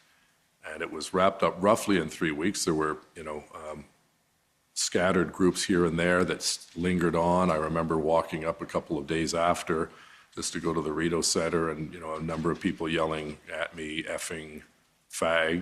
And I knew these were still people that were from the protests. They had upside down Canada flags and so on. So police had to keep the presence in the neighborhood and in the downtown core because there were still people that wanted to do harm to our citizens as well as to our property, public and private. And really, this was unprecedented in terms of your career in politics. Is that fair? That's right. Nothing comes close to it. I think back my first month in office, I was thrown into the ice storm. That was dramatic, but it was not hurtful to people. It was difficult when people lost electricity and so on. But this was something that affected thousands of people very personally, and was unacceptable behavior by fellow Canadians to come into someone else's neighborhood and act in that selfish a fashion. And in fact, you yourself, I believe, as well as Chief Sloly, received threats during the protest? Yes, and I believe some members of council did as well, and I received one, I think 1, 2, or 3. A couple of people were charged, and some guy from New Brunswick was coming down here with guns in his trunk to shoot me, and he was arrested. And the police obviously took those seriously and took appropriate action. They did, and our corporate security the same, because people had been outside my house, not necessarily associated with the Convoy, but other groups protesting, so they installed a security system. Thank you very much. I have no additional questions. Thank you. Thank you. Now the Government of Canada.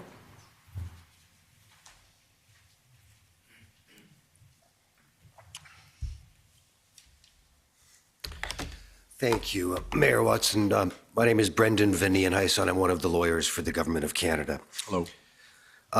I wanted to start by asking you about some of your concerns that were expressed in your conversation of February the 3rd with Ministers Blair and Mendocino. Do you recall that first conversation with that group? Let me just get my chronology here. Sure.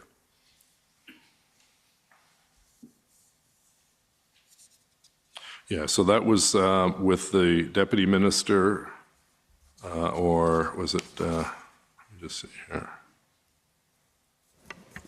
There's no indication in the City of Ottawa or the documents that have been produced to date that, and Council may have information, but we haven't seen any indication that Minister Blair was on that call. We don't object to my friend's question. He may very well have been, but if the Mayor is looking for it, that's probably why, Council. It's the February 3rd call, Mayor, and I'm sorry if I've misspoken. Yeah, you said February 2nd, I think. So February 3rd, yes, the Mayor and the,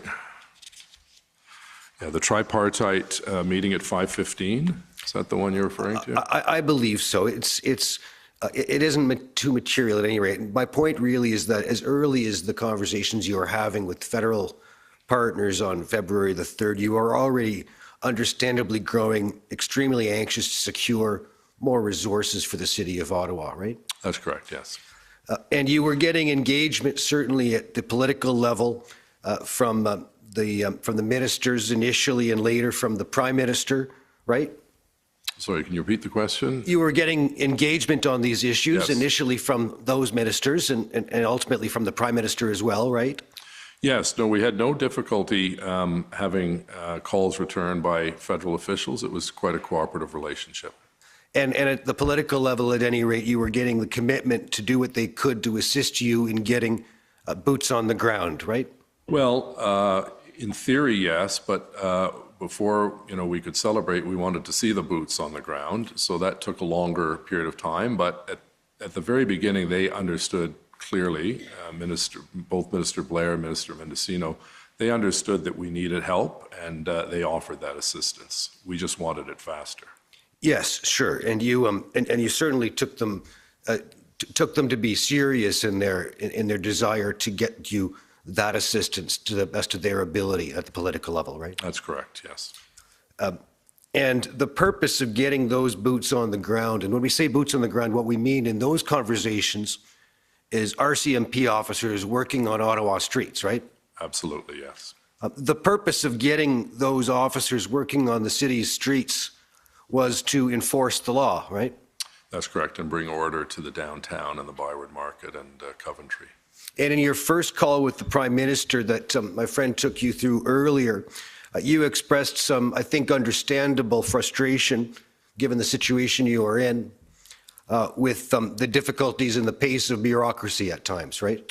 Yeah, I outlined to the Prime Minister that while we had a very positive relationship, his ministers were doing good work. I have to say thank you to the local MPs, Mona Fortier and Yasser Naqvi in particular, because their two ridings were the two ridings most affected by the convoy. Minister Fortier, Ottawa Vanier, including obviously Vanier, the Market, Lower Town, Sandy Hill, and Member of Parliament Naqvi, Centretown, and the Glebe. So the Prime Minister was empathetic and sympathetic to the fact that we needed help sooner than later. And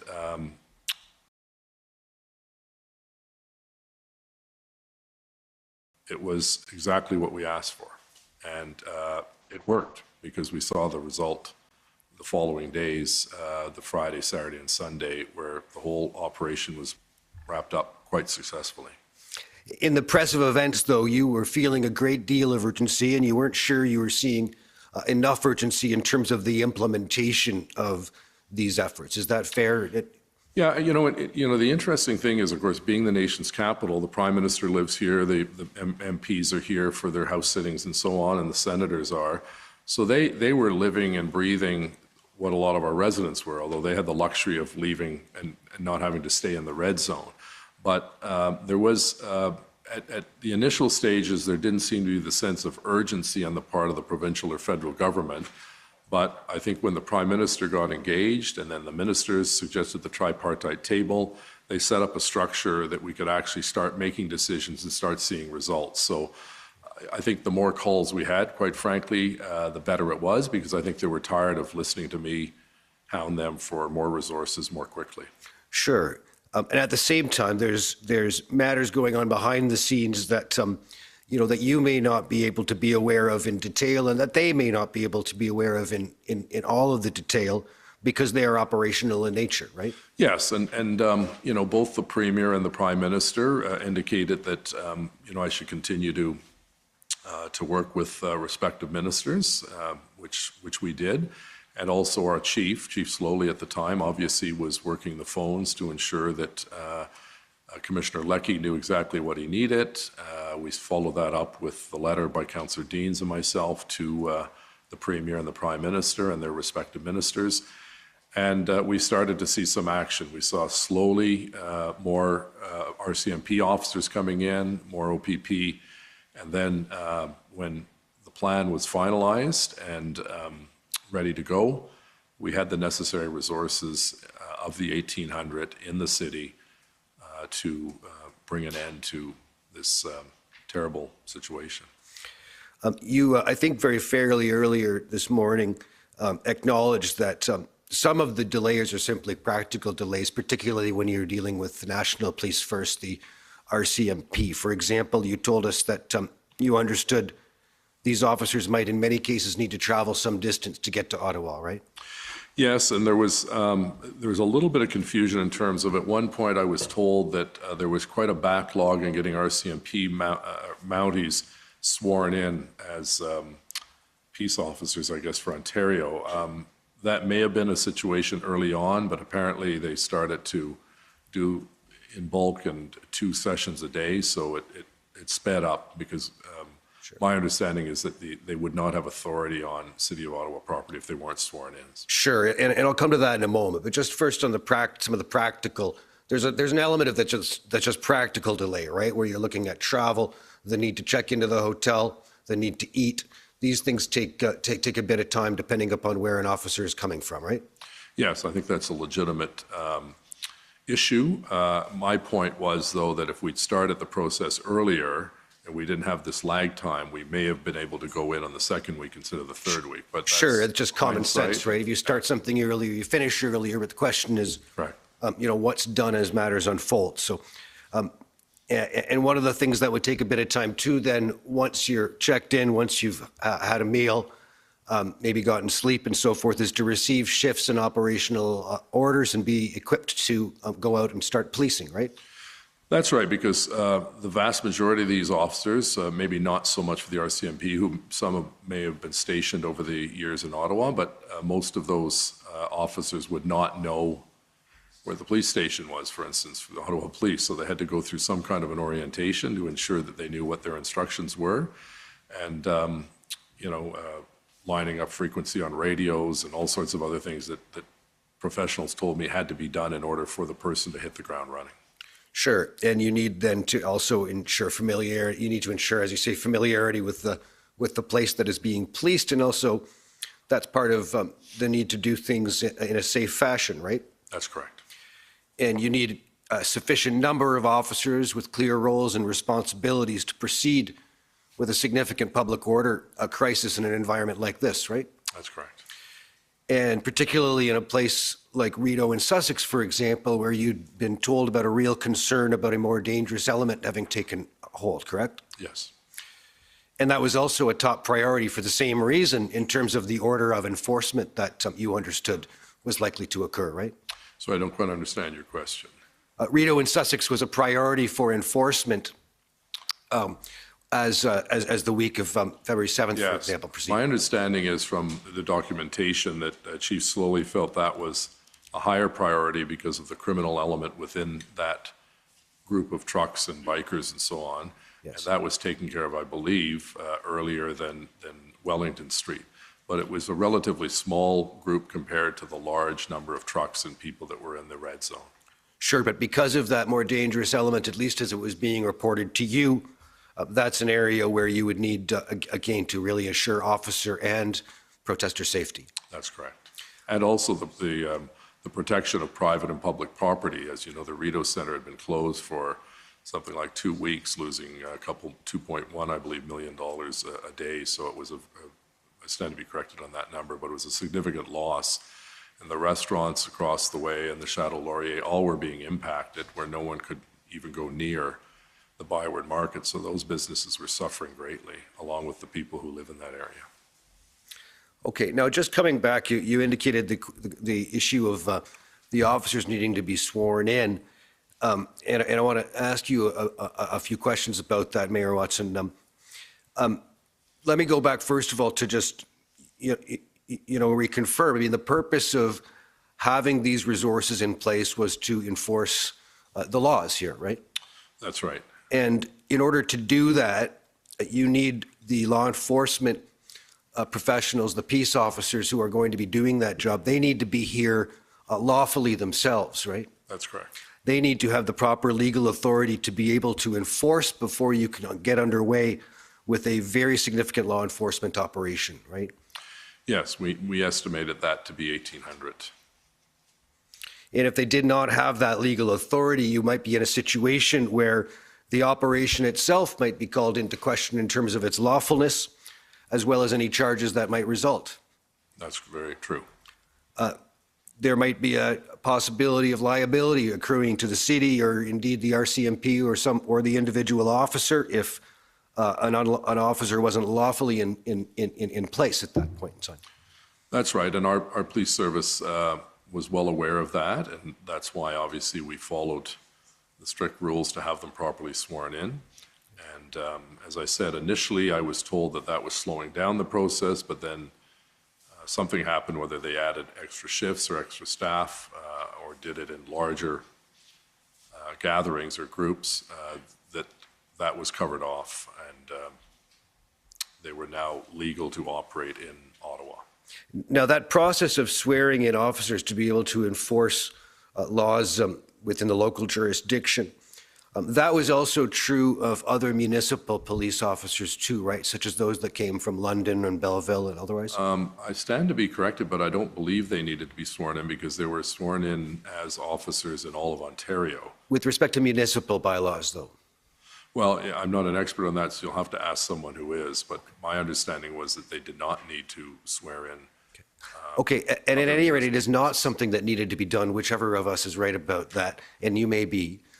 It was not something that needed to be done in the case of the Ontario Provincial Police, right? The swearing in process? That's correct, it was just the Mounties. Now, can I ask if we could pull up OTT 406610?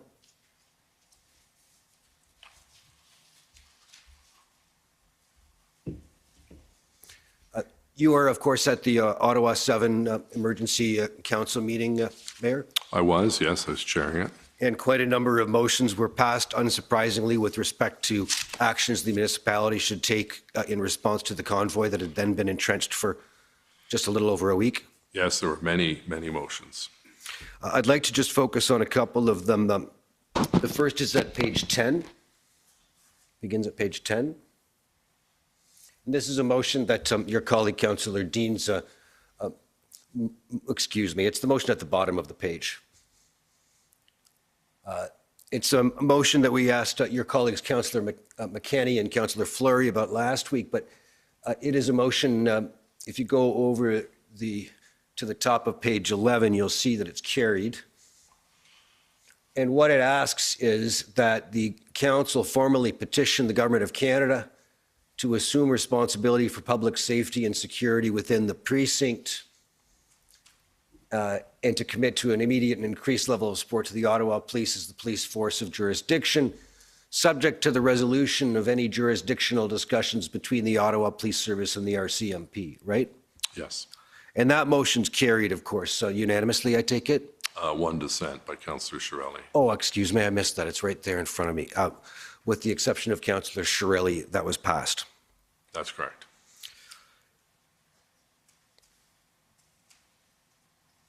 I want to turn now, if we can, to a comment that Chief Sloly sent to you the next morning, and that's at, if we can pull up, please, OTT 405837.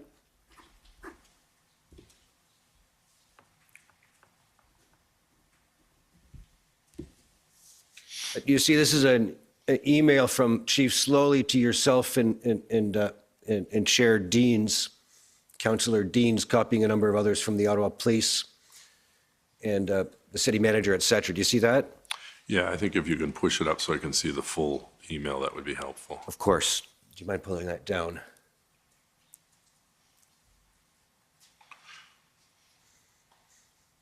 And we'll take a moment to look at that, Mayor, but my question is going to be, first of all, is this in reference to the motion we just looked at? Yes, it is.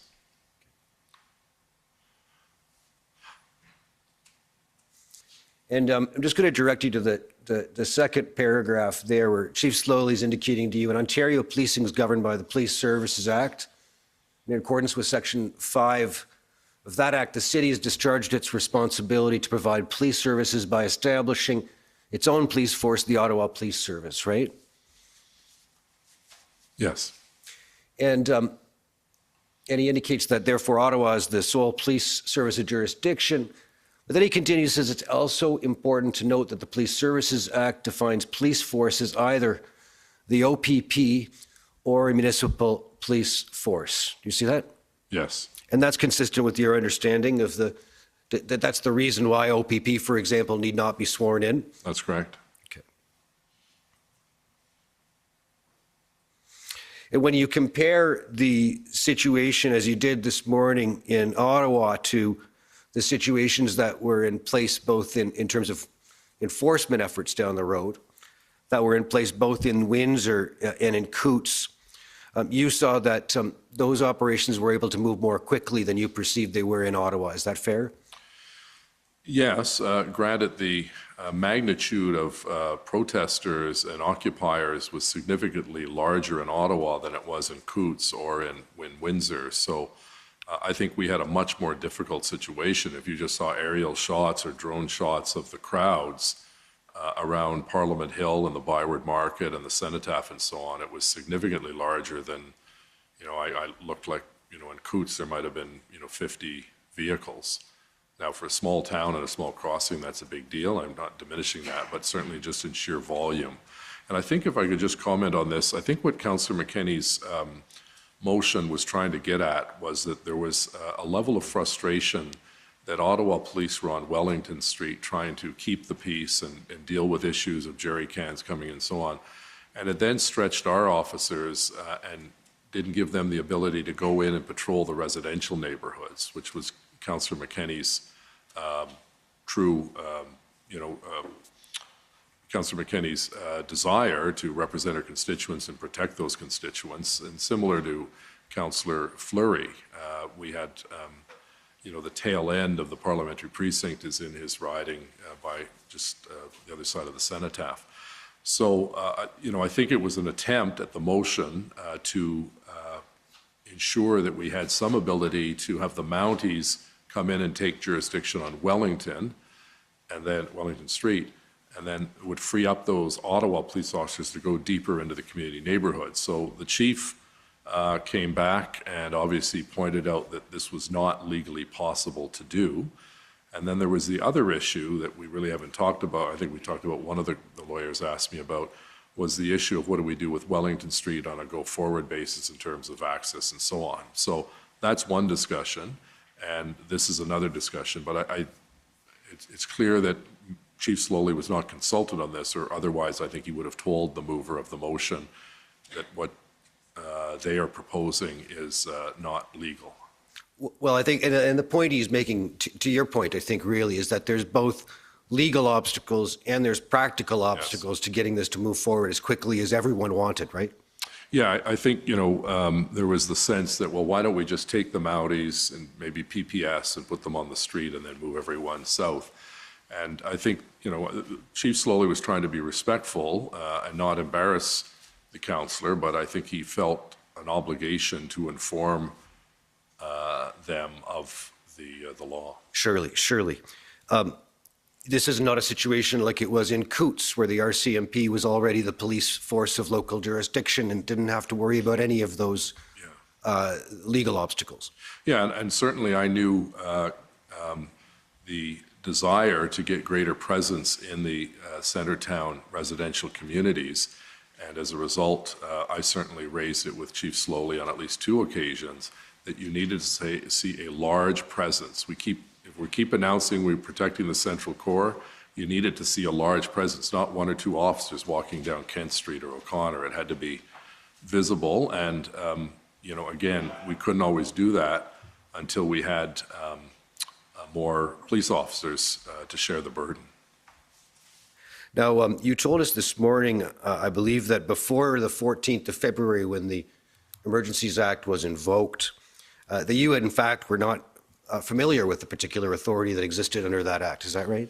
Yeah, just the one memo that we showed earlier that showed that that was one of the options. I think they listed 5 or 6 options.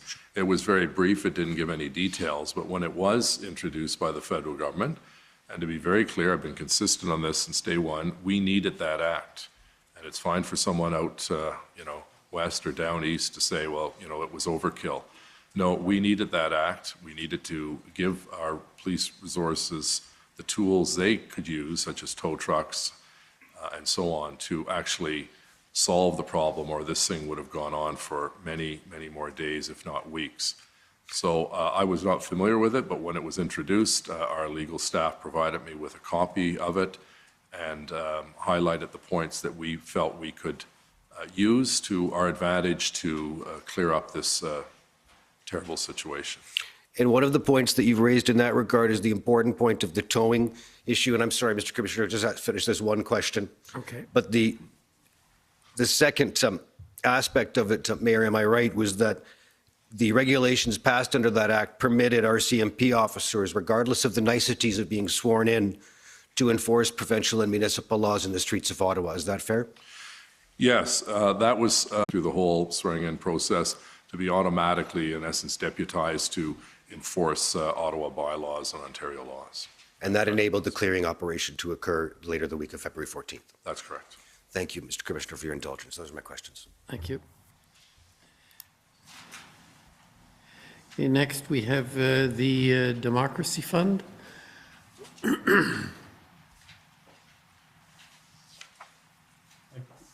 afternoon. Can you hear me? I'm sorry, can you hear me? Yes, we can. Go ahead. Thank you. Good afternoon, Mayor Sloly. My name is Alan Honor. I'm appearing remotely today. I'm a lawyer with the Democracy Fund. I'm Jim Watson. I'm not the chief. Pardon me. Sorry. I think you said Mayor Yes, Sloly. Mayor. Oh, I apologize, Sorry. Mayor Watson. No problem. You told us today that Toronto Mayor John Tory gave you some phone numbers for some tow trucks.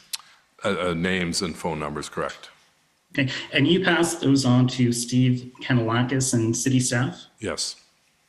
And did you ever follow up with anyone after sharing those phone numbers?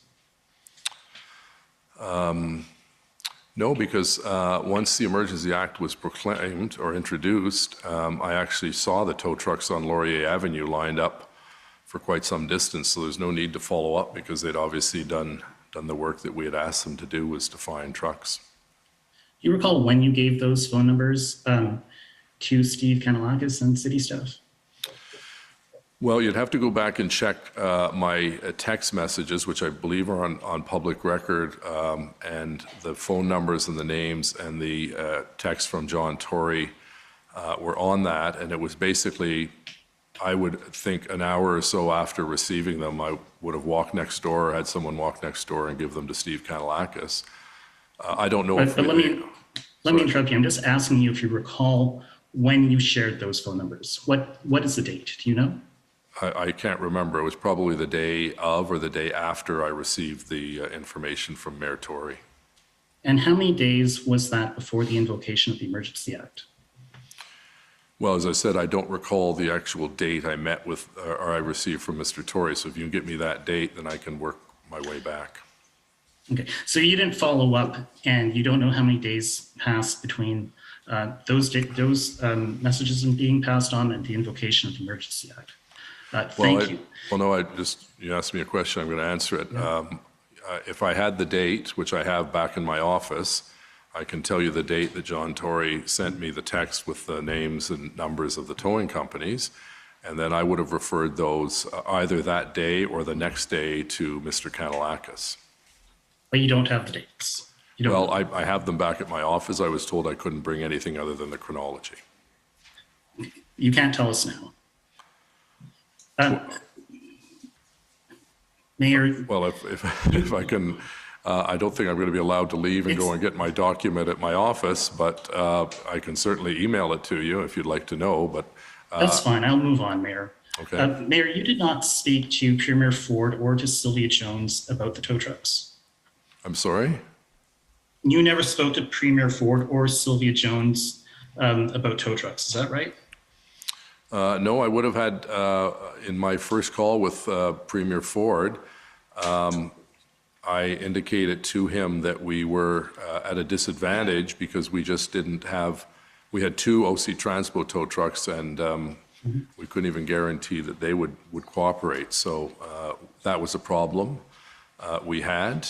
And I can't recall if I told him I was contacting John Tory, but certainly the reason I contacted John Tory was because I saw the number of tow trucks that he was able to mobilize in Toronto after learning from our example a week or so after. And I wanted to know if he had any TTC or City of Toronto, and he said they had these private companies that came out, and they were the ones whose numbers he gave me via text message. You had 2 telephone calls with Premier Ford? 2 or 3.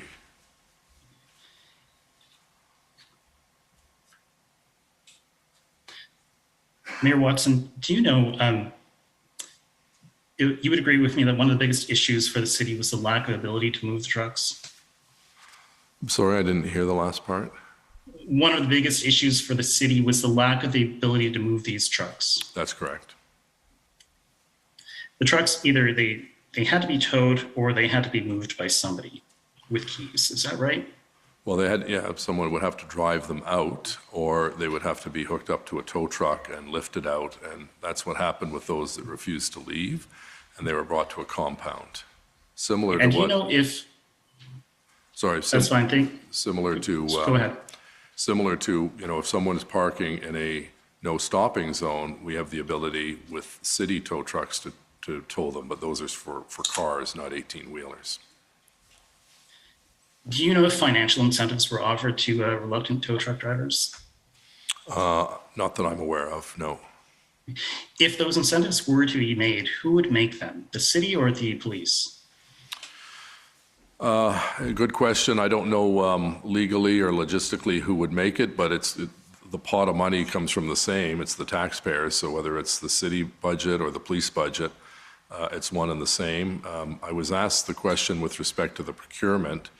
And again, I don't know whether it was the police, OPS, or City of Ottawa that procured it. Mr. Kanellakis could certainly clarify that. I'm going to just switch topics, Mayor. I understand that someone made a death threat against you, and I'm sorry to hear that. If I The can person was interrupt, arrested. can I just interrupt briefly? You're going to have to wrap up quickly. That is fine. Thank you, Commissioner. In that case, Mayor Watson, let me just ask you, you told us earlier today, where evidence came out that these protesters, they were nasty, they were hateful, and they were vulgar. Is that right? Yes. And you said that you saw, or you said that they had ripped masks off of people. Yes. Did you actually see that? No, I saw it reported in the media.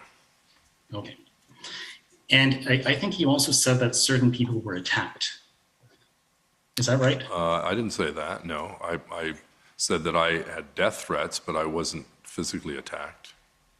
No, I didn't say that you were attacked, but you said that these protesters were attacking people. Did you not say that? No. They were disrupting people's lives, that's for sure, and they refused on at least 3 occasions that I'm aware of that they refused to adhere to the provincial mandate of wearing a mask when going into a shop or a restaurant. So you're not aware of any incidents of physical violence from the protesters? Well, you'd have to ask the police. I know they arrested a couple hundred people and charged a couple hundred people. I don't know what the charges were, so I'm not privy to that information. According to your knowledge? You don't know of any? So I don't know any. Of any physical attacks? Not to my own personal knowledge, no. All right, thank you. Those are my questions. Okay, thank you. Next, call on the CCF. Thank you. Mayor Watson, can you hear me? I can now, yes. Good afternoon. My name is Sujit Chaudhry. I'm counsel for the CCF. We just have a few minutes, and I know it's been a long day for you, so I have a number of quick factual questions I hope you can answer. Sure. So did you ever request Prime Minister Trudeau to invoke the Emergencies Act? No, I didn't. Did you ever request Minister Mendocino to invoke the Emergencies Act? No. Did you request Minister Blair to invoke the Emergencies Act? No, I can save you. I didn't ask anyone to invoke the Emergencies Act because at the time I did not know what was contained in the Emergencies Act. At the time, were you familiar with what was contained in Ontario's Emergency Management and Civil Protection Act? I was given a copy of it and I read it, but I can't recall the specifics of it at this point, but I was certainly shown it and was a copy of the documentation was sent to my office from the provincial government. Did you ever discuss the act? Pardon me, sir. Yeah, no, with the Premier? Yeah, or with the Solicitor General? No. So you never requested that the Premier declare an emergency under that act? No, my preoccupation with the Premier was getting resources, namely police resources and compensation for businesses and individuals that were affected negatively as a result of the occupation. Those were the 2 areas that I spent most of my time with the Premier, and to his credit, he delivered, along with the Prime Minister, funding for compensation for the small businesses in those zones that were adversely affected. So Mayor Watson, are you aware that under that law, once the Premier declares an emergency, the Premier can issue an order to regulate or prohibit travel to, or movement to, from, or within any specified area. Well, I'm at a disadvantage because I don't have a copy of it, but if you're telling me that's in the Act, I have no reason to not believe you. Or that the Premier can issue an order to evacuate individuals or remove personal property from any specified area. Again, I'm going to take you at your word that that is the case, but I don't have a copy of the Act or the proclamation in front of me, but I did read it when it did come in several months ago. Okay, good. Mayor Watson, those conclude my questions. Commissioner, thank you very much. Thank you. Okay, thank you. I'd like to call on now the City of Ottawa. This appears to be the inherent risk in going last, but we have no questions. Okay. Thank you. Thank you. Mayor Watson, if I could just ask you on one subject. You mentioned at one point that when you were having discussions with respect to the federal government, and I think you mentioned something about you couldn't go to the provincial government and berate them unless the federal government came across first. And you also said at one point the feds needed to do their duty. And that was with respect to policing. Right. How do you see the federal role? Do they have an equal obligation, in your view, for the policing with the province? They're equally responsible, or do you see it differently? I'm just trying to understand, let's just say, because you were in the province before and you're now with the city. So trying to understand that relationship. I think that's a good point, Commissioner, in the sense that Ottawa, I'm not trying to be a braggart about Ottawa. I love the city I live in, but we are a little different than most other cities because we're the nation's capital, in addition to being a municipal entity under the Municipal Act of the Province of Ontario. And we have a large presence of government buildings and significant, important buildings, whether it's the Supreme Court or the Parliament buildings. And there is the mandate objectors were primarily focusing on, as I understand it, the federal mandate to cross borders and wear masks in planes and so on.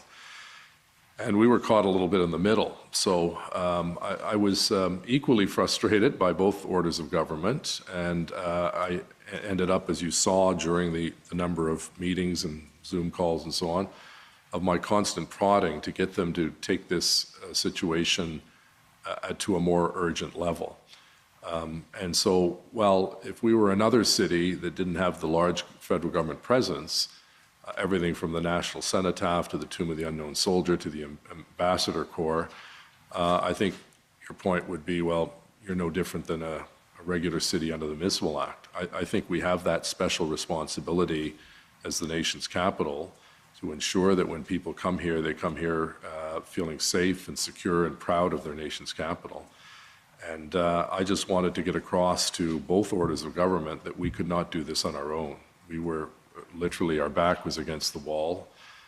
It was a very frustrating experience, but, you know, and I've been critical of both orders of government, but I do have to say, if you'll allow me, I appreciate, yesterday I was with the Prime Minister and the Premier at an announcement, and the Premier was asked if he supported the Emergencies Act, and he said he stood shoulder to shoulder with the Prime Minister. There was that unanimity. Myself as Mayor, the Premier, and the Prime Minister, all were at wit's end as to how to end this peacefully without any harm to citizens or protesters. And the end result, notwithstanding a very miserable experience for people who lived here during that 3 weeks of hell, the police did an excellent job getting the situation resolved. But we now have to remain vigilant because this thing can pop up at any time. Yeah, I guess my question was, you said the feds need to do their duty, and my question is really, do you see the federal government and the province having equal responsibility for policing in this area. Do you see, Yes. that? Yes, for a number of reasons, but I think it was a joint responsibility because we needed all hands on deck, and we went farther than just the provincial police and the federal police. We went and reached out to municipal police forces across the country that brought resources into the city to help us as well. So the answer to your question is yes. Thank you, and thank you for the time you took to come here, and good luck on your last stage in a very distinguished career. Thank you very much, sir. So now, while Mayor Watson leaves, I believe we're going to be filing some documents. Sorry, before we do that. Sorry. Oh, I forgot. Mayor Watson, there is a possibility of re-examination. I'm sorry. It's not actual re-examination, but I have been asked to just reference the document that Mayor Watson has in front of him by doc ID, so that it can be clear for the record. And the document is the timeline of events submitted by the City of Ottawa in its institutional report, correct? That's correct. Okay, and the reference for that is OTT.IR.502, maybe 6 zeros, but 2 is the last number. So that's just for the record. Thank you. Would you like? Should I give this to someone? No, you can keep that. Thanks. Okay, thank you. Thank you. Mayor Watson. Thank you, sir.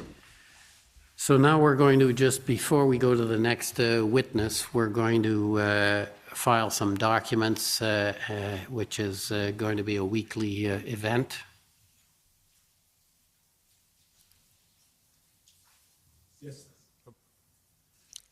Thank you, Mr. Commissioner. Good afternoon, everyone. My name is John Mather. I'm one of the Commission Counsel.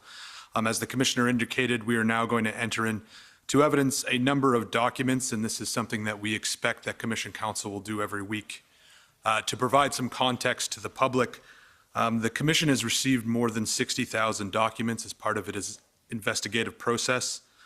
Commission Counsel have identified and continue to identify documents that are relevant to the Commission's mandate. Many of these documents will be entered into evidence, as you've already seen, through the examination of witnesses. They may also be entered into evidence through reports that are filed by the Commission or by institutions that have an interest in the Commission's proceedings. Given the Commission's timelines, however, we are not able to introduce all the relevant and material documents in these manners.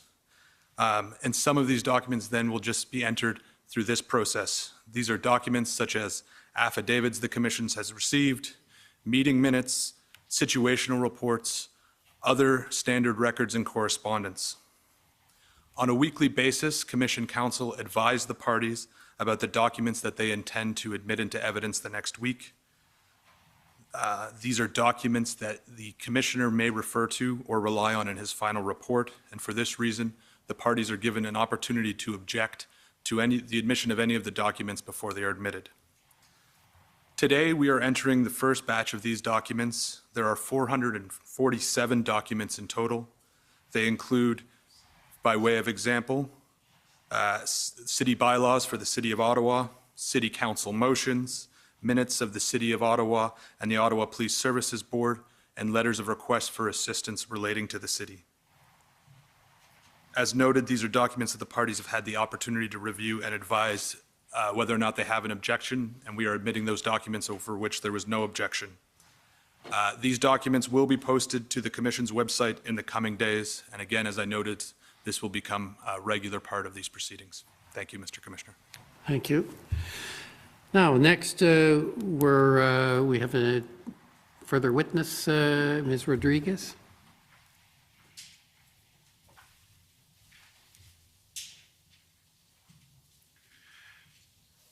And perhaps what we can do is start that evidence and maybe take a break in, say, about somewhere around 4 o'clock, if that's agreeable. Yes, of course. For the record, Natalia Rodriguez, Senior Commission Counsel, and the Commission would like to call its next witness, Kim Ayut.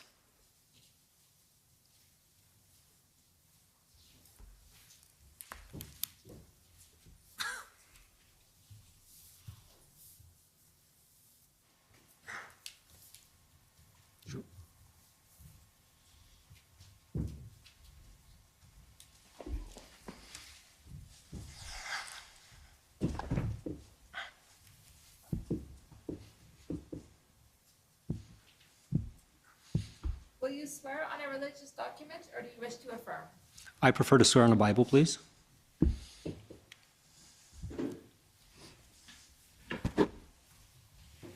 take the Bible in your right hand.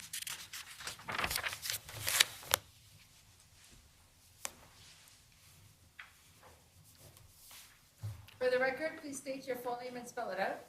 Kim Ayott, A-Y-O-T-T-E. First name Kim, K-I-M.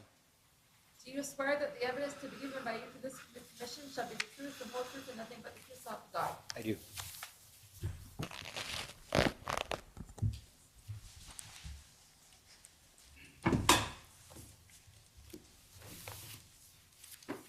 Good afternoon, Mr. Ayat. Good afternoon. Nice to see you again. Very nice to see you. Thank you. You had an interview with Commission Counsel on August 8, 2022. Do you recall that? Yes, I do. And have you had a chance to review the interview summary that was generated from that interview? Yes, I have. And at this time, do you have any corrections to make to that summary? I do not. Okay, so we will now proceed to enter that into evidence. It's WTS 20. And I'm just going to pull it up. And this is your witness summary, correct? That is correct. Okay, excellent. Thank you. I want to cover a few short areas with you just to maybe clarify a few issues that have come up in the last few days. You were not originally intended to testify, and some issues have come up that we think you might be able to clarify for us. The first area is with respect to the issuance of permits. Can you confirm whether any permits were ever sought or issued for this protest? I'm not aware of any permits being sought, and I know that none were issued. Okay. Now, there was some suggestion, I believe, that that a permit was granted for some porta potties. Do you know anything about that? There were no permits granted for porta potties for the City of Ottawa. I personally authorized the use of some porta potties at the early stages of the protest. Okay, but that was not in response to a permit request, was it? That's correct. It was not in response to a permit request. Okay, and this was just your own incentive? That's correct. Okay, thank you.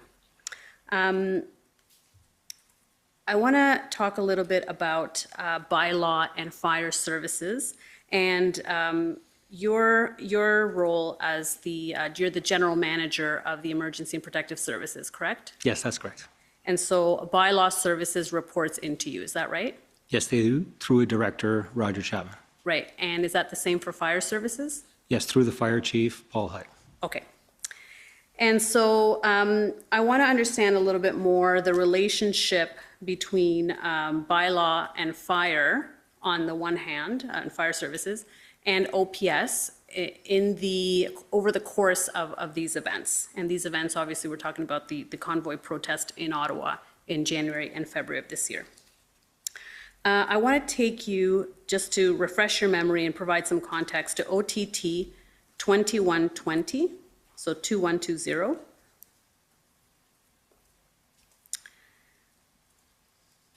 And the document is entitled Media Availability, January 31st, 2022. And you're the custodian of this document. It was brought to us by the City of Ottawa, was produced by the City of Ottawa, and you were listed as the custodian. Did you author this document? I did not. This was authored by our Public Information and Media Relations Department. However, we do provide input into it, and this is a document that's prepared for me for media releases or for media events where I may get asked questions in certain areas, and these are the key messages and responses to some of those areas. Okay, and you would have reviewed this document before any key messages were delivered to the public based on this, right? That's correct. Okay. And so if we look at the fifth bullet point, so there's a few questions there. Yes. So it says, what was bylaw's role this weekend? And by this weekend, it means the first weekend of the convoy, since this is dated January 31st. And it says, how did they support Ottawa police and what kind of infractions were incurred? And then it says, bylaw and regulatory services role is to support the lead enforcement agency, Ottawa Police, to keep demonstrators peaceful by assisting with parking control and other issues as requested by the City of Ottawa. Yes, demonstrations peaceful, yes. Demonstrations, yes, thank you. So can you explain what bylaw's role was in that weekend? Meaning, did it have the role of enforcing as requested, or could it enforce on its own initiative? So in Ottawa, we work under an incident management system, which is a document also recognized by the province of Ontario with regards to any type of incident or any type of event that we participate in. Through that system, we identify incident commanders or agencies that have jurisdiction and agencies that play support roles. And in this particular case, as it was a protest or demonstration, it fell under the authority, the sole authority, quite frankly, of the Ottawa Police Service, and we were playing a support role. So we would assist, or we would attend and do bylaw enforcement. However, we would always report to police with regards to what we were seeing and if there were any potential threats towards our officers with regards to, violence or anything of that nature. Then we would certainly back off and ask for police support to go in. So initially that was the mode of operation. We would report to police and we would allow bylaw officers to issue tickets. Our primary purpose was to maintain the emergency routes on the first weekend to ensure that vehicles, emergency vehicles such as fire trucks and paramedic vehicles, et cetera, police vehicles, can actually make their way around the city, as all of those things were pre-planned prior to the demonstration to look at every risk in every building, to identify how we would respond should there be an incident at any one particular building. Now, did you participate in the update that Chief Sloly gave, the briefing on January 26th with respect to what to expect when the convoy arrived? I believe the mayor was involved and Steve Kanellakis. Were you there as well? Yes, I was. Okay. And in that briefing or any time before or after, was it suggested to you that bylaw would not be issuing tickets and towing on that first weekend?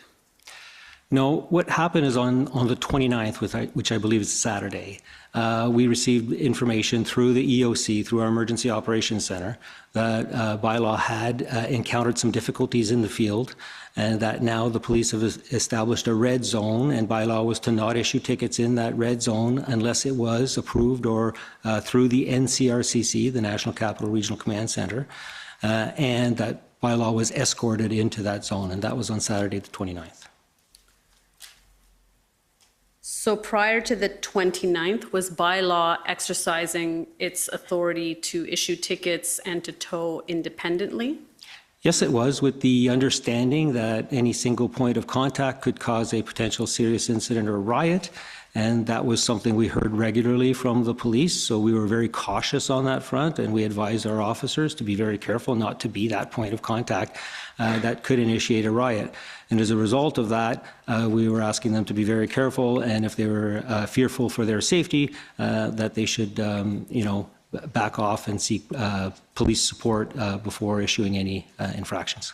Okay, so on Friday the 27th, when they started to arrive, Saturday the 28th, bylaw was functioning as it would normally any regular day, issuing tickets and enforcing as it normally would. Sorry, Council, just for clarity, Saturday is the 29th. I just don't want the witness to be confused. Oh, okay, thank you. Sorry, my apologies. I keep thinking that Saturday was the 20, okay, gotcha. Sorry, so Friday the 28th and Saturday the 29th. So up until that point on the Saturday, on the 28th, everything was bylaw was acting as it normally would, and on the 29th, something occurred for that to change. Yes. What we mean by bylaw acting as it normally would, again, is a support function to the police. It's tantamount to if we have a major house fire, fire is in charge and they're incident command, and then the police come up and they don't tell police what to do, but the police support the fire operation. Actually, a better example would be if there was a shooting and there was a victim inside of the house and our paramedic service was to respond. They wouldn't just run into the house after the victim without first clearing with police who are in charge of the incident because of the severity of it, clearing with them that it's safe for them to go in and do so and actually take care of the patient. So there are agencies that have jurisdiction based on the severity or the incident they're dealing with. And in this particular case, a protest was a police jurisdiction. So we would take bylaw would not report to police, but they would certainly take their direction from police if required, because the police were the agency having jurisdiction. Okay, so that was decided at the outset that that's the way it was going to work prior to the arrival of the convoy, right? That's how it always works for protests in the city of Ottawa. Okay. And so on Saturday, you're saying that something changed on Saturday, is that right? I received notification from the EOC through regular briefings, and we receive a lot of them, that yes, there was bylaw encountered some difficulties. I wasn't given all the specifics with regards to what had happened, but I was told that as a result of that, the stance has changed and that a red zone has been established, which is probably concurrent with the red zone that was established for traffic management, et cetera, and that bylaw should not go into the red zone unless a directed or approved, I can't remember the exact words used, but there is documentation on this and supported by protection of the Ottawa Police. Okay, and when you say the red zone, what did you understand that zone to be? So the red zone would fluctuate throughout the protest based on the amount of vehicles coming in. So originally the red zone was, primarily the downtown core, and then it expanded to include Rideau and Sussex because of the activity there. It also included Coventry eventually, and then it expanded up south of Wellington based on the vehicle locations. So again, where the protesters were generally where the red zone would expand and contract based on police activity, and so it was fluid, quite fluid. And so what was bylaw's role outside of the red zone? Bylaw's role outside of the red zone was to continue to enforce city bylaws, recognizing that if they encountered any vehicles with protest paraphernalia or any type of suggestion that vehicles were involved in the protest, which happened in certain hot spots throughout the city, whether it was the Vanier Church or Bronson Avenue, that if it was related to the protest, it still required some sort of police either support or notification that you're going in and enforcing your laws. And when you're saying that there was an integration then with NCRCC, does that mean that calls to bylaw to 311 were being redirected to NCRCC? Yeah, it depends on the call, because some of them were, whether it was anti-masking, pandemic type calls, or whether it was, parking calls or noise was a big one, obviously, illegal fires, et cetera. So in the hot zone following the 29th, yes, those calls would go to Ottawa Police to triage and the NCRCC if they were to be acted on. And so I just want to clarify in your witness statement, just to make sure I make sure that is, in line with what you're saying now. In your witness statement, and we can pull it up if that's helpful to you, but it says OPS directed the city on January 29 to instruct bylaw officers not to ticket or tow vehicles anywhere in the red zone without police approval. Is that essentially what you're saying about what happened on January 29th? Yes, that's a paraphrasing of what I had been advised of through the EOC. Okay, so this was told to you through the EOC. Beth That's Gooding correct. would have been the one to inform you of that? That's correct. Okay. And so that stance from January 29th about the red zone and that bylaw was not to ticket and tow without police approval, that didn't change throughout the protest, did it? Well, in the enforcement stance changed, and I believe it was in approximately February 4th, where police wanted to take a more aggressive enforcement posture, and they established a special team where bylaw and police would work together and just go out and start ticketing in full force. And so that was called a quick response team, I believe is what it was called at the time.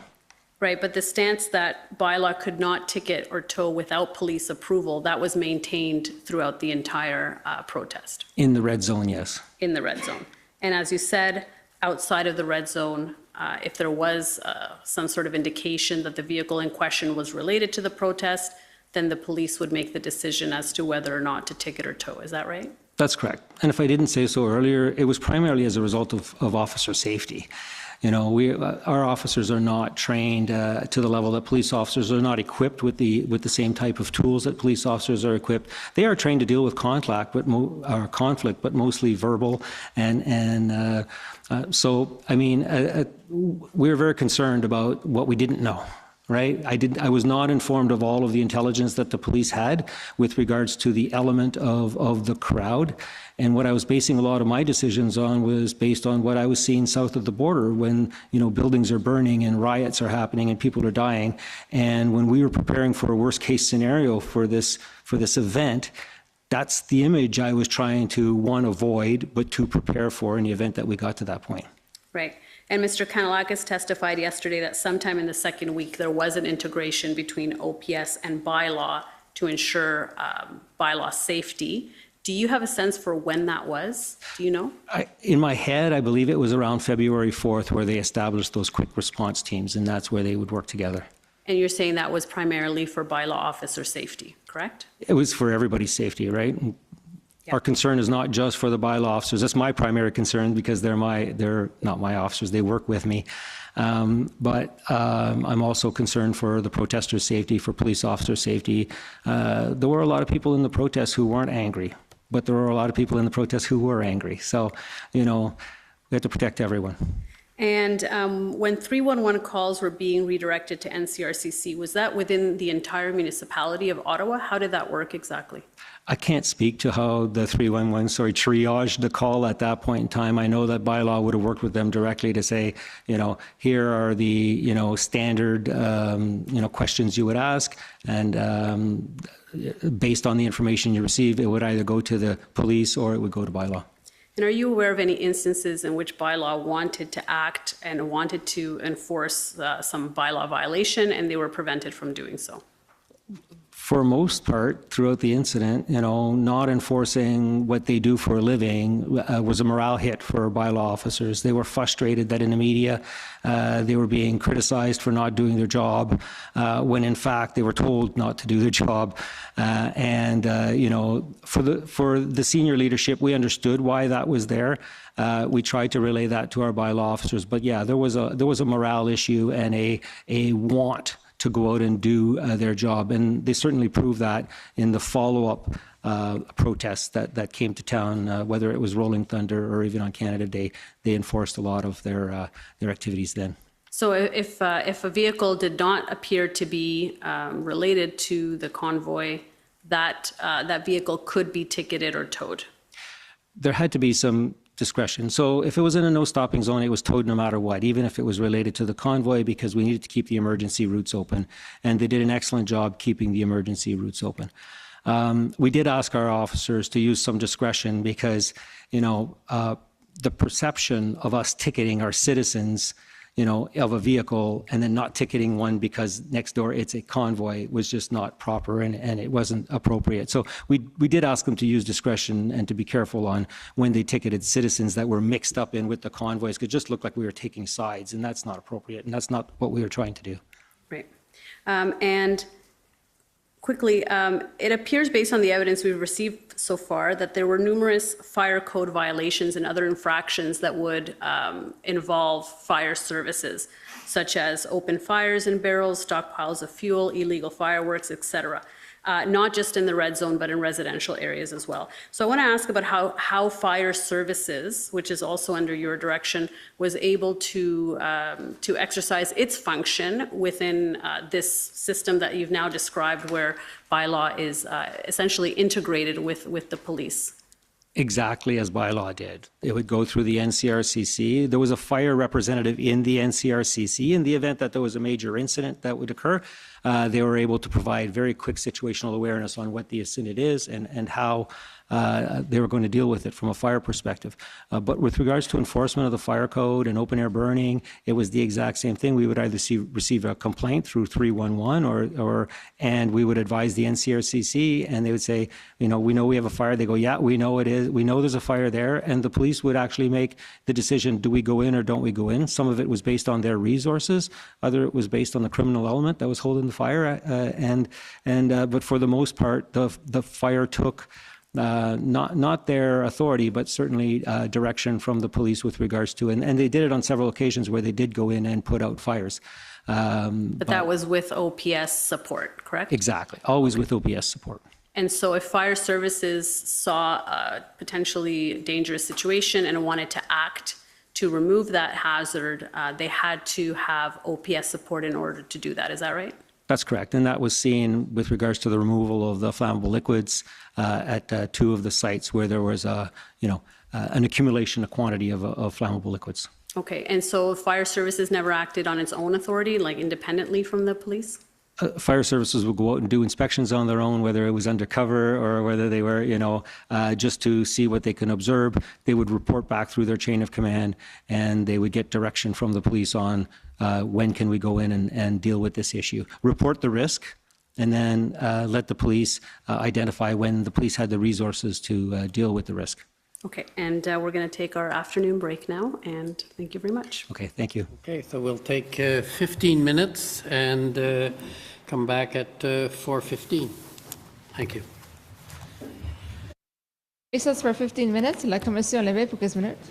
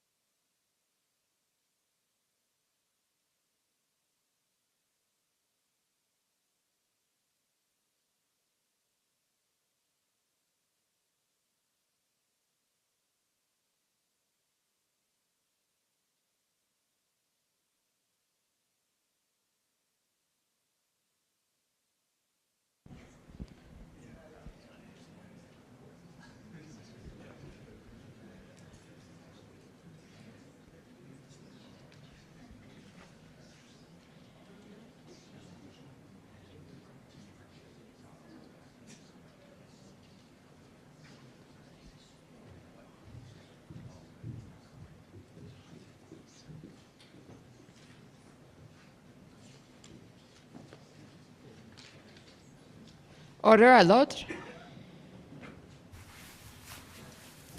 The commission is reconvened. La commission reprend. Welcome back, Mr. Ayot. Thank you. If I can take you to OTT 9778. And before we do it, I have been asked if you can please slow down your answers a little bit. I am also guilty of this for the purposes of the translation, so I think we will both try to speak a little bit slower, if that's okay. Agreed. Great, thank you. Okay, and this is not the document I wanted. 9778. Yeah, okay. Well, it may be that I have it wrong here in my notes, but in any event, if we can actually go down, this is, I did want to take you to this one for something else, so we can go to this document, that's fine. So this, my understanding, is a letter that you wrote to Mr. Paradis, who is the Director of Real Property Services at Public Services and Procurement Canada. Is that right? That's correct. And what was the purpose of this letter? We were trying to get security around the Cenotaph in that it had been desecrated. Several instances had occurred overnight, and we wanted it protected. And so I put the request in through the EOC to contact the federal government to see if they can provide security services and or a fence around it so that we can protect this very important site. At which time I received notice that, yes, they wanted it in writing, so I proceeded to put it in writing. Okay, so you contacted them first, and they said, put the request in writing, and that's what this is that right? That's correct. And did they provide that fencing, and did they put that fencing up? Yes, they did. Okay. And did this request come from OPS, meaning did OPS ask you to reach out to procure this fencing, or was that something the city did on its own accord? It came through me through the EOC, which has an OPS sergeant in the EOC. So I believe it came through the OPS in that they did not have the resources to secure and protect the site, and they were asking if the federal government could actually provide that security. Okay, so OPS through the EOC was asking the city to ask PSPC to provide this fencing. That's correct. Okay. So we can take that down now. I wanted to ask you about towing and towing capacity. My understanding is that, and I had a document ready for that, but it's the wrong one. In any event, that there were about 28 vehicles that were towed that first weekend. Does that sound about right to you? That sounds correct, yes. Okay. And my understanding is that most of this towing was directed at ensuring that the emergency lanes were cleared. Is that right? That is correct. Okay. And were any heavy trucks ever towed by the city? No. At any point? No. Okay. So any towing and any towing numbers refers to pickup trucks and passenger trucks, essentially, passenger vehicles. Is that right? That is correct. Okay. Now, we see later on, and I think you'll agree with me, that minimal towing happened subsequent to that first weekend. There was sometimes there would be no days where, sorry, there'd be days where there'd be no towing, and there'd be days where there'd be one or two vehicles towed. Does that sound about right? Correct. And so we heard that towing companies were not willing to participate in towing for various reasons, and that was the reason why towing wasn't more aggressively pursued. Is that right? Well, there are two issues there. One is towing of small vehicles. We are still accomplishing that, but we had to work within the red zone, and the emergency routes were staying clear. So I think the protesters got the message early on that we were going to have zero tolerance in the emergency routes for the protection of the citizens and themselves and the buildings of the City of Ottawa. But the secondly is the larger vehicle towing was the real challenge for obtaining those tow services. And so we reached out, the EOC again reached out looking for resources. We were getting it from all different directions. The police asked the EOC to see if they can make some contacts. The police were also making contact with various tow companies. They were asking if we had any contact with the province. So through the EOC, again, we were contacting the province to see if they had resources. The mayor suggested that, Mayor Tory in Toronto had contacts. We did receive those from the mayor. And again, we would inquire with regards to the availability of towing. And for the most part, it was no. They didn't want to participate, and initially they were sympathizers for the most part. The other thing was that it was their client group, and their reputational risk down the road with regards to losing those clients. I didn't hear damage to trucks much, but then they came out and said it was a driver safety issue, and that's what they kept bringing forward all the time, following other discussions with them.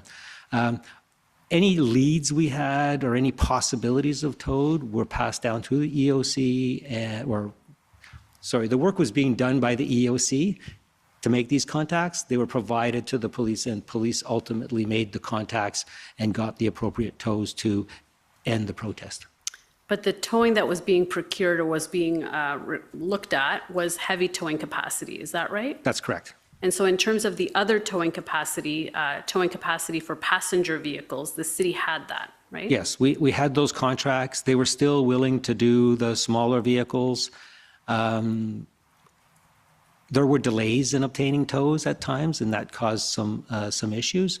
But for the most part, we were able to tow if we needed to tow smaller vehicles. Right, and passenger vehicles or smaller vehicles include pickup trucks, correct? Yes. Okay. So the reason there were 28 tows in the first weekend and very minimal towing after that, there was no other day where there were double-digit towing. It was 1, 2, sometimes 0 vehicles being towed, and there is a chart that will be entered into evidence that shows the number of vehicles that were being towed every day. Is that because the towing companies that had been towing that first weekend refused to continue towing, or is it because bylaw was not requesting additional towing of passenger vehicles after that first weekend? It's not the first thing you mentioned. It wasn't because we couldn't get the tow trucks. It was primarily because the emergency routes were being maintained and they were open. And that's what we normally find with a major event is the first few hours you get a lot of people who aren't familiar with the closure of the emergency lanes or keeping the no tow zones. And then, they get towed. And then the word gets out quite quickly that those are no tow zones or tow zones, sorry. And then, things self-correct to a certain degree. So the purpose of towing was exclusively to maintain emergency lanes. Is that right? That was our priority of towing, yes. Okay, so if the emergency lanes were maintained, then no towing would take place generally. That's correct. Okay. So let me ask about emergency lanes then. I want to understand a little bit about how they worked. So the question is whether there was an emergency lane maintained on all streets, or whether certain designated routes were ensured that they had an emergency lane north, south, and east, west. Can you shed some light on that? Yes, only certain routes had emergency lanes. Again, these were all pre-planned. So part of our planning cycle, and we do this for all events and demonstrations, is we have a city department, transportation department that actually has experts that look at traffic flows and how to best manage the traffic and the incident. And it's called TIMG, the Traffic Incident Management Group. And they work closely with police to identify, how are we going to manage the incident that's being proposed or coming forward. And they would close certain lanes. For example, Kent Street was closed completely. There was no emergency lane on Kent Street. And there were a few other streets like that. But for the most part, we had the emergency routes that we had identified through the TIMG group were maintained throughout the protests. Sorry. So if an emergency occurred on Kent Street, a street that you've indicated was completely blocked off, so a building in the middle of Kent Street, there is a fire or some emergency, how would the emergency vehicles get to that street? We were able to access it through other streets. So, the streets that are running perpendicular or parallel to it, the buildings were accessible by other means. Okay, so... it's not an ideal situation, but it was the best situation that we could come up with based on the planning. Okay, so, and I assume then that there would be some areas that would not be completely accessible if a lot of streets were closed off completely, or there were several streets that were closed off, then there would be at least some buildings that would have been inaccessible to emergency vehicles. Every building was pre-planned in that they would, fire and paramedic service would look at their CAD and look at what they were dealing with in the preparation for all of this. And they do it for other city events such as Canada Day, et cetera. And they go, okay, so how are we going to get there if there's an incident?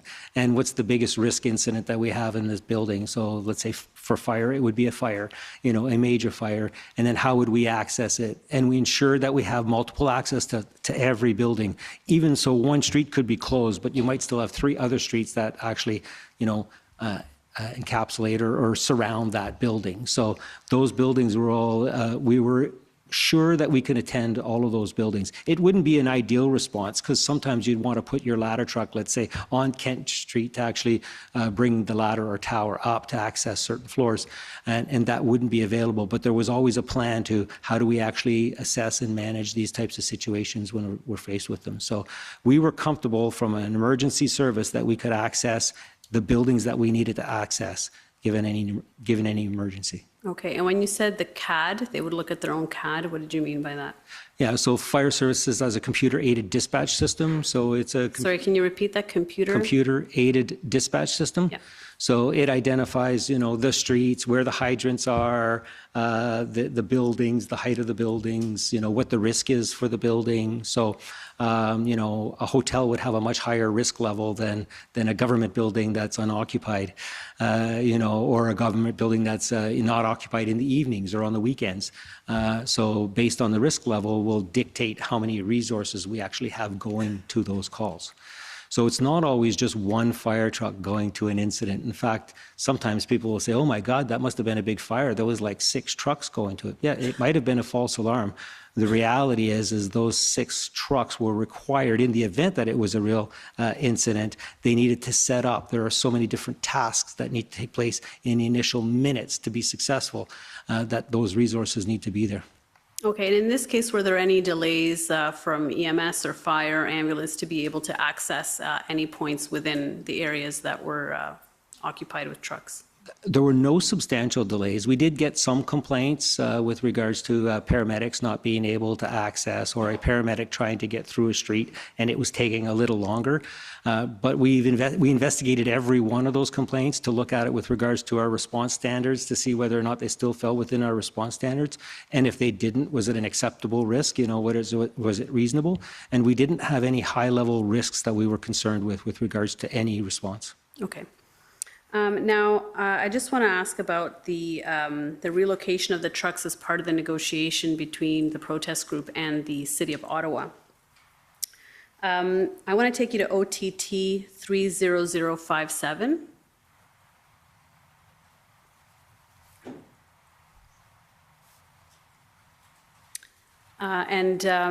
Is this a text message from your phone? Yes, it is. And it says Chris Protester in brackets. Is that the name that you entered for that phone number? That's correct. Okay, and who's Chris Protester? It's Chris Barber. Okay, and so in green, this would be you speaking, and the gray would be Mr. Barber, correct? Correct. Okay, thank you. And if I can just take you to page 4 of those exchanges. So you say, are you continuing to try to move trucks today, or has that effort stalled? And if we just go up a little bit more, we'll see. I just want to look at the date that was sent. If we go up, so it's on Tuesday, February 15. Okay, thank you. We can go back down. Are you continuing to try to move trucks today, or has that effort stalled? And he says, we moved maybe 40 yesterday. I wore myself out yesterday with that, rested up now, and preparing to get at it again. And then you say, thanks, Chris. So we have heard that there were about 40 heavy trucks that were relocated as a result. Is that your understanding as well? Is that what Mr. Barber was telling you? Yes, I concur with him that was my approximation as well at the time. Okay, and there were an additional passenger vehicles that were towed as well? Yes, because Or there were relocated. trucks and cars and pickup Right. trucks. And to move the trucks, they had to move the smaller vehicles as well, and they were relocated.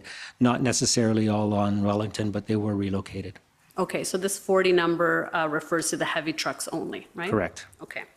And we know that shortly after this message, the effort to relocate trucks stopped or was ended. You also had discussions with Superintendent Drummond, who I understand was the OPS liaison to this relocation effort. Did he explain to you why there were no more trucks being relocated to Wellington at a certain point? No, he simply indicated that the police were no longer allowing trucks on Wellington. Okay, and he didn't give you an explanation for why? No. Okay, thank you. Those are all my questions for you, Mr. Ayot. Thank you very much. Thank you. Okay. Thank you, Council. First up is the Ottawa Police Service.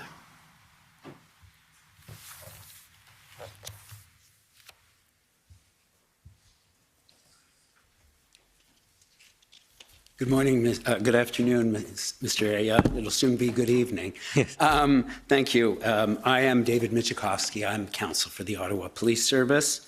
I just want to get some clarification with respect to the relationship between bylaw and regulatory services and the police. And you mentioned Roger Chapman. Is that the name? Yes, he's the Director of Bylaw Services, correct?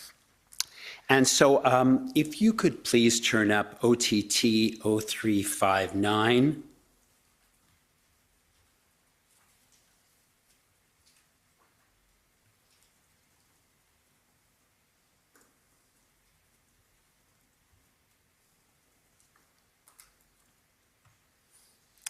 And if we scroll down to the bottom of the chain, there is a draft. Yeah, so if we just stop there, thank you very much, in which it indicates, or perhaps you could just go up a little bit more so we could just see, yeah, it's from Peggy Starich to Ghislain Lamotte. And you'll see that what has been sent is I guess, a draft release to Ottawa business partners that has been drafted and is being sent to you ultimately for review, correct? I believe I'm in the review process, yeah, further up into the exchange. And so you'll see, if we look at the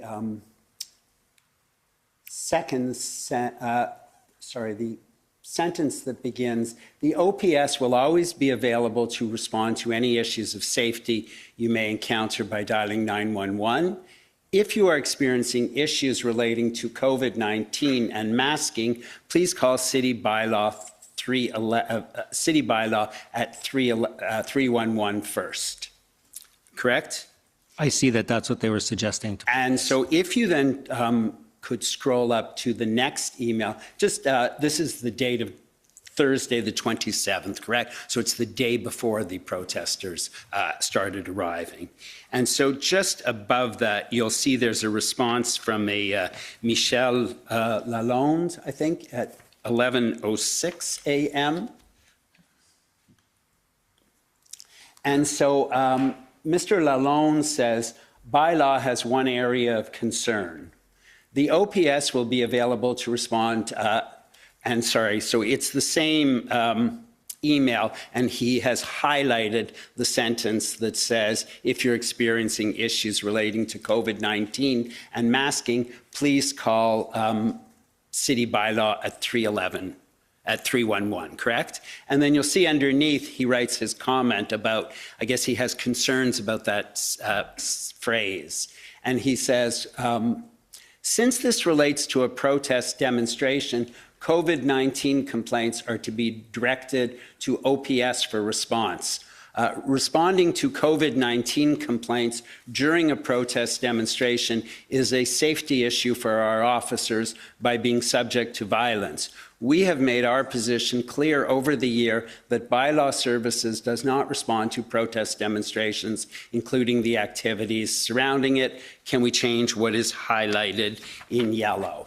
And then if we scroll up above that, you'll see there's a request for a revised text. And then if you scroll up to the, continue scrolling up, please. And then you'll see that somebody named Tanya McCumber has said on January 27th, below is the email chain regarding the calls within the demonstration. Roger advised myself that Kim made the police aware yesterday at a meeting, and Roger will reiterate again tomorrow at the meeting with the police. And I take it you did reiterate that position? Yes, I reiterated the position that we would not be putting bylaw officers in dangerous situations that could affect their health or the safety of anyone around them. And that had been, I guess, the consistent position of bylaw for about a year prior to that, it sounds like. As I indicated earlier, yeah, it was the position for all protests and demonstrations. I want to say it's always been that way, but it's been that way for a long time, as far as I can remember it. You mentioned that there were occasions where bylaw went in with police in these QR teams. These are quick response teams, correct? Yes. And so they would issue tickets for parking, noise bylaw complaints, and that would be in the demonstration zone, correct? Correct. And in fact, there were several hundred tickets issued by those quick response teams for those type of complaints, were there not? Yes, that's correct. We can also see, if you could be good enough, please, to turn to 10463 OTT.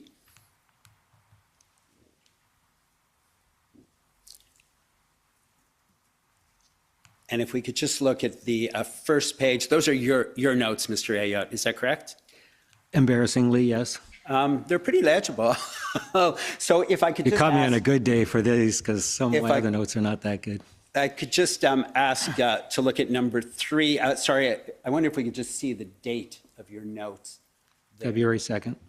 February 2nd. Okay, perfect. And number 3, the market was in the red zone, but that zone has been shrinking as a result of police demobilizing the demonstration. So you were able to then to provide some enforcement in bylaw enforcement in that area as well.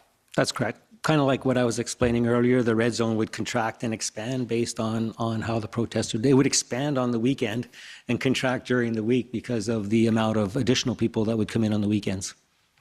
I understand that on the first weekend, so that would be the weekend of starting Friday, the 28th, 29th, 30th, there were, is it fair to say, thousands of trucks in Ottawa? I think our estimation was, 500 to 1,000. Like it was difficult to tell because of all the small vehicles as well. If you included all of the small vehicles, yes, it would be over 1,000. My understanding was after the weekend, after the first weekend, we've heard somewhere in the vicinity of 70% of those big trucks left. Is that consistent with your understanding? The consistent number throughout the following weeks was around 400 to 500 that actually stayed behind, and those were big trucks. Those were the tractor trailers. That number would fluctuate as well, as it would expand and contract, but mostly it stayed consistent because the trucks moved into the area and stayed there. They chained themselves together. They made themselves difficult to move, and as a result of that, they were there for the long haul. So that'd be about 400 or so, I think. Correct, yeah.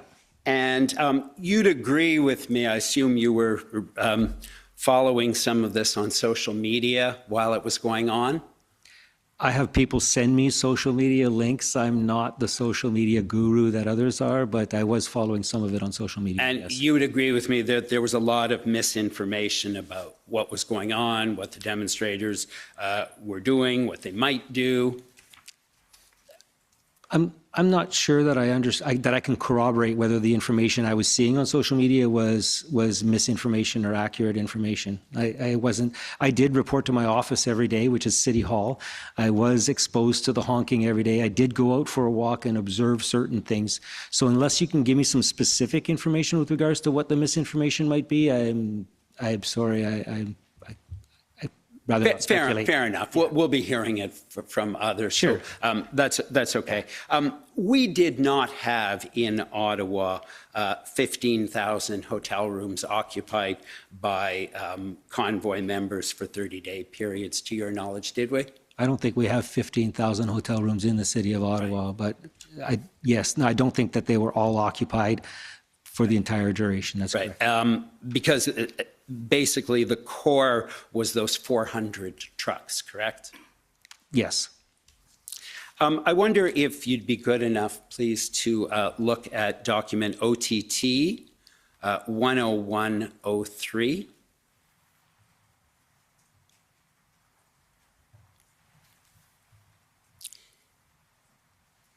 And if we can start at the top, I guess.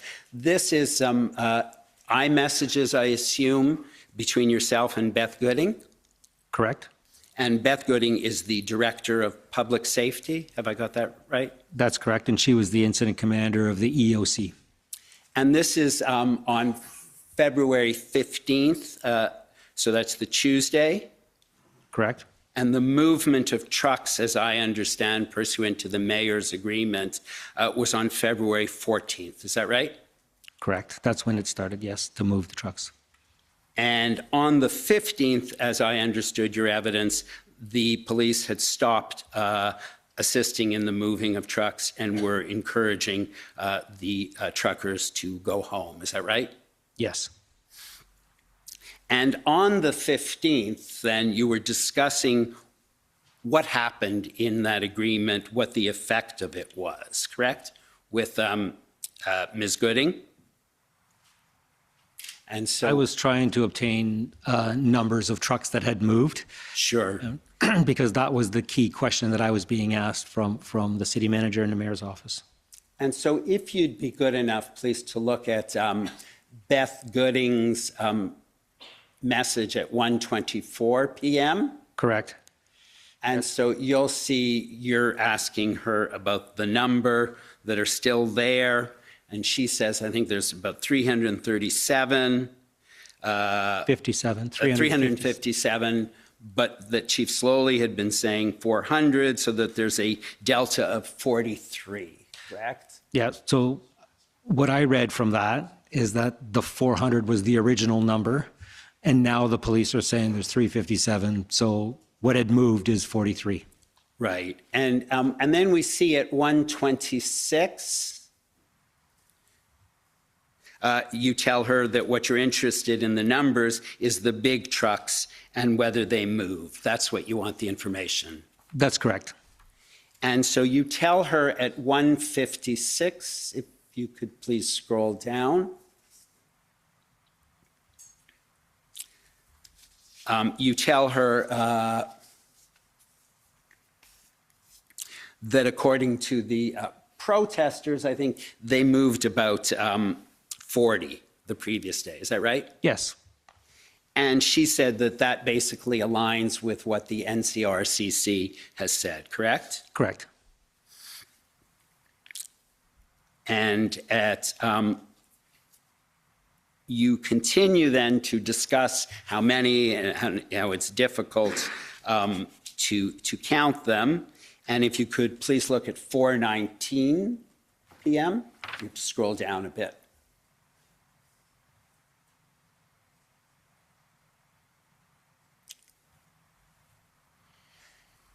Yeah, so at 4:19, Ms. Gooding says, also confirming again that there was some weirdness yesterday. When trucks left spaces, other vehicles got into the empty places left as the hardcore protesters are jockeying for position. That's what she says.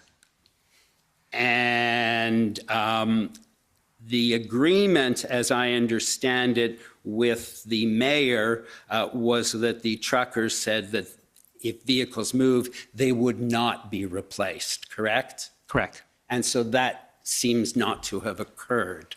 Yeah, my understanding is, as I indicated earlier, that while they were moving some of the big trucks, they had to move some of the smaller pickup trucks that were, wedged in between them or beside them, and that those were probably the ones jockeying for spots after the fact. And so if we then look at 457, that same chain, you indicate you're going to report approximately 175 trucks remain south of Wellington and 120 north of Wellington, correct? Yeah, I believe that's after I actually walked it and counted them. And if you could look at 425, please, if you just go up a bit. You're talking about, I guess Ms. Gooding is giving you the count as best as they're able to on the 15th of the number of trucks remaining, correct? At the various locations. Yes. And so what we see is Metcalf, 70 trucks. Correct? Yes, that's what she says. And so yesterday we saw a picture from the mayor's office of Metcalf, and we saw no trucks on it, but I assume that we were only seeing a one-block portion because there were about 70 trucks still on Metcalf, it looks like.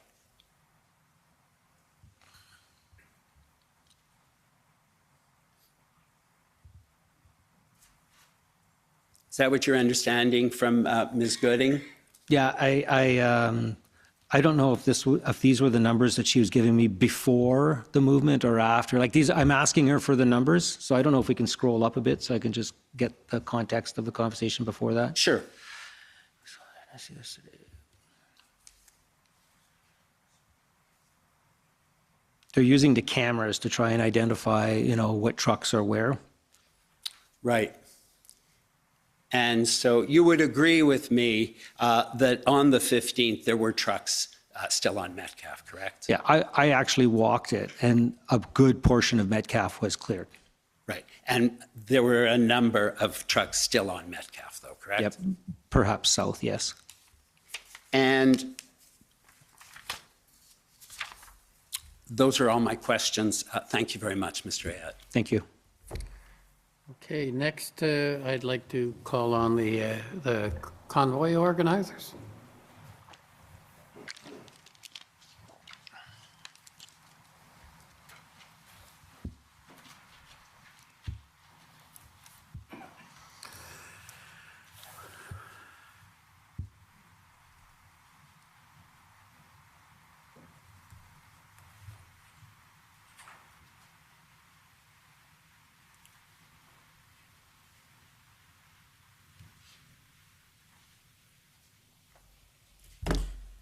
Good afternoon, sir. For the record, Brendan Miller. I'm counsel to the Freedom Corp, which is an organization representing the protesters that were in your city in January and February of 2022. So just first off, I want to talk to you sort of in your capacity as being the director of safety and that sort of things, or overseeing that department. Can you agree with me that between January 27th and February 14th, there were over 3,000 tickets issued for provincial and municipal infractions? That sounds correct. I'd have to actually look at the numbers, but we did provide all of those documents through the disclosure process. Right. And were some of those tickets issued by the bylaw office? Most of them were issued by the bylaw office. Right. And I take it that during the issuing of those over 3,000 tickets, none of your bylaw officers were assaulted? There were some contentious times, and so I can't say that none of them were assaulted, not that I know of. Not that you know of, right. So you never had reported to you and no charges were laid against any protester issued a ticket with respect to physically assaulting a bylaw officer? No, I just know that a couple of them got swarmed, but that they didn't get physically assaulted. Okay, so 3,000 tickets is a lot. That's a lot of interactions with a lot of protesters. And not a single assaulting a peace officer charge was laid in relation to your bylaw officers. That's correct. Now, the numbers I understand is that between January 27th and February 14th, there were a total of 31 arrests made. Is that correct, of the protesters? You'd have to ask the police that. I don't capture those numbers. Okay. You don't keep those sort of numbers? You don't capture those sort of numbers? I don't manage the police. I manage all other emergency services in the city of Ottawa. Okay. To your knowledge, is it not true, again, you don't have to, if you don't have the information, please just advise. To your knowledge, is it not true that only 16 people of the protesters between that same time period, January 27th and February 14th, were charged? I can't speak to that. Thank you.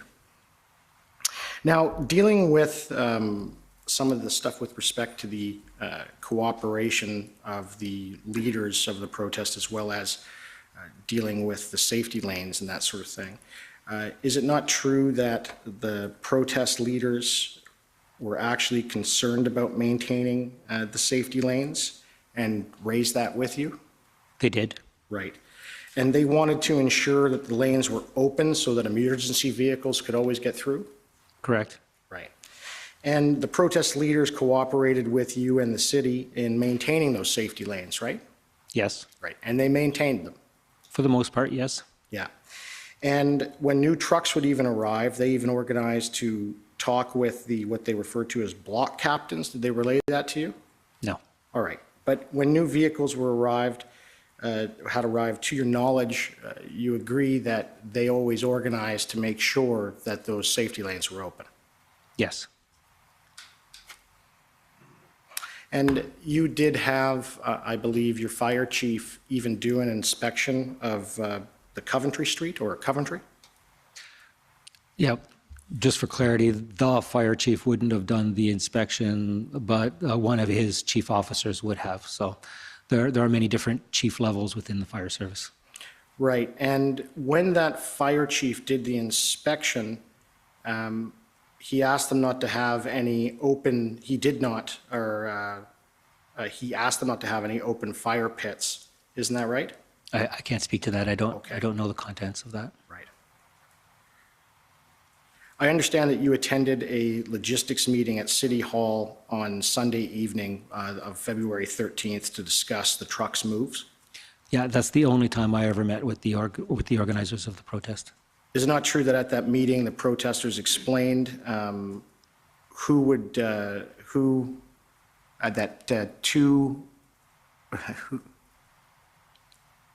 that two removed camps outside of the city had already been established outside of the city where they would go to?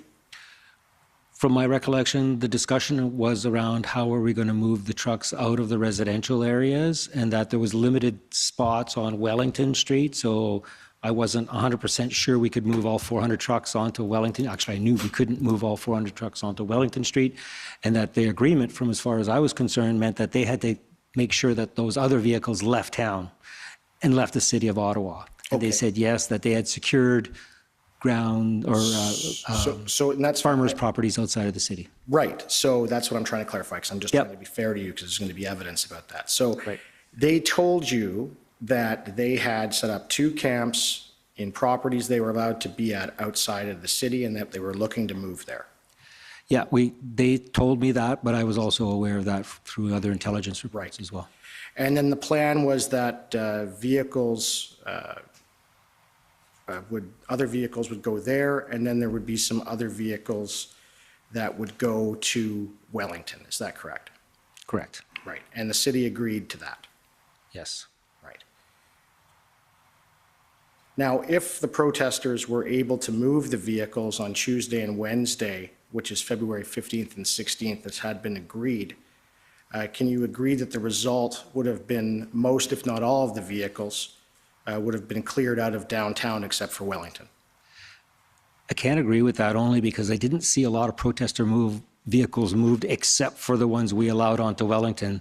So there seemed to be some movement onto Wellington, but no movement out of the city as was agreed to. So if there would have been a good faith movement on both parts, then I could maybe agree to that, but I can't today. Right, but isn't it true, and the commission's heard evidence, that the move on to Wellington eventually got blocked? It got stopped by police, yes. Right, so it got stopped by the police, so the deal didn't go through because of the police. Yes. Right, and so if the deal went through and it was followed, the only vehicles and trucks of the protesters would have been on Wellington. I am not confident that would have happened. Right, but there was no reneging on the deal on behalf of the protesters at the time, and that's the evidence the commission's heard today, or to date. Would you agree with that? Yes, but Thank you. But the delta was they didn't control all the people in that block. They said they wanted to control all of them, and they hoped that they would have all of their buy-in, but they didn't. They had difficulty moving the 40 to Wellington Street because people didn't want to move. Okay, but the difficulty in moving individuals to Wellington Street after the agreement was announced, I put to you, was only stopped because the police wouldn't let them on to Wellington, and because the police then also stopped them from leaving the streets they were parked on. Isn't that correct? No, I can't speak to that. You'll have to ask Staff Sergeant Drummond about that. Those are my questions. Thank you. Okay, thank you. Next, it's former Chief Sloly's counsel. Thank you, Commissioner. We have no questions for Mr. Ayotte. Okay, next would be the Democracy Fund, JCCF.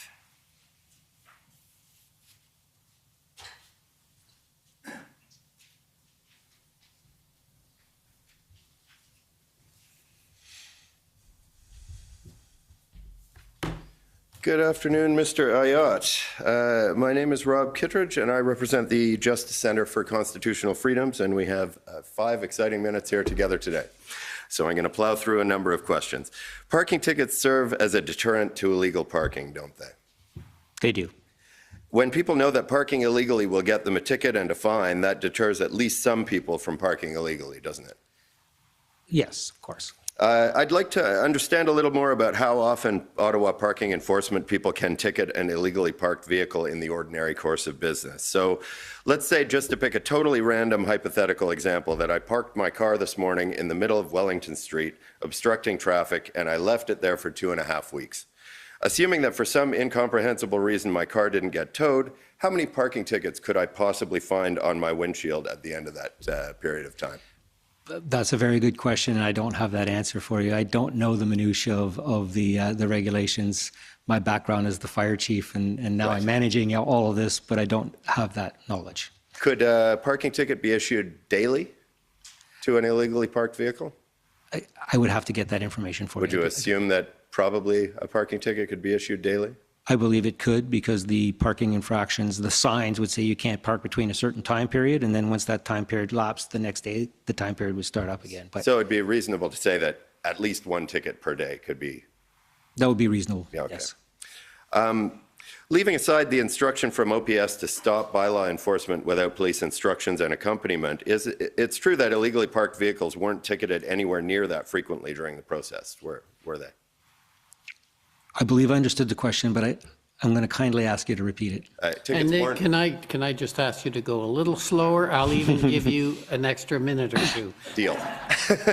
All right, I'm trying to plow through No, I know, more than but 5 minutes worth of questions. So but it's with the interpreters. The time is tight. So tickets weren't issued daily to illegally parked trucks during the protests, were they? That's correct. If the city had ticketed illegally parked vehicles much more aggressively, don't you think that mounting fines might have persuaded some drivers to move their vehicles? I do not. You don't think any drivers would have moved if more tickets were issued? I do not believe that the protesters were feared getting tickets or fines. And not a single driver would have moved in the face of mounting ticketing? I can't say that 100%, but certainly, in my opinion, very few would have left. All right. You said on the 29th you were instructed by OPS not to ticket in the red zone without their okay and accompaniment. On the 28th, approximately how many bylaw or parking enforcement officers were working in the downtown area? Yeah, I believe that information is in the disclosed material. I don't have that, but it was in the, 10, 15 officers generally work an area, and we would have had that many out that day. All right. So if those officers were out, they might have needed 10 or 15 police officers accompanying them to do their work in the red zone. Yes, but on the 28th, that wasn't necessary. Like, it would have been normal practice. Sure, but going forward, if Yes. they needed police accompaniment, that might have meant 15 officers. It might have. I can't speak to the police operation. They may feel that because of the threat that they would require more than one officer and one bylaw officer to attend those situations. Sure. I understand that in 2019, the City of Ottawa issued about 350,000 parking tickets. Does that sound about right to you? That sounds right. And 250,000 in 2020 due to COVID, I guess, which breaks down to about 20,000 parking tickets per month, or about 10,000 parking tickets every 2 weeks, doesn't it?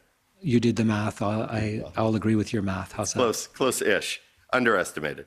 But we've heard that only 1,700 parking tickets or so were issued in downtown during that period of time, right? Correct. Yeah.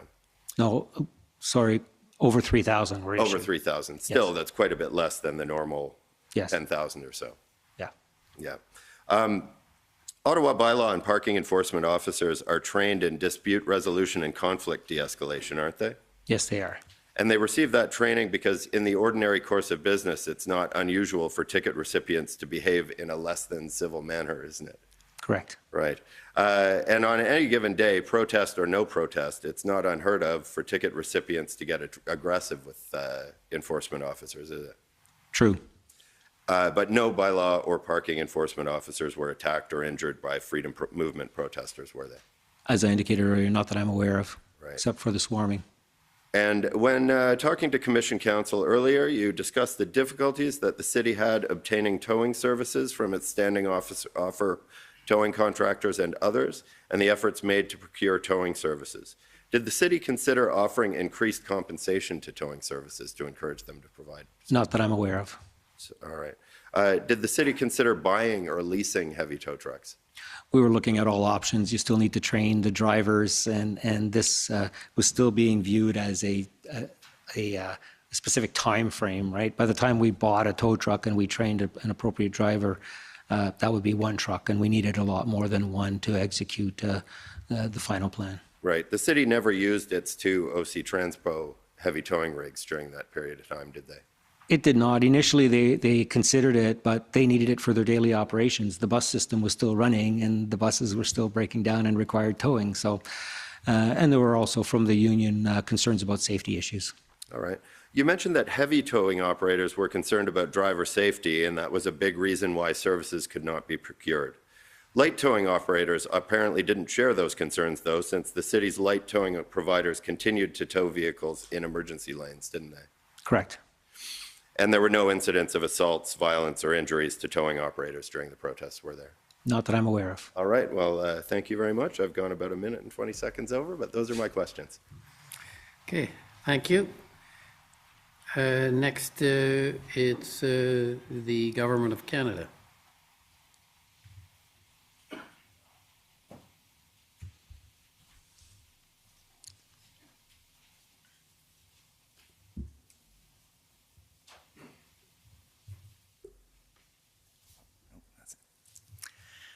Good afternoon, Commissioner. Mr. Ayot, my name is Andrew Gibbs, and I'm counsel for the Government of Canada. Bonjour. Bonjour. I have about 4 documents and about 5 minutes, so if this seems rushed, it is. The first document I would ask to call up is OTT 301305. And while it's coming up, this is the application record from the City of Ottawa with respect to the injunction on February 14th. Do you recognize this document? I do. And you provided an affidavit in support of this application? Yes, I did. And, excuse me, in your affidavit, you detail that the demonstrators were breaching city bylaws, correct? I did, yes. And that it was stretching city resources. Is that correct? Yes. You also state in the affidavit, I believe it's at paragraph 10, that you'd visited various sites, observed personally, and were advised by operational staff, both bylaw and regulatory services and fire services, to gather the information for the purposes of the affidavit. Is that correct? That's correct. And you swore this affidavit on February 13th? Sorry, if we could maybe go to it. It should be on about page 4, I believe. I thought it was the 11th, but Down 2 more pages. And 2 more to the actual affidavit starts. Right here. And it's sworn February 13th, 2022. Do you see that? yes, I do. Thank you. And do you adopt the information in this affidavit as true? Yes, I do. Thank you. Now, at paragraph, excuse me, paragraph 10 of the affidavit, you state that you're monitoring using CCTV cameras, and you were doing this out of concern for public safety and the ability of first responders and other city services to provide emergency and other services to downtown and across the city. Do you see that in paragraph 10?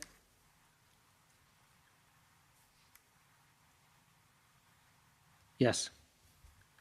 Yes. And so if we turn to, would you, based on the information that's in this affidavit, would you agree that the situation in downtown Ottawa at that time was fluid?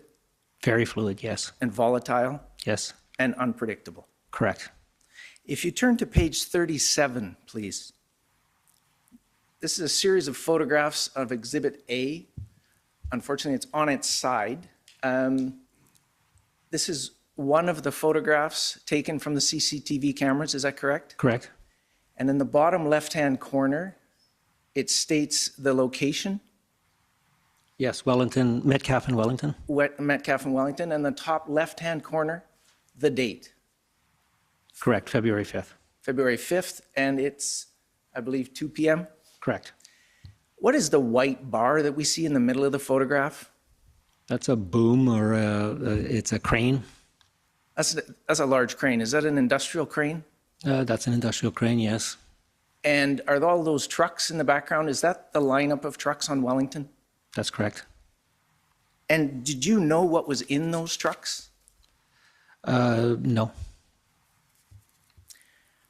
Now, if we go to page 2, I'll just move off of this document, but I would like to go to page 2, where the list of exhibits are included, and I would commend this to the commission, this entire affidavit with the exhibits. There are a series of photographs of fuel depots at Coventry Road, the RCGT Park. You'll see Exhibit D, photographs of fires and fuel stockpiles at Confederation Park.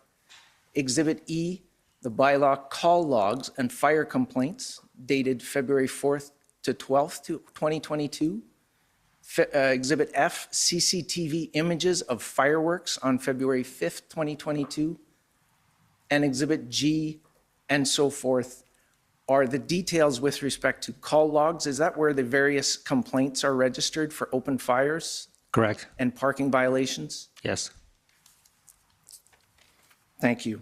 So in the interest of time, I would now like to move to 3 quick documents.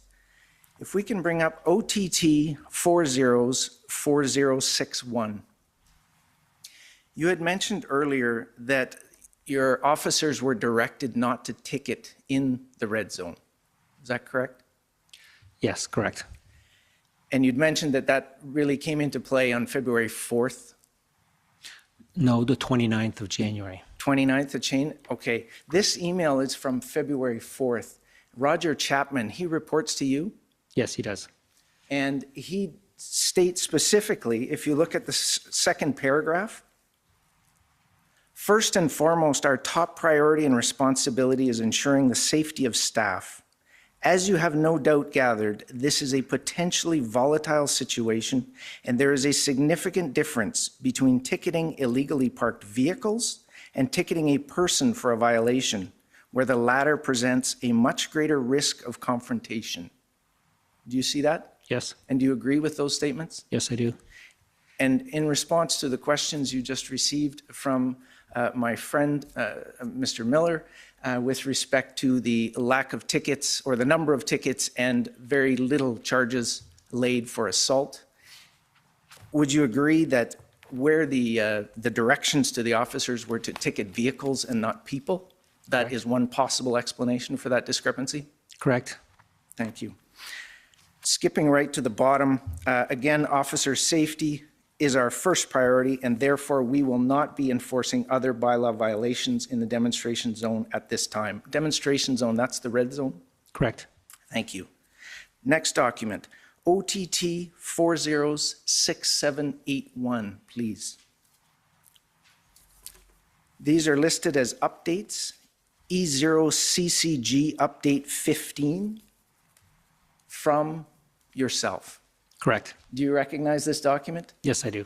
And would you agree that the purpose of this document was to provide accurate and timely information to your city colleagues? Yes, to my city leadership team. To your city leadership team. Thank you. The date of this email is Friday, February 11th, 2022 at 7:53 p.m. Yes.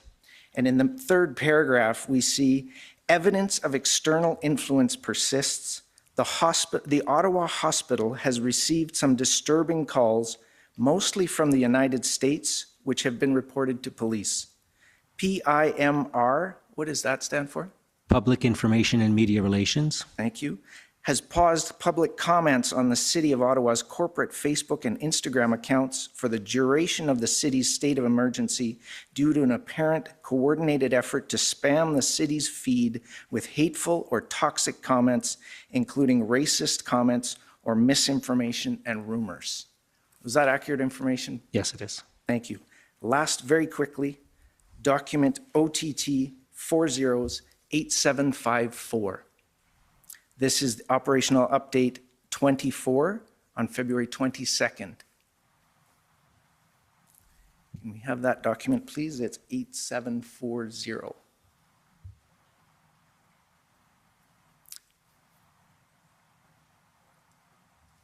And it references on the third paragraph.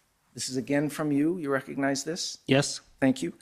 CHIO received a false bomb threat yesterday evening. Can you remind the Commissioner what CHIO stands for? It's the Children's Hospital here in Ottawa. So the Children's Hospital received a bomb threat. While false calls to 911 have been reduced, there are indications that outside interference persists.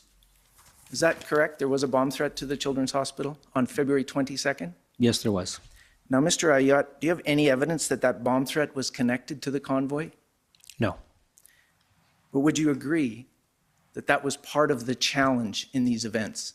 Correct. We received a tremendous amount of increased 911 calls that were also false during this time, higher than normal amounts of 911 calls. So we suspected that it was related. And the mayor had testified earlier today to what he referred to as whack-a-mole. Is it not correct and fair to say that you couldn't tell what was coming next? I think for the most part, yeah, we didn't know where they were going to go. We were trying to be strategic, but it was a difficult time. Thank you very much. Those are my questions. Thank you. Okay, next is the coalition. We have no questions. Thank you, Commissioner. Okay, thank you. Next is the CCDL and CLA. Good afternoon, or almost good evening. Mr. Ayotte, my name is Colleen McEwen, and I'm counsel to the Criminal Lawyers Association and the Canadian Council for Criminal Defence Lawyers. These are two organizations comprised of criminal defence lawyers. Many of the questions I have for you have already been canvassed, so I've been trying to tailor them as we've gone along. If I could just pick up on some questioning you got earlier about sort of the number of tickets overall over the course of a year. My friend said perhaps it was 300,000 or 250,000, and you said you didn't have the numbers in front of you, but you know that was sort of about right. Is that right? Yes.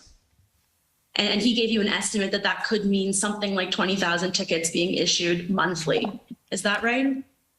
Yes.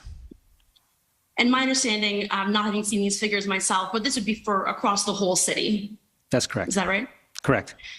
But is it still your view then that the 3,000 tickets that were issued over the course of the demonstration in the demonstration zone or related to the demonstration, that this would be a sort of a smaller fraction of tickets that bylaw services would have had the capacity to issue? Yes, but there were a lot more infractions in that zone that could have been ticketed. Right. So there were many more infractions, and this is a smaller number than the tickets that might have been issued, but for the safety concerns you've already described. Correct. And I understand that that bylaw and regulatory services received an approval for an increase to the set fines for various bylaw infractions on February 8th. Does that sound right? Yes. And I know you've already adopted the contents of the affidavit you swore as part of the city's injunction application in the course of questioning by another council.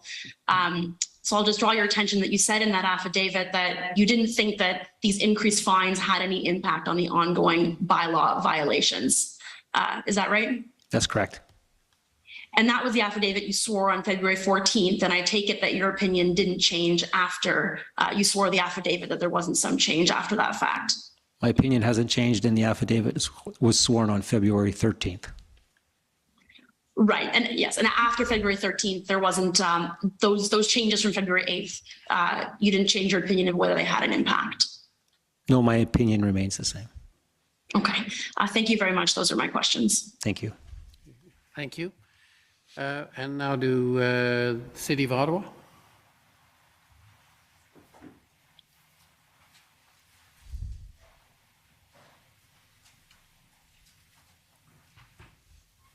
Thank you, Commissioner. Alyssa Tompkins, Counsel for the City of Ottawa. Mr. Ayad, I just have a few questions today. You had mentioned in your evidence that there was a document that reflected the direction to bylaw or to the EOC through the EOC on January 29th. I'm just going to take you to that for the record. Yes. So if we could turn up document OTT 00001270.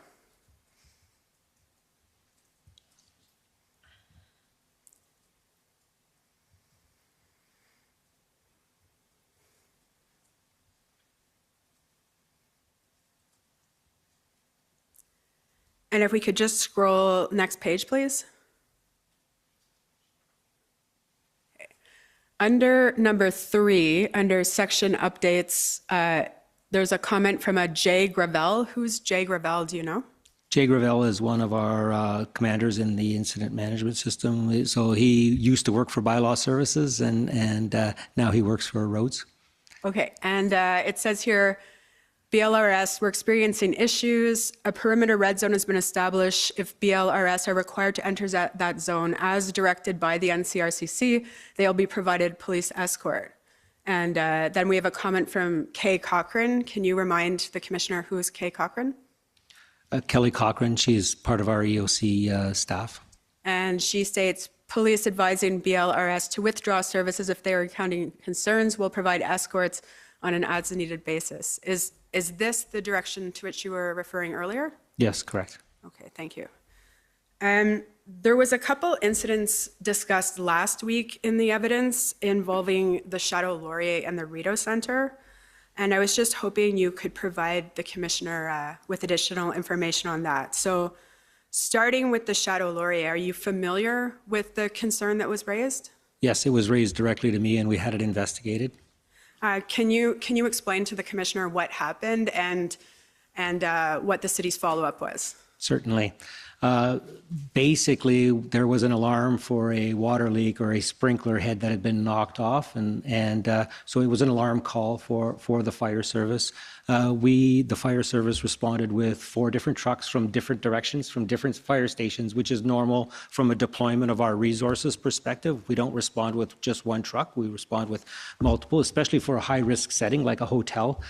On arrival, one of the trucks, got close enough but didn't get very close, and that's what was observed by the hotel. And I thought, oh my God, if there's an emergency, they can't get in here. The reality is there was 3 other trucks responding. The responders were already in the hotel dealing with the incident. There was no delay in response. So, you know, this was a time where people were very aware of all kinds of different issues, and it was being raised through us, through the BIAs and Hotel Association, that these types of concerns needed to be addressed because of public safety, their liability insurance, et cetera. So while I understand their fear, the risk of this call was very low, and we had pre-planned that facility daily, and we've had conversations with the managers since. So really, from a risk perspective, it was a relatively low risk event, but it did highlight that, you know, if there was a fire, you know, we may not get all 4 trucks there immediately, and there would be some need for movement of the protest vehicles. So while it was an incident that was looked at, it wasn't deemed as high risk as it was being first explained to us. Thank you, Mr. Ayotte. And in relation to the Rideau Centre incident, it might be helpful if we bring up the email correspondence. If someone could turn up document OTT 408284.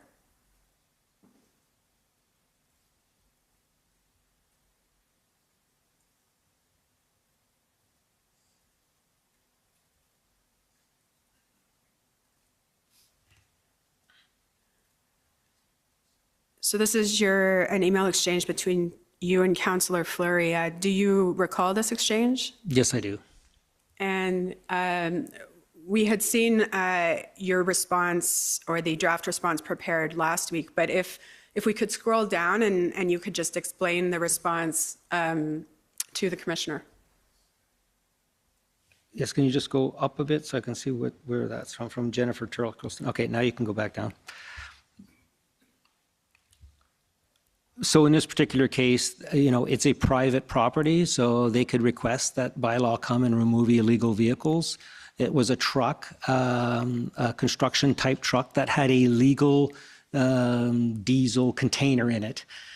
So the fear of it, you know, as Councillor Fleury indicated last week, you know, we should have evacuated the Rideau Centre. Well, that's not accurate because the risk was still very low. So in this particular case, the police attended initially, looked at the truck, spoke to the owner, told him he'd have to move it or he'd be getting a ticket.